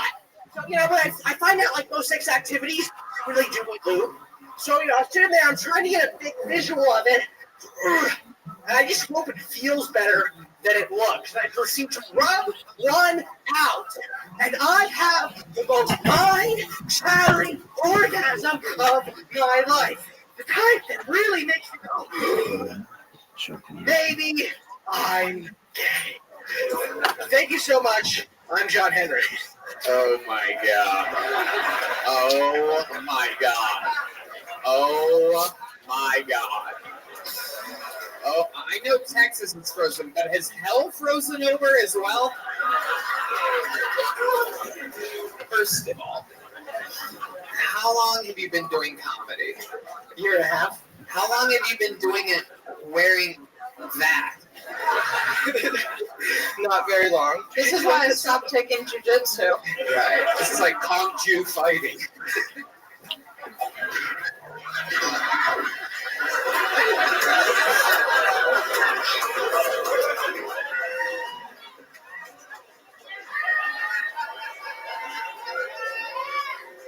What the fuck did you just say? No, don't save it with the Seinfeld theme. John Henry, tell us something interesting about you. You're in the interview portion of Kill Tony, the first ever episode where I might have to reimburse everybody's tickets. It's a very, very exciting episode. We've done, what, 600 some? Is almost 700 some episodes. So you guys might be the first people to all get $40 each on your way out tonight. How many of you want your money back, huh? Wow, I didn't think you guys would actually cheer for that. I was kidding your assholes. Fuck you. John Henry. Okay. Year and a half. Has it gone better than what it did tonight ever? Yeah, it's gone better.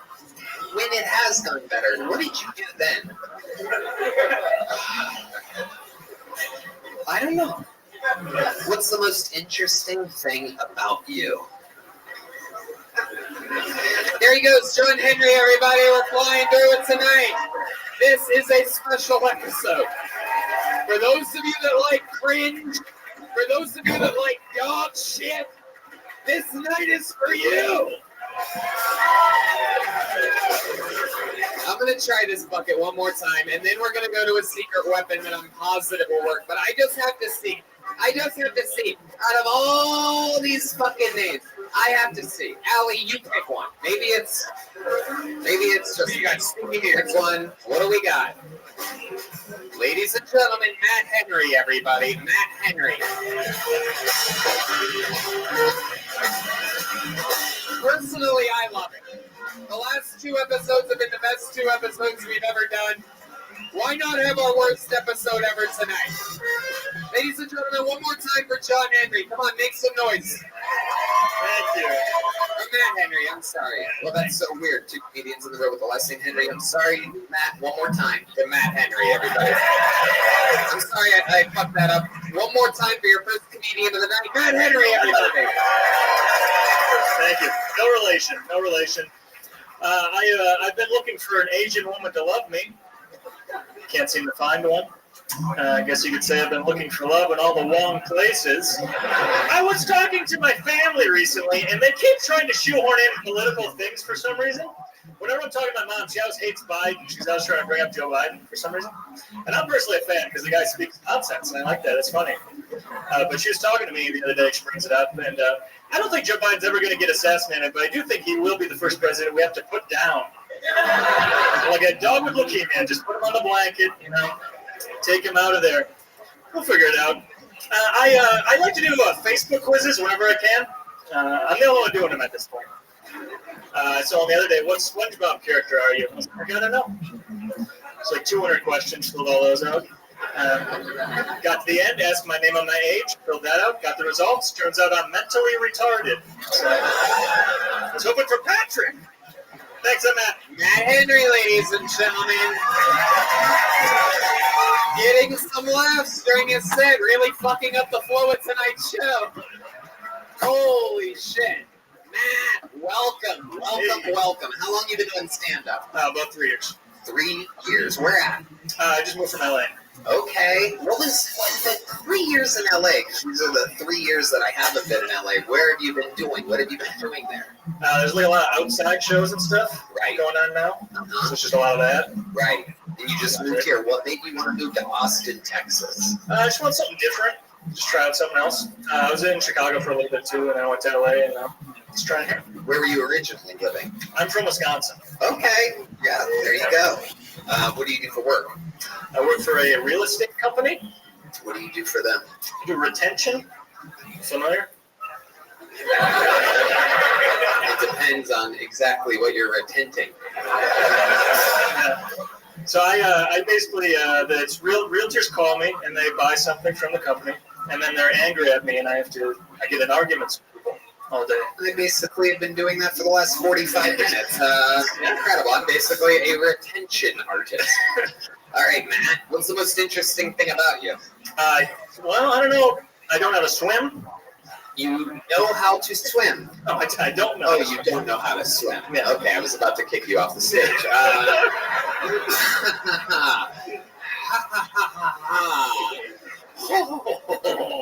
I'm having so much fun. Oh my God. You don't. How is it possible that you don't know how to swim? Yeah, people say that a lot because they think I'm tall. I should just know how to swim, but I just did not learn. No, it's because you're white that you should know how to swim. D Madness not knowing how to swim makes sense. I think D left, by the way. I'm pretty sure D is like, I cannot stand the sight of this show. Do you ever practice swimming in the bathtub or anything? Or you're someday I'll learn. I need to take lessons. That's what I'm gonna do this year. That's a New Year's resolution. What sport are you really good at? What sport am I good at? Basketball. Oh, wow. Maybe that's why you can't swim. Have we done the math on this yet? Are white guys that are good at basketball like black guys in that they can't swim, perhaps? This is something Pfizer should test for. Okay. All right, Matt. Well, very good. What's your love life like? You seem like a good-looking undercover cop type or something like that. I am divorced. How old are you? I'm 28. 28, already divorced. That was a Wisconsin marriage. You got married at what, 23? 20. 20.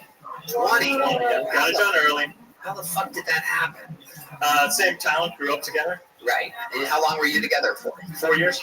4 years through high school. And then at 20, you got hitched. How old were you when you got divorced? 24. So we were together longer before that, but married 4 years. Right. Gotcha. Okay. Why did it end up failing, you think?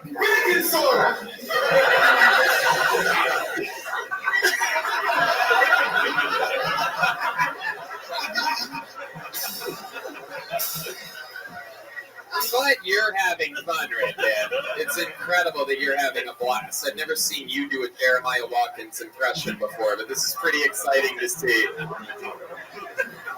Are you drunk already? Is that what it is? Your color isn't good. It's all that tea, man. I'm just pumped up on tea. I don't think it is at all. Yeah. Tea's supposed to get more blood flow to your brain. You're kidding. This is unbelievable what's happening here tonight. Again, just incredible, but I kind of like it because it's different. Matt, anything else fucking at all about your life that we might find interesting before letting you go? Set was okay. Interview sucked. I really like the delivery. I like the way you deliver your joke. Like you sounded like you've been doing it for a long time. Like you have really good delivery. Oh, thank you. I think. Yeah. But I've been bombing all night, so take that with a grain of salt. There he goes, Matt Henry, everybody. We're going to keep it moving. Hey, Matt, take one of these. It's a little joke book. There he goes. You know what I'm going to do? Because this episode seems special, I'm going to move the golden ticket winner and both of the regulars to the back of the show for the first time ever in the show's history, just so that I can possibly see if we can keep this dog shit momentum humanly possible, because I've been doing this a long time. 9 years and what? 9 months. 9 years and 9 months. Every Monday and on weekends all over the world. And I've never quite seen the start of an episode like this. I have this, what was once an empty piece of paper filled up with nothing but bullshit and scratched out notes. So you guys think we should go to the bucket one more time? I was in a good mood before this. Make some noise for True Blues, your first comedian of the night. True Blues, everybody.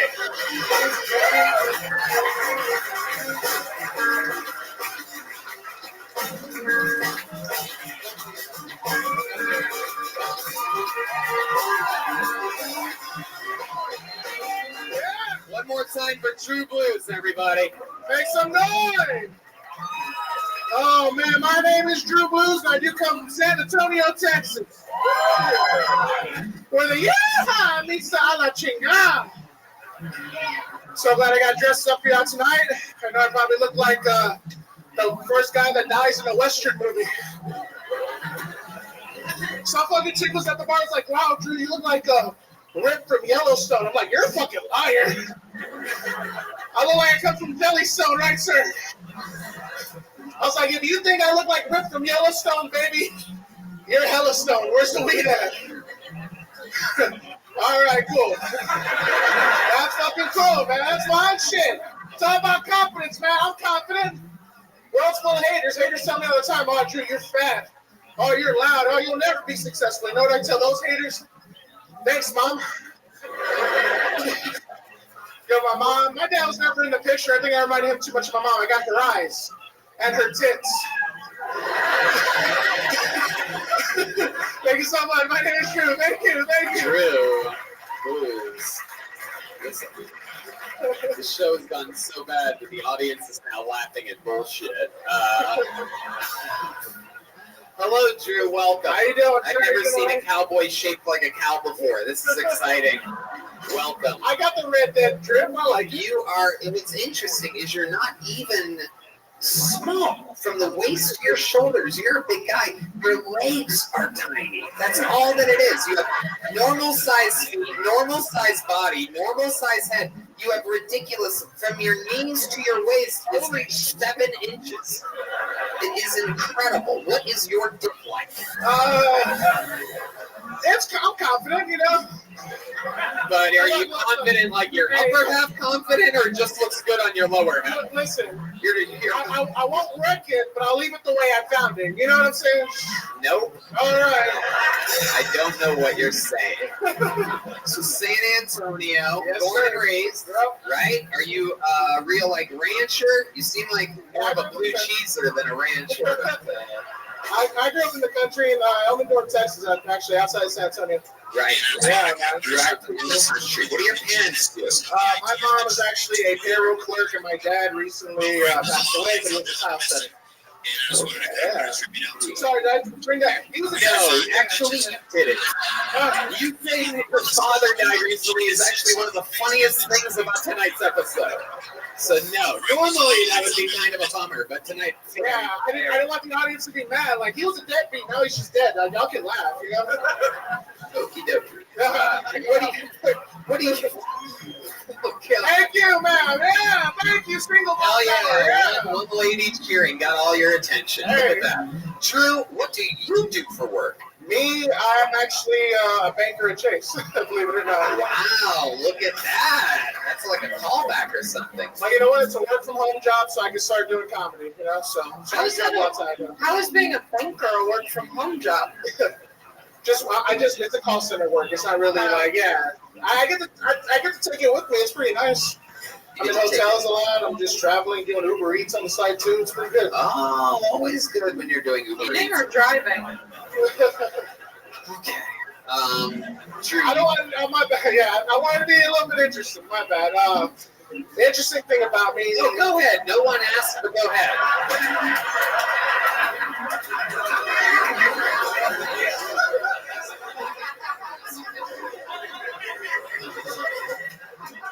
Shit, just hijacked the show. I feel bad, you know. Sorry about that. No, it's great. It's a theme tonight. I love it. Drew, tell us what is the most interesting thing about you. Get your fucking hand away from the soundboard. Oh my God, Red Band. Oh my God. I'm close to getting sponsored by Chuck Norris Seaforce Water, actually. Chuck Norris Seaforce Water. Seaforce, yeah, water. What is that? It's a water company that Chuck Norris actually founded. So I've been doing commercials for them, and I'm close to getting monetized and sponsored. Finally, Jesus Christ! Oh my God! Red Band. I thought it was Paul Deaver, by the way, but it turns out Red Band actually nailed that one.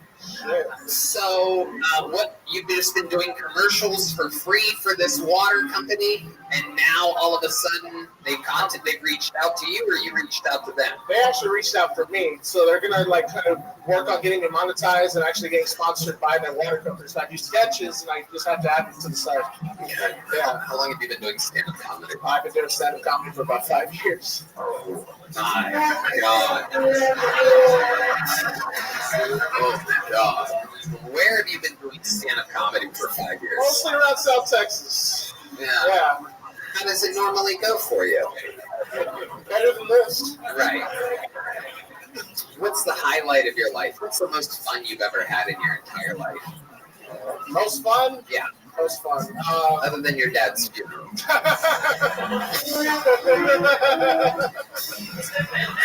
Thank you, guys. It's great. Actually, fun. I actually performed at a resort in South Padre Island. That was fun. Yeah. Okay. I swear I'm funny. Not right now, but I mean, I swear I'm funny. I get it. Thanks, Allie. That's the theme of the night tonight. Welcome to another episode of I Swear I'm Funny.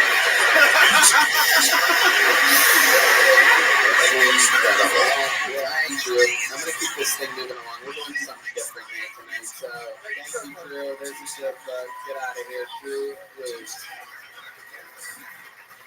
We're just going to back end this thing. I'm serious about Everybody. David, William, everybody. Going up at the end. I want to see what happens here. Let's do one more bucketful, and if this doesn't work, then I'll do something that I'm positive will work. But I just have to see. Make some noise for RJ Marchand, everybody. We're going long tonight, by the way. You need to mentally prepare yourself for going long. You do. This might be a 2.5 hour long episode tonight. Here comes RJ Marchand, everyone. On this. One more time for your first comedian of the night, RJ Marchand, everyone. Hell yeah, dude, I'm a country boy. I don't do that shit y'all heard earlier. I do country boy jokes. Y'all want to hear how country I am? That ain't good enough. Y'all want to hear how country I am? I ain't gay, that's how country I am. There's a bunch of reasons why I ain't gay. Get ready. I look at my best friend in the eyes, tell him I love him. I ain't gay. I like the way Levi's 5'11" jeans shapes a dude's ass. I ain't gay. I'll get a joint checking account with my boyfriend, move across the country, support him while he gets his master's degree, learn about financial responsibility through partnership. I ain't gay.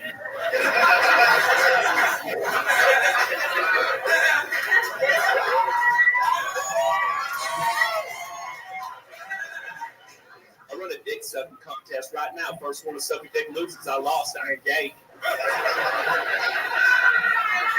That's everything that I learned playing JV football for a Christian private school.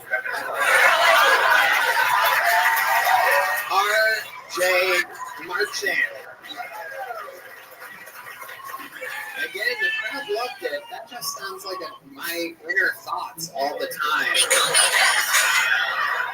I didn't think that it would be thank you. So RJ, welcome. How long have you been doing stand-up comedy? Like 8 years. Okay. Yeah. Very good. 8 years. All of it here in Austin? No, I'm from Alabama. Okay. You did most of it now. You live here now? Yeah. How long ago did you move here? September. Yeah. Very cool. What do you do for work? I have a part-time where I teach kids how to swim and No way. That was good. If that is not real, that's the funniest thing about tonight's episode so far. Was that a joke? No. Oh my god.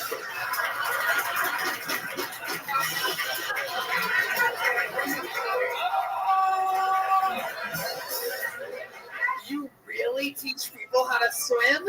Yeah. Oh my god. I was like, whoa. A real joke. No, it wasn't even a joke. You actually teach people how to swim. I thought that was a brilliant callback to earlier. I'll give you the credit for it anyway. You're getting a big joke book no matter what. This is your first time on the show, right? Yeah. I love it. It's good to have one of the Hogwarts bad boys on the show.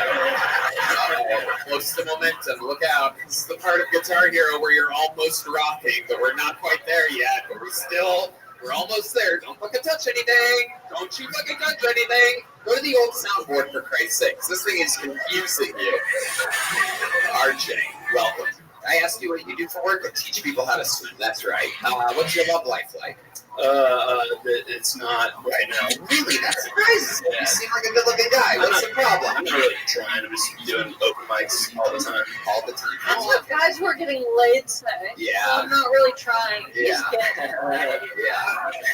So it never happened. When's the last time you got laid?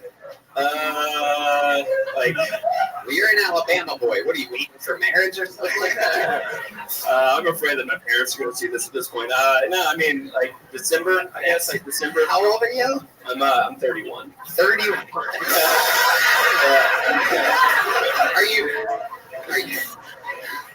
Are you really afraid your parents are going to see this? No. So have you gotten? So you said September. Have you got? That means that was in Alabama. No, like December was the last time I got laid. Okay. Yeah. And how did that go down? How did that happen?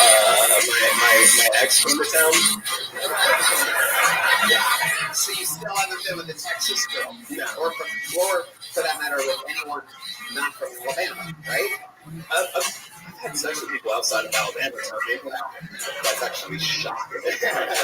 Like how you presented yourself. Where did you have sex outside of Alabama? Like I left Alabama and I was in like a place like Georgia or Florida, and then there was this girl. Are you making this up as you're going along. It's in Georgia or Florida, whatever one makes sense. Then I met this girl. I knew she was a girl because she had a vagina. And I put my wiener in her vagina, and I moved it back and forth, and then stuff came onto my wiener. It was different. It was weird. It was scary. It was fun. Yeah. Okay. Do you have any special moves that you do in the bedroom to a woman? The old long tie or something like that? Or I don't know. I like to say thank you afterwards. Okay. There it is. There it is. Very good. Okay, RJ, what's your living situation like here in Austin, Texas? You moved here in September. Yeah, terrible. It's bad. Tell us about it. Ooh, I have to. Yeah, it's good. It's good. Most recently, there was a bit of a fight last night that I won't get into too much, but basically my roommates moved in his girlfriend and shit like that. How many roommates do you have? One. I'm supposed to have one, but I have two. All right. Okay. What was his reasoning for moving the girlfriend in? It just kind of happened organically. One night she was there. She slept over. You go out to make your fucking Cheerios. Oatmeal or whatever. No, I don't know. I don't even think they like each other that much, honestly. They argue a lot. Totally, yeah. Right. Have you talked with them about this? Tried last night and it didn't work at all. How did it go?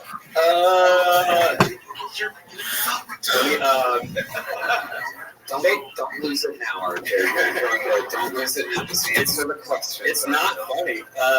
Basically, I bet it will be. I'll bet you $100 cash that it will be.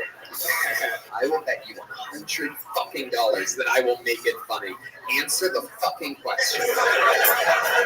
They came rolling in at 3:30 a.m. drunk and fucked up, and I was like, "Hey, I gotta start a new job tomorrow, so could y'all not do that?" And and it started off from there. Basically, they got in an argument because I guess he felt emasculated by it because of her, so he stormed into my room. Grabbed me by my neck, so I had to push him off and stuff. And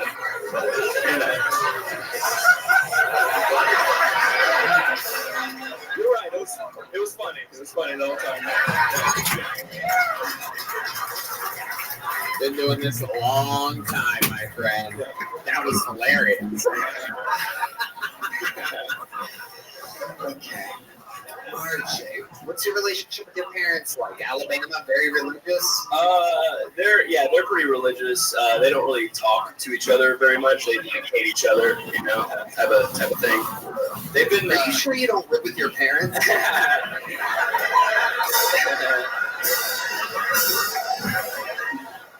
Now even funny things don't get a real laugh. Everybody's it's like performing at a rape victim convention right now. This is very exciting. How exciting. We might go 3 hours tonight, by the way, for the first time ever. Okay. RJ, I'm going to give you a big checkbook. We're going to get you out of here. Sign up again, will you?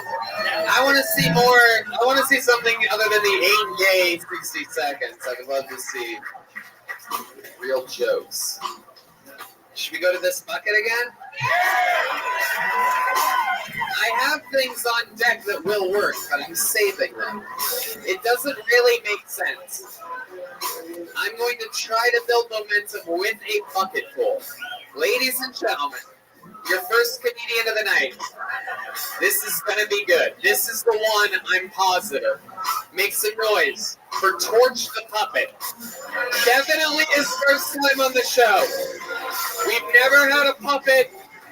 We've never had anybody named Torch. We've sure as hell have never had a Torch the Puppet. Oh, yes. There's no way this is going to fail. His Still Tony debut, ladies and gentlemen, make some noise for Torch the Puppet.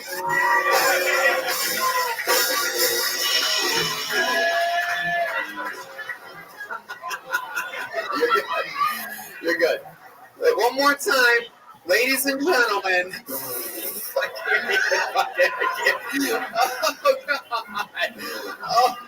Oh my God. Okay. Oh, this is part of the thing. Oh my God, of course it is. Ladies and gentlemen, one more time for Torch the Puppet, everybody.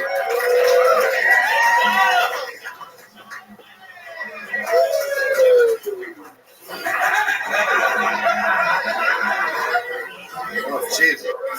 There's a lot of y'all there. Okay. Hey, what's going on? Okay, so as he said, yeah, my name is Torch the Puppet. I wish there was a place for, my cup to hide behind, but, he's going to have to stay here. So I see a lot of surprised faces here. Just so you know. Yeah, a lot of you guys, Tickle Me Elmo that you used to fuck in your childhood is back to with a vengeance. I'm starting a whole new Me Too movement.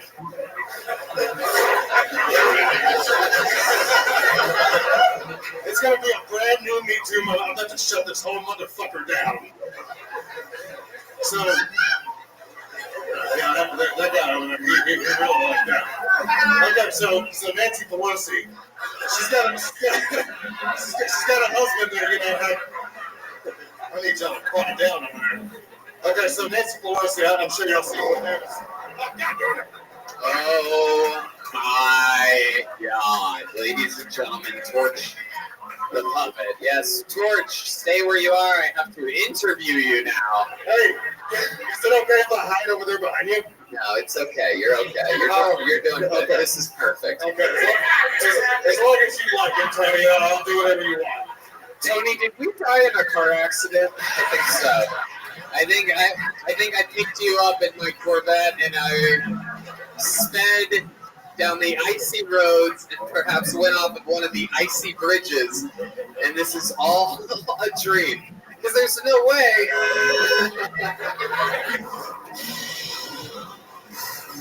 How you doing?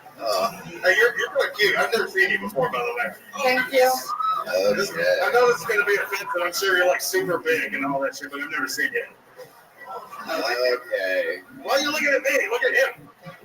Torch, how long have you been doing stand-up comedy? Oh, you think I've been doing stand-up? That's hilarious.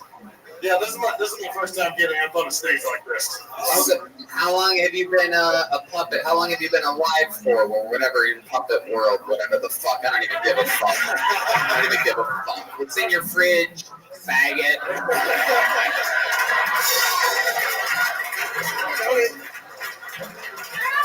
Okay. So yeah, I've been alive for about 2.5 years. That's 2.5 years. So the guy has had his hand up you off and on for 2.5 years. Yeah, well, pretty much. I mean, if you can see. GB. 2.5 years practicing, and this is your first time on stage. Just one moment, GB. On a real stage. You're the man. Live show online. I'm super famous on there. Trust me. Really? Where can people find this? On an app that's only in China. Okie dokie. Go ahead, Allie. Are you trying to be a ventriloquist? No, I'm a puppet.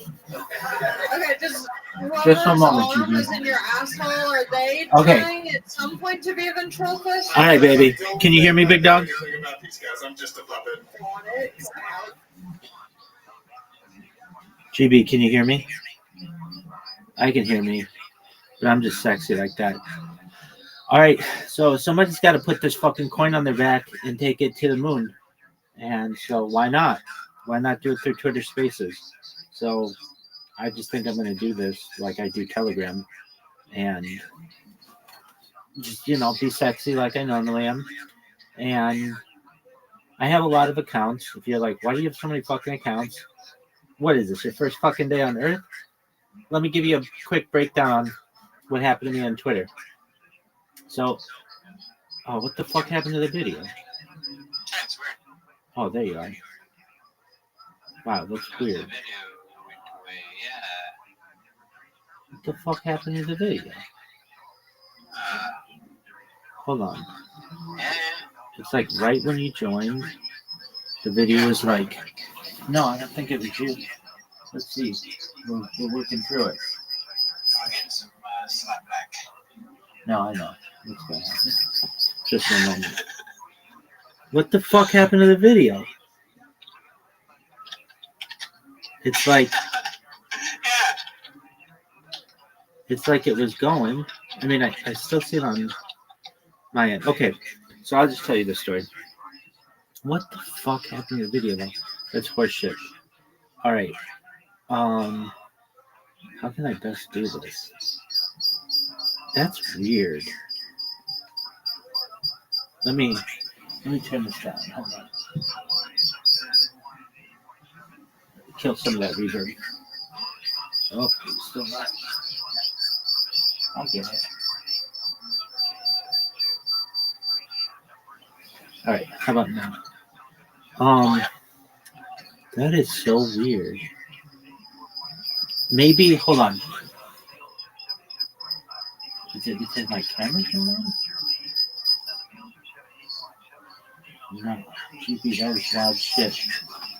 Yeah, maybe it's a Twitter bug we're finding out firsthand. Hey, we gotta figure out the troubleshooting somehow. Okay. Yeah. This is weird. Okay. Anyway. I showed it for I showed the edges there. For like a small second. It's weird. Like the borders, the top and the bottom, were like the lighting of the room. Interesting. Back to black. Yeah. Is it now like horizontal? No, it's just black still. But it is for that hot second. There was some bars across the top of it. Like it was streaming something. That is weird. Okay. So I created 2,000 Twitter accounts like a year ago, and they all got banned, and all my accounts got banned. And I was basically like boycotting Twitter because every time I create an account, it gets banned. But I've worked through this little loophole that allows me to start a space and talk in spaces so long as I don't. Oh, it's back. Kind of. Oh, there we go. Yeah, it's just back. Nope, and then it went away. Oh, yeah. Interesting. You're ahead of me, which is better. Yeah, I did that. Okay, so maybe it'll come back. Hold on one second. I'm going to leave and come right back.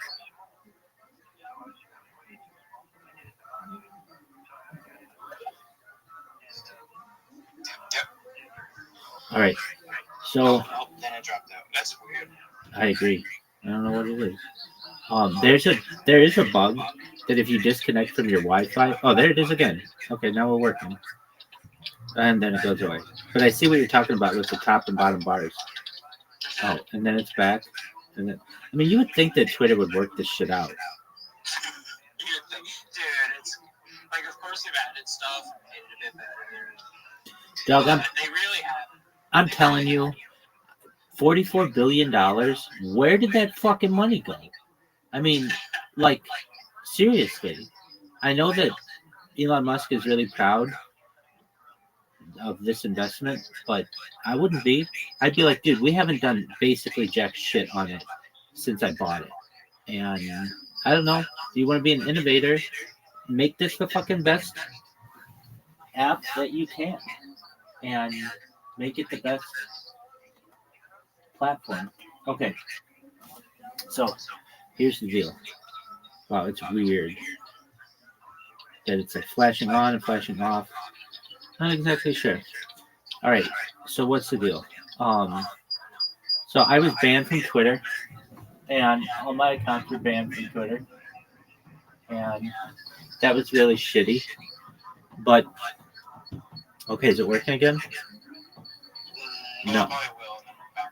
Yeah. You're a little bit ahead of me with your other phone. I guess just how the internet works and shit. It could be. It's just black. Yeah. So it's so weird. And it's not like my internet's cutting out. I mean, I'm talking to you. Anyway. Let's see. Oh, wait. Hold on. La la la la la la la la la la la la la. Apologies. I'm just testing. I was wondering if it was like when I'm talking, it goes to black. And then, but I don't know if that's true. Hold on. Let me mute myself.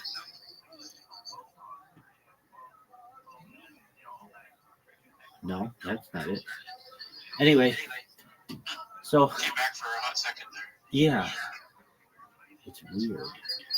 Okay, it was working absolutely fine. Oh, Hold on. Maybe I can drop out. I can just that too. So when I came in, it's just odd timing for Twitter Spaces. Try it, dude. Oh, now it works again. Can you see it? No, it doesn't. It worked, and then when I joined, it stopped. Yeah, weird. Leave again. Yeah.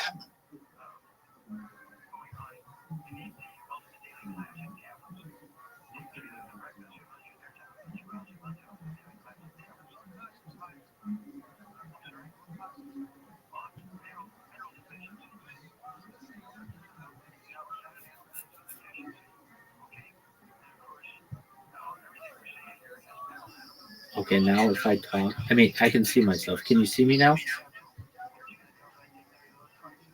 Okay, so I see you're a listener. It is wild shit. Yeah, it's connected to me somehow. Weird. And then when you come in, it gets weird. Look at what you look at the power that you have. Okay. One of us is under surveillance now. Oh, I'm sure I'm the one. All right, so I created a whole bunch of accounts. I got banned from Twitter. Then what I did, I have some pretty good strategies.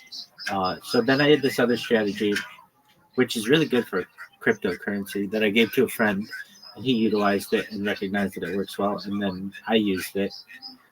So what it is I create 25 accounts and then put them in like people's crypto calls, and then they see them and they're like, who the fuck is this, or what is this project? And then they start clicking on them and wondering what they are. Now they may ban them, but it's like whatever. Then they just go to another one, and I have them do it randomly. So all right, so then I did that. All those accounts got banned. So then I created another account, and I have that with a robot that just randomly enters 25 different individual Twitter Spaces simultaneously, and it just does this on a 24-hour loop, and that gets me attention, but everybody hates me because they're like, who's this fucker basically, manipulating the system or whatever. So then I thought I could create, like, there were thoughts of I could create 25 accounts, another 25 accounts. 25 is like the maximum I can do without really pushing the computers. And I just make them hot chicks, and then put 25 hot chicks in here, and just see what happens. But if the thing doesn't show my camera, I don't know what it is. Okay, GB, we're gonna troubleshoot again. Will you leave, and then just leave for a second?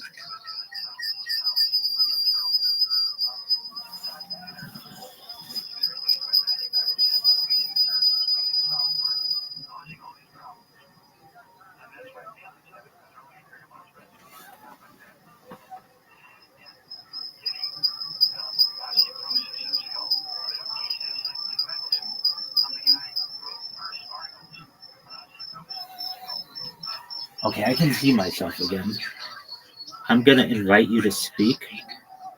Oh, wait, I can't do that because I have to make myself a cover.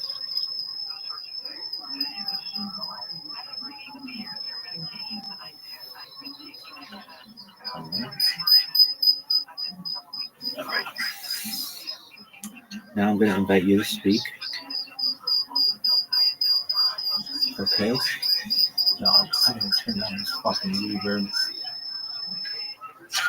As soon as I join. No shit. That is so weird. Yeah, like if I just listen, no problem. This stream's up. I can talk to you in Telegram. Yo, dog. Wait, you can have multiple cameras going?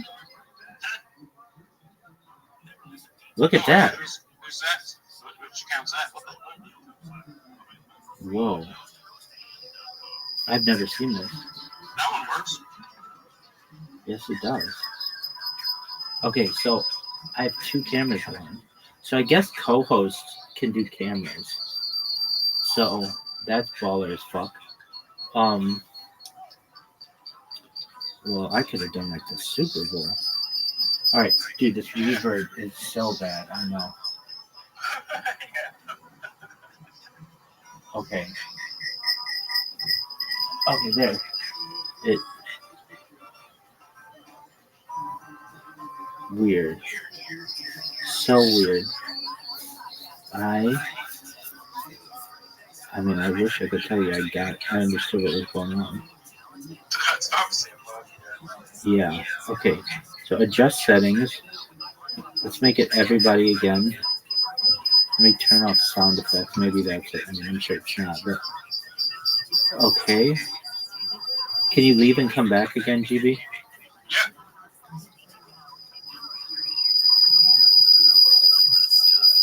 Dude, so weird.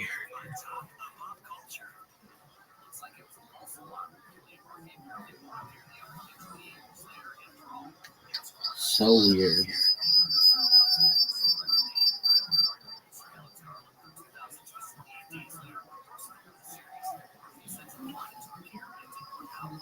GB.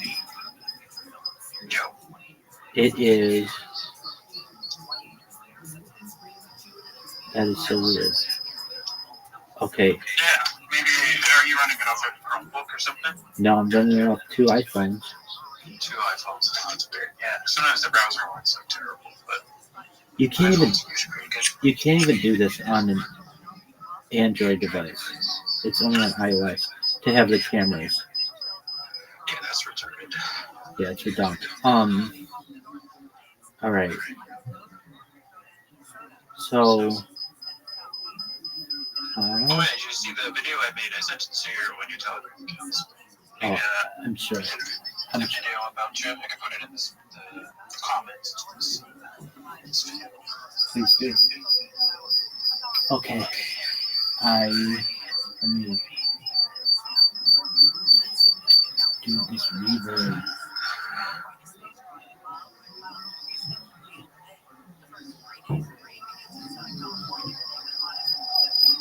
Hey, we got somebody else in here. What up, Floriste? How are you? Hope you're having a wonderful day. We're just trying to figure out some wild shit. Yeah. Dude, that reverb is redonk. And I don't even know. Kill the robots. How do we kill the robots? That's how we kill them. You just shoot reverb at them. Oh, maybe so. All right. All right, GB, please leave again and then come back. Weird. As soon as GB leaves, it works.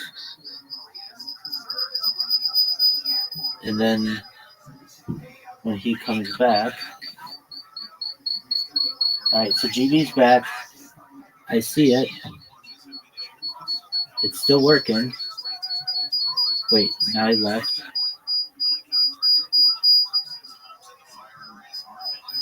GB. I'm going to invite GB to speak. So when GB is a viewer. It's weird. I couldn't hear anything when I was down below. Oh, no way. Let's try it again. Leave and come back and see if you can hear anything. Oh, wow. When GB leaves, it works.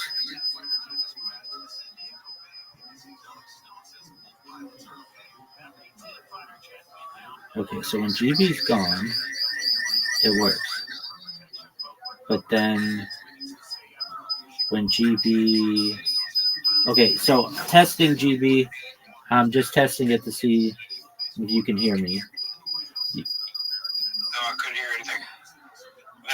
I closed X. I closed the actual app. No, wait. So you couldn't hear anything? Nothing. It's just nothing. Weird. Until I go up and speak, and it is, yeah, got everything. How weird is that? Okay, I'm They would like prioritize this shit. exactly. I'm gonna. Right now they're doing video as their big priority. They Well, gotta work on that too. Like, and they bought um Periscope like years ago and didn't do anything with the technology. Okay, I'm gonna leave and I'm gonna come back and let me see if it works.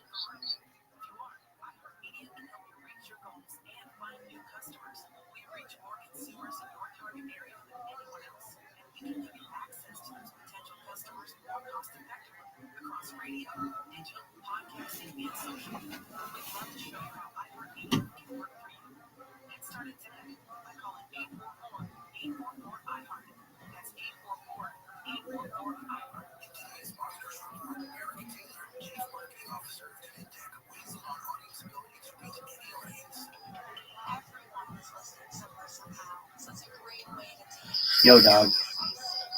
All right.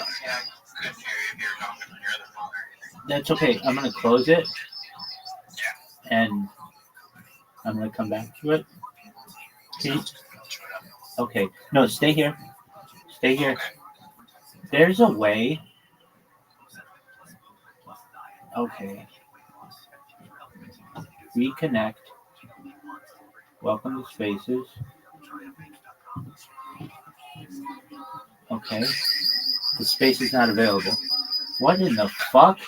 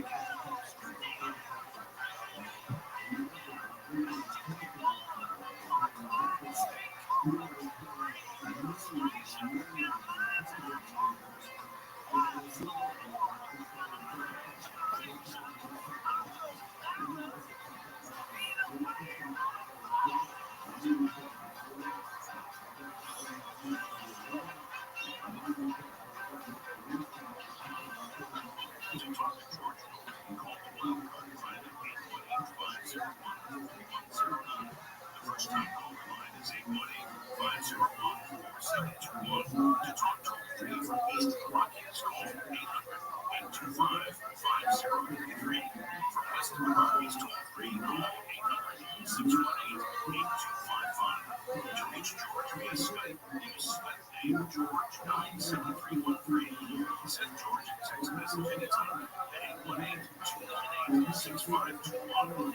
This is Coast to Coast AM with George Norrie.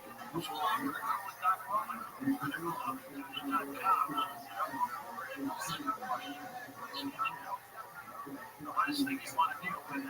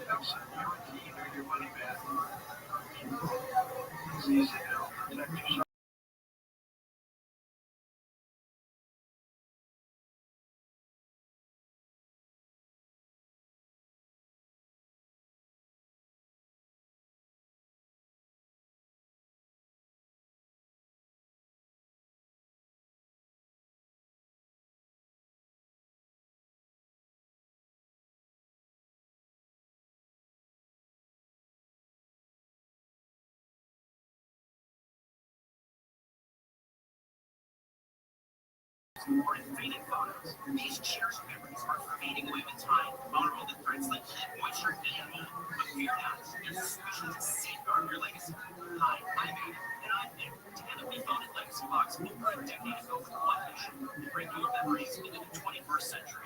It's time to bid farewell to old tapes you can't watch and faded photos. Legacy Box transforms them into digital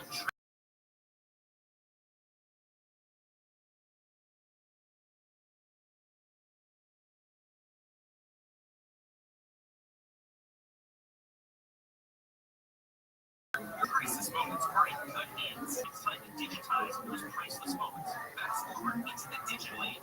Visit legacybox.com/audio and unlock 50% off your order. That's legacybox.com/audio.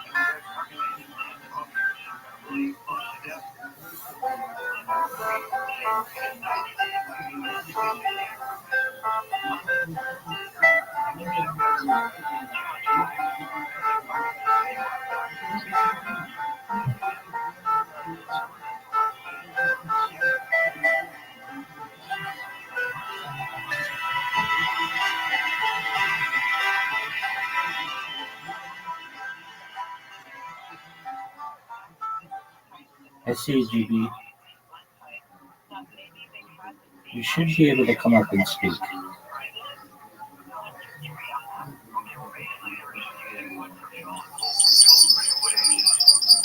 Oh, that is such bullshit. Why is it so bad? Alright.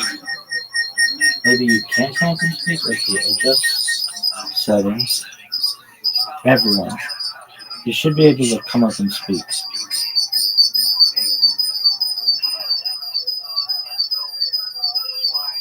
Invite to speak. Dog, what is up?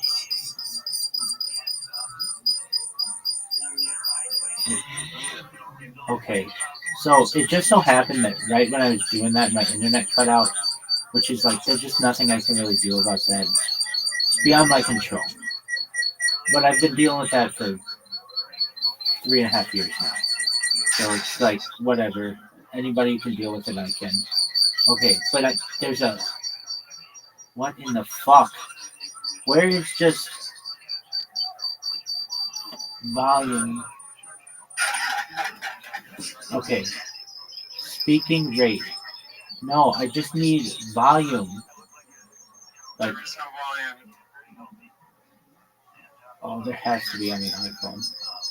Oh, okay. I mean, like for spaces, like it's not like Telegram. You can just adjust something's volume. So silly. Right? Isn't that stupid as fuck? Like the most basic thing. Right. Okay. And I have my volume all the way down. Dude, you're right. You can't just shut it off. So I just get this terrible reverb. Okay. And now, what the fuck? Now I can see my... Okay, now I can see... I can just see my camera. But not this other camera. Just the Beatles, yeah, not the main. Maybe because it's got few followers or something. No, it doesn't have to do that. Because I was able to watch it like earlier. This Beatles one doesn't have any followers either. This is so weird that there's... I wonder if I could like block the microphone.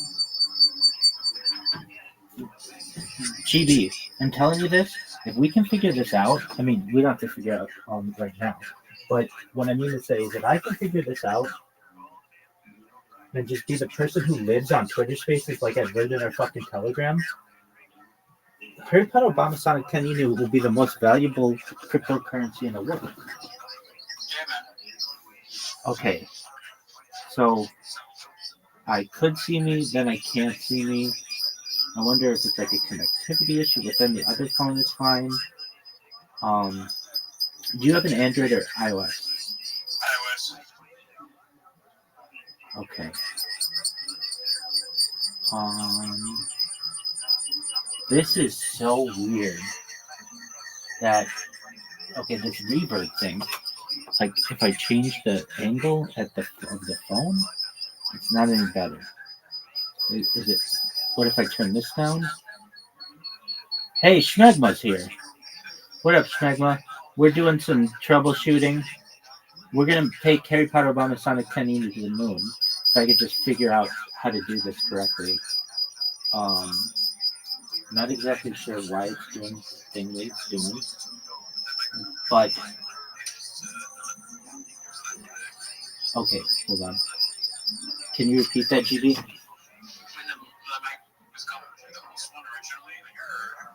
Yeah.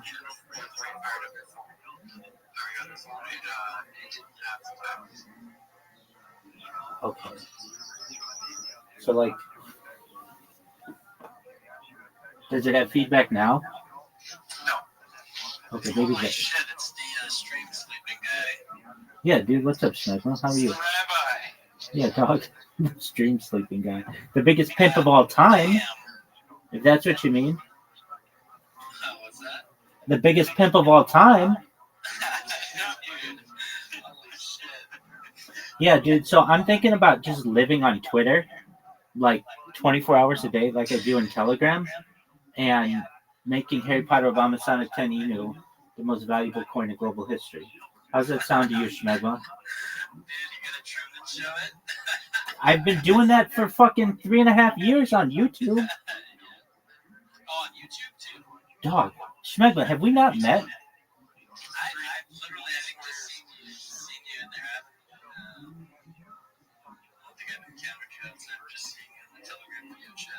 Okay, here's my spiel. You ready for this, Schmegma? And if you're like, hey, sometimes your shit cuts in and out, I get that. There's not too much I can do about it. But here we go. I'm Rabbi Rothschild. I stream my life 24 hours a day, 7 days a week, 365 days a year for world peace.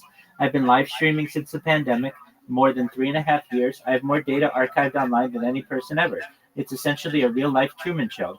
We've seen the death of a queen, the birth of AI, the coronation of a king, and everything in between. I stream my life because I want to end world hunger through the use of technology such as agricultural drones, floating greenhouses, saltwater greenhouses, vertical farming, hydroponics, and cloud seeding. I want to end world thirst. I'm sponsored by a cryptocurrency known as Harry Potter Obama Sonic 10 Inu. We've built wells in Nigeria in order to improve people's lives. I'm also a major advocate of the LifeStraw program. And most importantly, I would like to mainstream desalination technology, essentially pumping Earth's seawater onto land to make it drinkable for the common person. Other things that we talk about on the stream that I feel are important to the world are things like anti-gravity, antimatter, faster than light travel, faster than light communication, things like alien disclosure, things like de-extinction. People don't know, but the first successful de-extinction took place in the year 2003 with the Pyrenean ibex, which was a goat that was located in northern Spain, southern France. Fast forward to the year 2021, a company out of Dallas, Texas is founded, known as Colossal Scientific. They've made it their goal that within the next 3 years, or by the year 2028, to ensure that they have de-extincted the woolly mammoth using this type of technology and essentially reintroducing the woolly mammoth into the Arctic Circle using African elephant surrogates. And I think this is just amazing technology. Following the reintroduction of the woolly mammoth, they want to reintroduce the Tasmanian tiger, followed by the dodo bird, which I just think is just amazing. Other things that we discuss that are important to you and Tequila and, of course, GB are things like life extension technology. When you were born, Schmegma and Tequila and GB, the average life expectancy was likely about age 80. I want to increase that to age 100, 120 through the use of technology, such as things like oxygen therapy, human growth hormone, stem cells, things like perhaps cryonics, cryogenics, things like nootropics, cold shock therapies to get you to age 120. But then you may say to me, all right, Rabbi, well, that's been really great. Now my body's starting to break down. What's the next plan? Well, this is with your consent in the future, if you want. We'll be able to perhaps, again, I'm a libertarian at heart. I'm about individual freedoms. But we'll be able to scan your brain into a computer using a type of technology known as mind uploading technology, knowing where every atom is in your central nervous system and your peripheral nervous system for later download as an android, an avatar, a cyborg, a cybernetic being, a clone of yourself, a robot, an ethereal being, whatever you want to be. But what I want you to know, Schmegma, and GB, of course, is that there may be an opportunity at digital immortality. What are your thoughts on that, Schmegma? You know, I had no idea what I was walking into. You definitely did not. And that is seriously fucking impressive. You got my support. I'm not gonna lie, I fucking not too long ago sold some H plus and it's been sideways for so long, but I have to fucking buy some. Dude, I did not know we sponsored you. Yeah, no, I mean, I don't know if you can see, but like that's what my face mask is, that's what all my pillows are. Normally when I do this space, you can see all my bedding and stuff, but I don't know what happened. So GB and I were just doing some troubleshooting, but I think we have a really good idea. Like literally, Schmegman knows me, but didn't know anything about me. Like I find that amazing because I thought everybody in the community knew who I was, but that's okay. I don't normally show myself within the community because I don't want to annoy people. I mean, I've been around the community for a while. I haven't spent much time in Telegram, but enough, you know, many hours, I'd say. And every time I saw it, it was just you sleeping on the live stream. Exactly. I've never seen you in the space. Oh yeah, so I was banned from Twitter. From the space as well as much time. I also don't think there's as many as they used to be, Mr. Well, exactly, and I want to change that. So what I'm thinking is that just doing 24-hour Harry Potter, Obama, Sonic 10 new spaces, but I mean that's essentially what this is.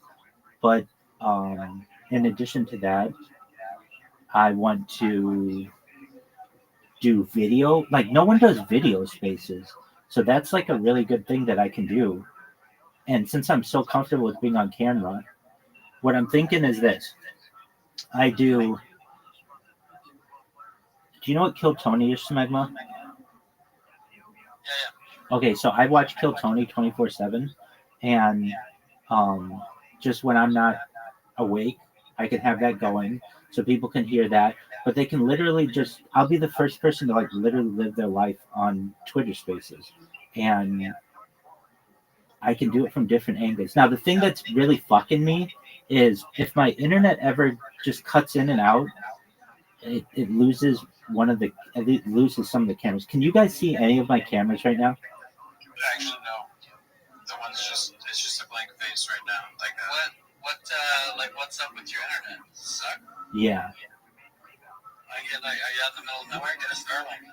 Yeah, I mean that's easier said than done. And even still, I'm live on like 16 different YouTube streams right now. So because I put out so much data, it's really difficult. And I shouldn't say my internet sucks, but nobody does the internet the way that I do the internet, which is literally like 24/7 video, high feed, high uploading. And I know with Starlink, they start to throttle you even on their unlimited after like 500 gigabytes. And I go through 500 gigabytes in a couple days. So that's always been a worry of mine. I've had people who wanted to buy me Starlink, but that's okay. So what we're gonna do is I'm just gonna start live streaming my life in here, and what you guys need to do is make sure that people in the community know about it. I mean, look, it's all on me to like get the ball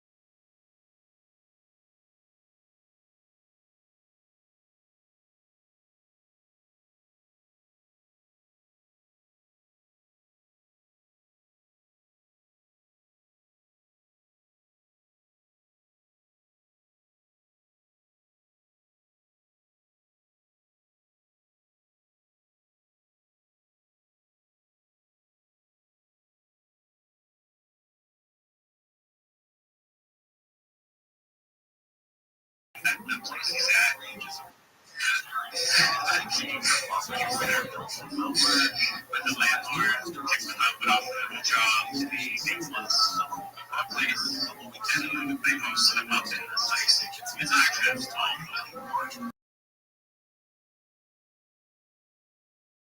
With one Starliner and sheds up leaks and mechanical issues. Everyone is supposed to be in space for about a week. So wet weather from KFI rain tonight with lows around 50 to 40s at the AV. Claim it because he has the most data, all the camera angles. If you go on YouTube, like he's got like 16 different angles going on. It's crazy. Word dog, can you hear me? Yeah. Okay, this is wild shit. Yeah. Yeah, we lost your main. Yeah. Let's see if we can get this. Let's see if we can get this. I know it is.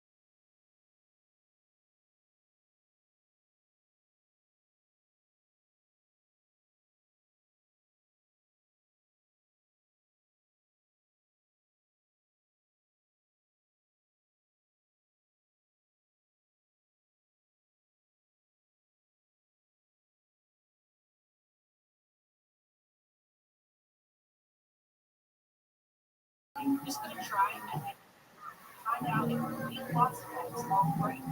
Tryandpage.com.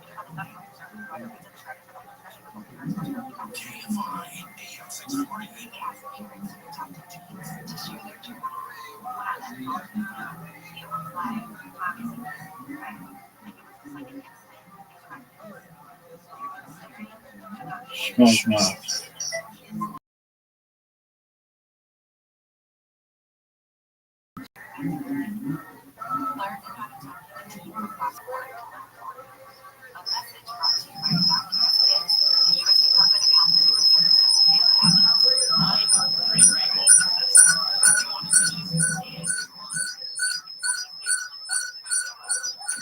All right. I saw you on the video, but then it went away. Yeah. I don't. Let's see if I have a speaker. I'm getting a lot of echo. And I'm system's muted. And then right to co-host. Respond. Accept.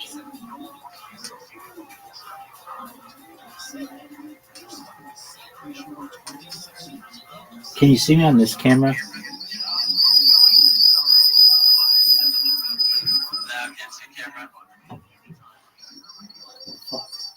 You still can't see camera?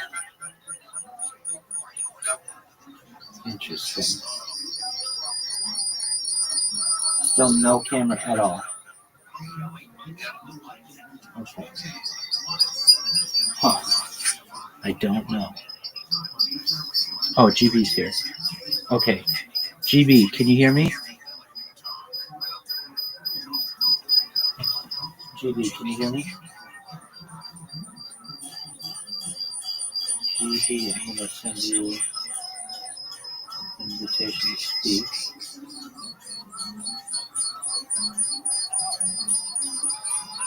GB, can you hear me? GB, if you can come up and speak, please do. I got to figure out how to work out all these issues, but it's not anything that I haven't been able to figure out before. Internet issue and the fucking feedback issue. I have my sound down as low as possible. Oh, okay. What if I do it like this? All right, I see GB is a listener still. GB, if you can come up as a speaker, please do. I'm gonna do this. I'm gonna actually. Okay, so Schmegler, you still can't see any video, right? Okay. Have you ever been able to see video? Oh, there we go. I can't now. I Okay. So how many videos can you see? Is it this one? Yeah. Okay. Interesting. Yeah, I actually couldn't hear anything. That's so weird. I wonder why that is. Okay. So you couldn't hear me at all, GB? Very interesting. Okay.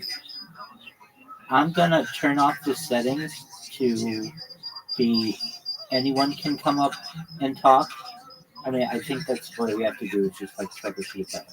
So there are settings right now.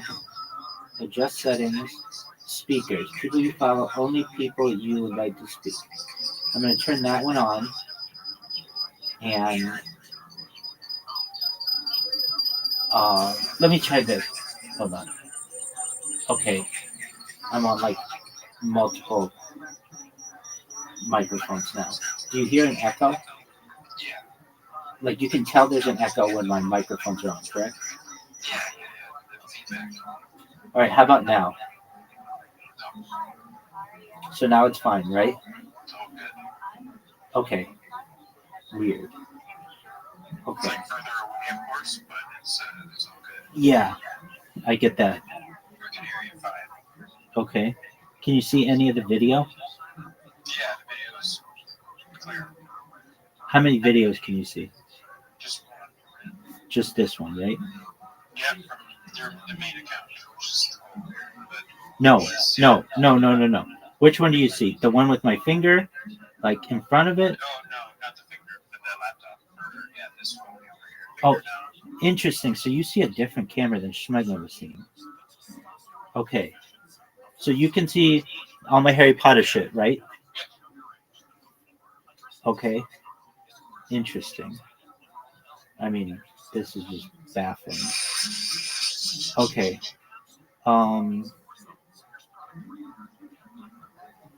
All right, GB. If you would go down to listener and see if you can hear anything. Yo, what up, GB? This is a test of the emergency Rabbi system. Had this been an actual emergency, there would have been. Oh no, he's saying no. Okay, he's saying no on there. How about on here? Can you hear me on here, GB? GB, can you hear me on here? GB request. GB.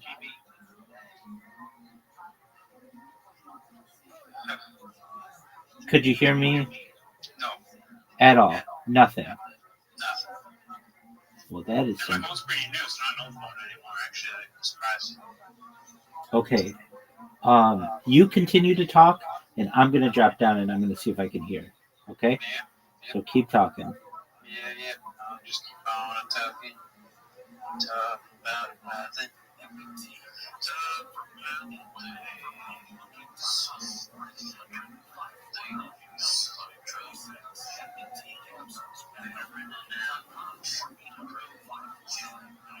GB, can you hear me? Yeah, you're right. Invite to speak. Invite to co-host. All right.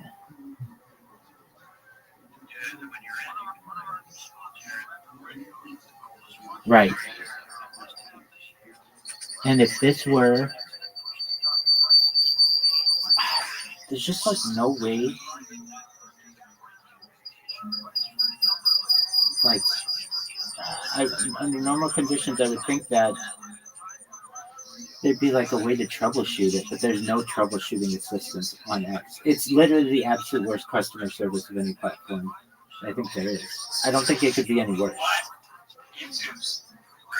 Yeah, that's true. 100%. Both of them suck dick. Yeah, I don't know. Yeah, no, touche on that one. Yeah, it's awful. Okay, so you can hear me here. Gorilla Face. Yeah, I wonder if you can hear. Oh, it's funny. The cameras just switched from Beatles to Rabbi. I'm gonna invite Gorilla Face to come up and talk. We'll see what Gorilla Face is. What up, Gorilla Face? Come on up and talk. We're troubleshooting. Who knows? Adjust settings. Everyone. Yo, Gorilla Face, can you hear me? Okay, excellent. Can you see my camera?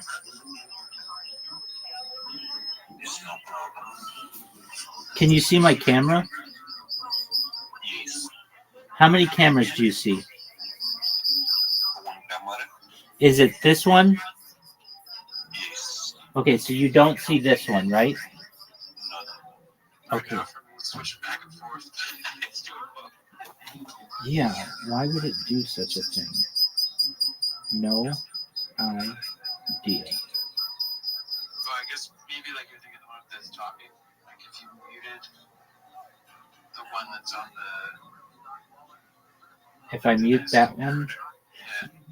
Okay, you would think that it wouldn't be switching back and forth. It's so strange. Okay, so Gorilla Face, if you're like, what is this? We're doing some troubleshooting.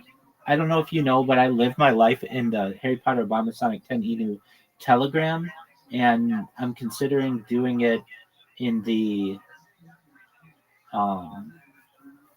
in Twitter Spaces if we can get it working. And as of right now, I am just, I mean, I have an issue with like my internet cutting out as well. But there's also an issue that when you just pull up into the space, you can't hear what I'm saying, or some people can't. So I'm going to try that now. I have another device. This is absolutely ridiculous, GB, that we're having to be the ones to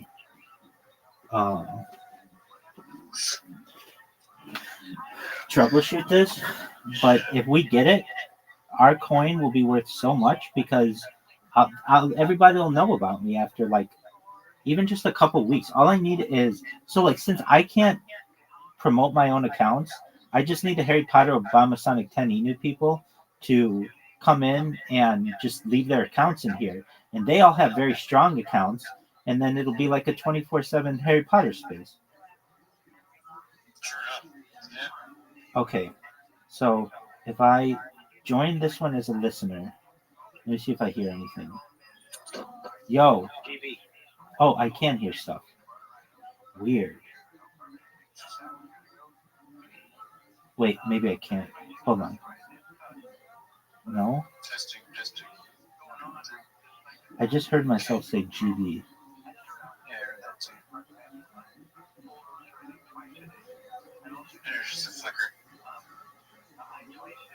You got so many devices, dude. Like, what a time to be alive. Right. It's like water everywhere, not a drop to drink, though, if the internet doesn't work. Okay. Here we go. Yo, dog. GB. No, I just heard it again. Yeah, that's when I drop out or whatever, or like close the space, but I go check it, like loops and loops. Oh yeah, that's what it could be. Okay. So I'm just gonna say right now, GB and Gorilla Face. I'm telling you right now, this could go. This is what we'll do, because we have enough. Okay. GB. No. Stuck in the loop. Yeah. Okay. So if I hit request, you are now a speaker. Oh yeah, that's what we're talking about. All right. Wait, not what I wanted. Okay. So weird. so weird. Okay, let's okay, start listening. Listener. Weird. Okay. Let's oh dude, it's working, I think. At least I can hear myself on this device. I don't know if you can see this device, but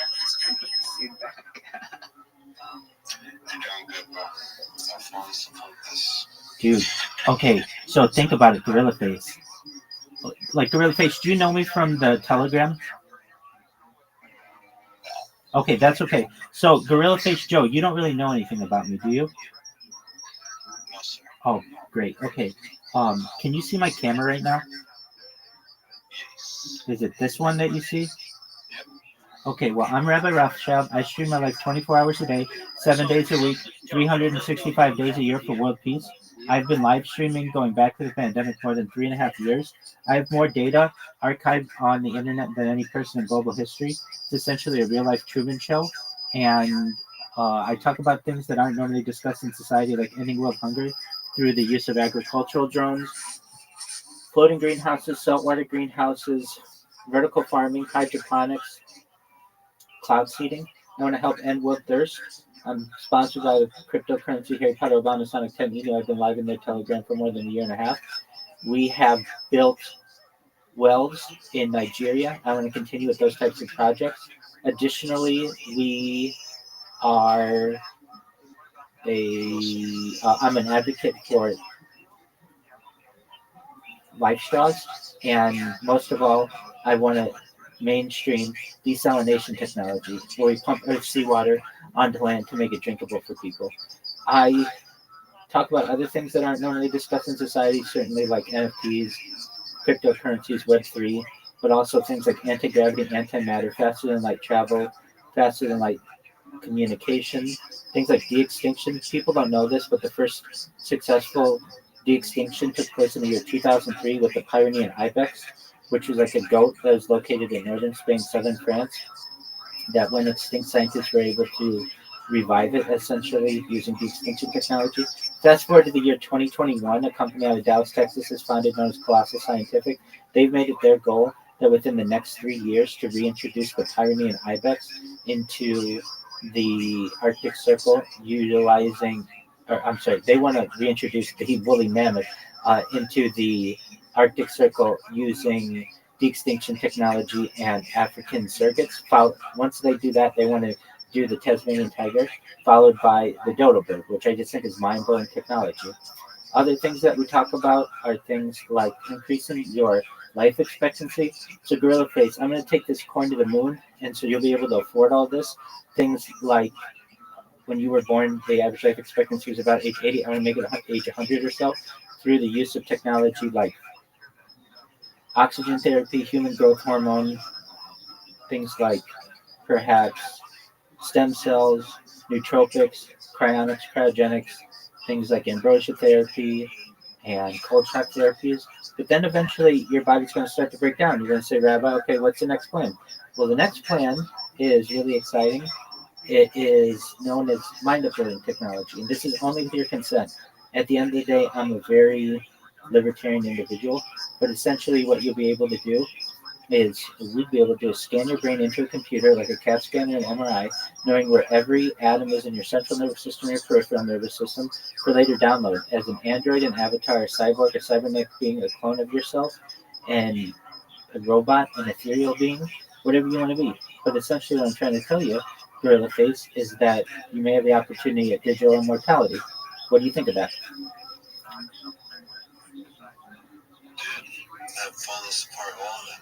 Excellent. Excellent. Okay, so then what do I need from you? When you're not doing anything with your account, leave it in my spaces. And so that means when you go to sleep, just leave your account in the space. Now, I understand my internet isn't as great as I want it to be. I'll talk to the people who own the house and see if they can do some kind of reset or something. But in the meantime, it is what it is. At least it's working now. And I'm just going to live on Twitter Spaces and Can you still see my video?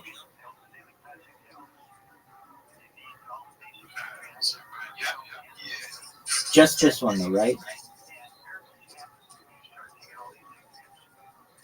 Have you guys ever been able to see both my videos at once? Not just switching back and forth. Yeah, when you were talking. Okay, I wonder if that's a thing. Like when I talk, it just Gorilla Face. You've been able to see both my cameras, right?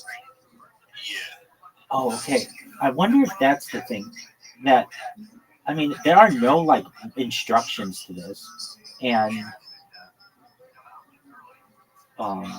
okay. So what am I thinking? Well, it's really interesting too. At least if I join with some devices, they. What am I thinking? Well, okay, this one's working. Really interesting too. At least if I. Yeah, I mean, I have a bunch of devices that I'm gonna do. Yeah, no, I was saying that I had this thing where I was doing 25 at once in a Twitter space, driving the hosts of the Twitter space crazy. Yeah, and then they banned them all. So then I created more. Dude, Gorilla Face, I've created over 2,100 manual Twitter accounts. It took me 6 months, but I've created more Twitter accounts, I think, than perhaps anybody ever. And that's okay. So basically, what I need from you guys, and I will need from the Harry Potter Obama Sonic 10 unit community, is just when you're not doing anything, when you're asleep, leave your account in here. And here's why. I would love to, like, one of the reasons why I created all those accounts is because I developed a strategy to just follow people, and I would follow 400 people in one day with each account, and then the account would get banned. But I just did that. So I'm really well known on Twitter Spaces, and just Twitter in general. But my accounts always get banned. But your guys' won't, especially if you're just participating in the like basically when I'm live in here, nobody sees it. But when you guys are in here, a lot of people see it because they see that GB's in here and it shows up, that they're in a space. So basically, I just need to get the Harry Potter Obama Sonic 10 people to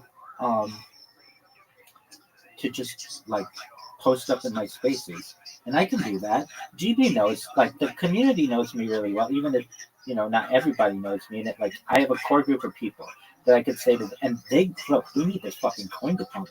And so what we do is just, whenever we're not doing anything, leave your account in the Twitter space.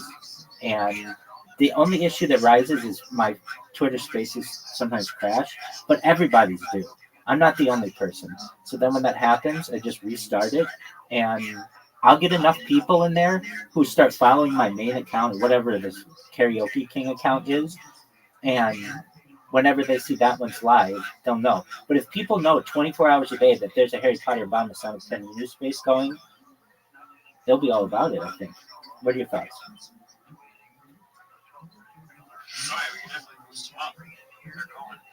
Yeah, exactly. Yeah, maybe a profile picture for the main account. I can do that. Yeah, there was just one I created. Okay, so what are you thinking? Just make you a custom, like you have your face, your the Rabbi Rothschild. Yeah, I'm thinking, what if we have just a really hot chick? Well, yeah, that works better than anything, man. You know it. People would. But when nobody actually thinks it's a hot chick, right? That's okay. We just need random ass people to come see a hot chick and join it. And then they'll be like, "What the fuck is this? This guy lives in here." That's an interesting thing. Oh, thank you. Appreciate it. Yeah. So. Okay. So as I have been talking in here, do you still see my camera? Yeah, it's actually it has been back a few times between me too. I am getting feedback. It's the one in your band. Oh yeah. Hold on. Okay. How about now? No feedback, really, not like the yeah, no. Okay. Do you see which? But not bad. Not like Okay, let me switch them. Okay, how about now? oh yeah, that's the combo there. Okay, this is the best. Yeah, you're like obviously a little further away from the mic, but there's no feedback. Okay. Oh, and can you hear Kill Tony? It is an interesting method.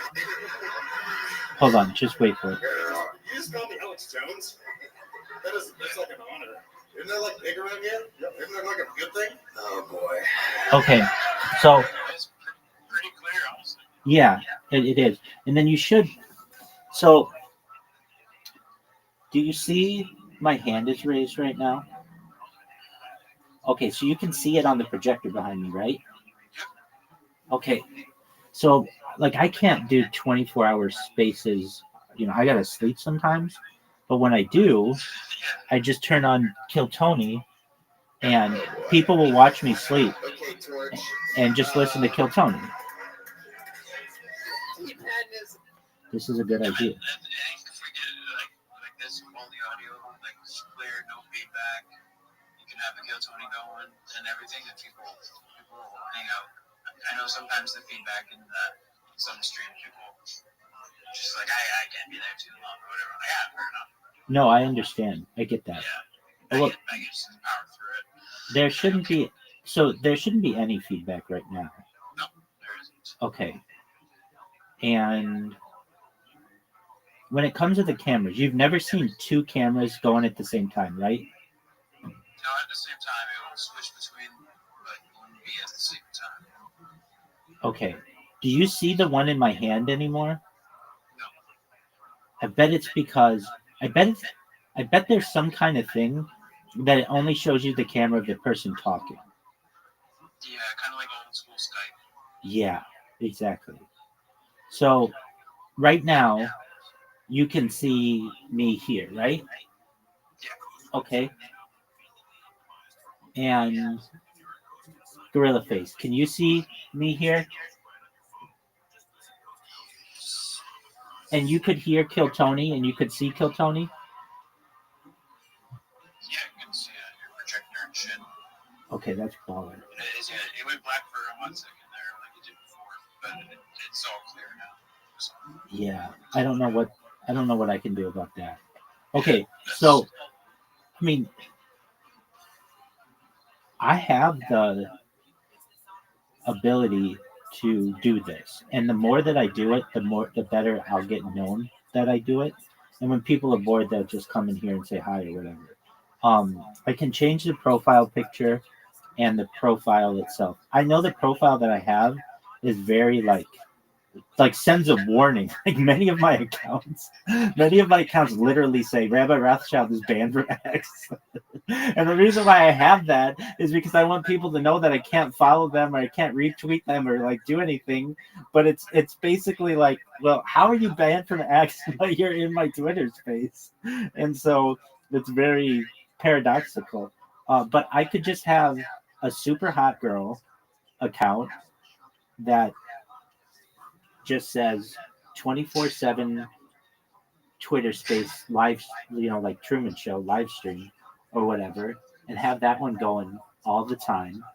And then if it ever goes down, we just rejoin it, I guess. And if I got if I got 10 people in the Harry Potter Obama Sonic 10 Inu to say, guys, just every 3 hours of your life that you're awake, just check to see, just make sure you have your account in there. We'll be viral by in a month. Yeah, but I mean, I already have a community. Harry Potter Obama Sonic 10 Inu knows me, and we need to do something about this coin. Somebody's got to fucking plug this ship. I feel that we should have free speech within cryptocurrencies, and I'll just go out and say it. I want to save it, and somebody's got to, and it's the perfect time for people to buy if we do something like this. The thing, I'll just say it too. The reason why we're not doing what we once were is because we're not doing crypto spaces like we once were. When we were doing them every day, and we had Bitcoin Obama, and we had the thing where you had to like and retweet and share and all that shit, we were doing well. And I want to do that again. So, yeah. Okay. So then that means I just have to create another account with a really hot chick and just not make it like so scary when you read my profile, and then just have live like, well, oh, and the other thing too, whenever one of my streams goes down, I can go into the Telegram and just be like, hey guys, here's the new link, and then people just join it. And I don't think you necessarily have to have the hot chick profile picture, like to kind of just like deceive people or whatever. Like, man, you're kind of infamous on cases like Rabbi Rothschild, like the name's out there. oh, people fucking know about me. Yeah. Yeah, that's what I'm saying. Like, you kind of got something cooking here. Right. You should just keep rolling. Exactly. Okay. So. It's the one thing that's tough about following is you have so many accounts that you don't know which ones. I don't even know which ones. You're exactly right. You're 100% right. So we gotta maybe focus on one, and of course it's probably gonna get muted at some point, and then whatever, go to the next one. But at least you have the ability. Well, here's the key with that.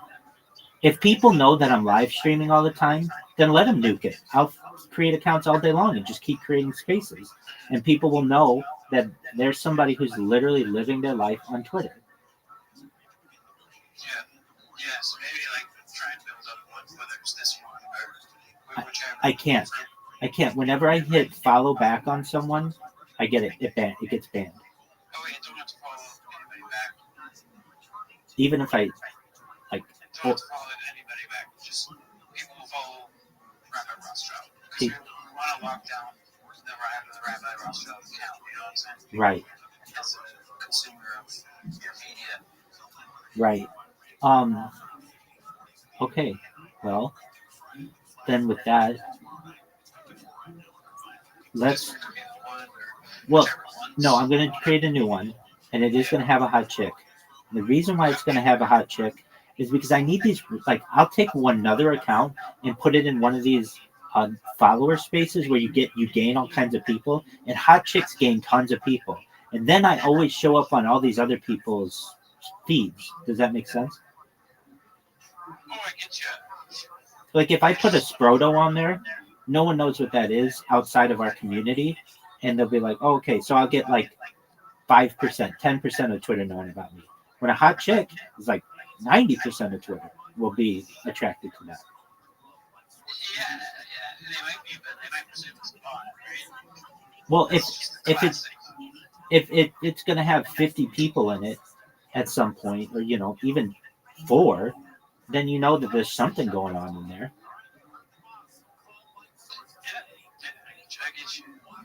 Okay, so then what I need to do is I'll create that account, and all right, well then for you guys, I mean, we can talk all you want, but basically I'm just going to put on, let's test that. Let's test Kill Tony for 15 minutes and just see how it works, okay? Okay, well, can you give it 10 minutes? Oh, yeah. Oh, perfect. Okay, well, then let's just do that. But stay awake for 10 more minutes just so we can test it. And then once I know that works, then I will, then you just go to bed in here. Does that make sense? Excellent. Gorilla Face, are you down for it?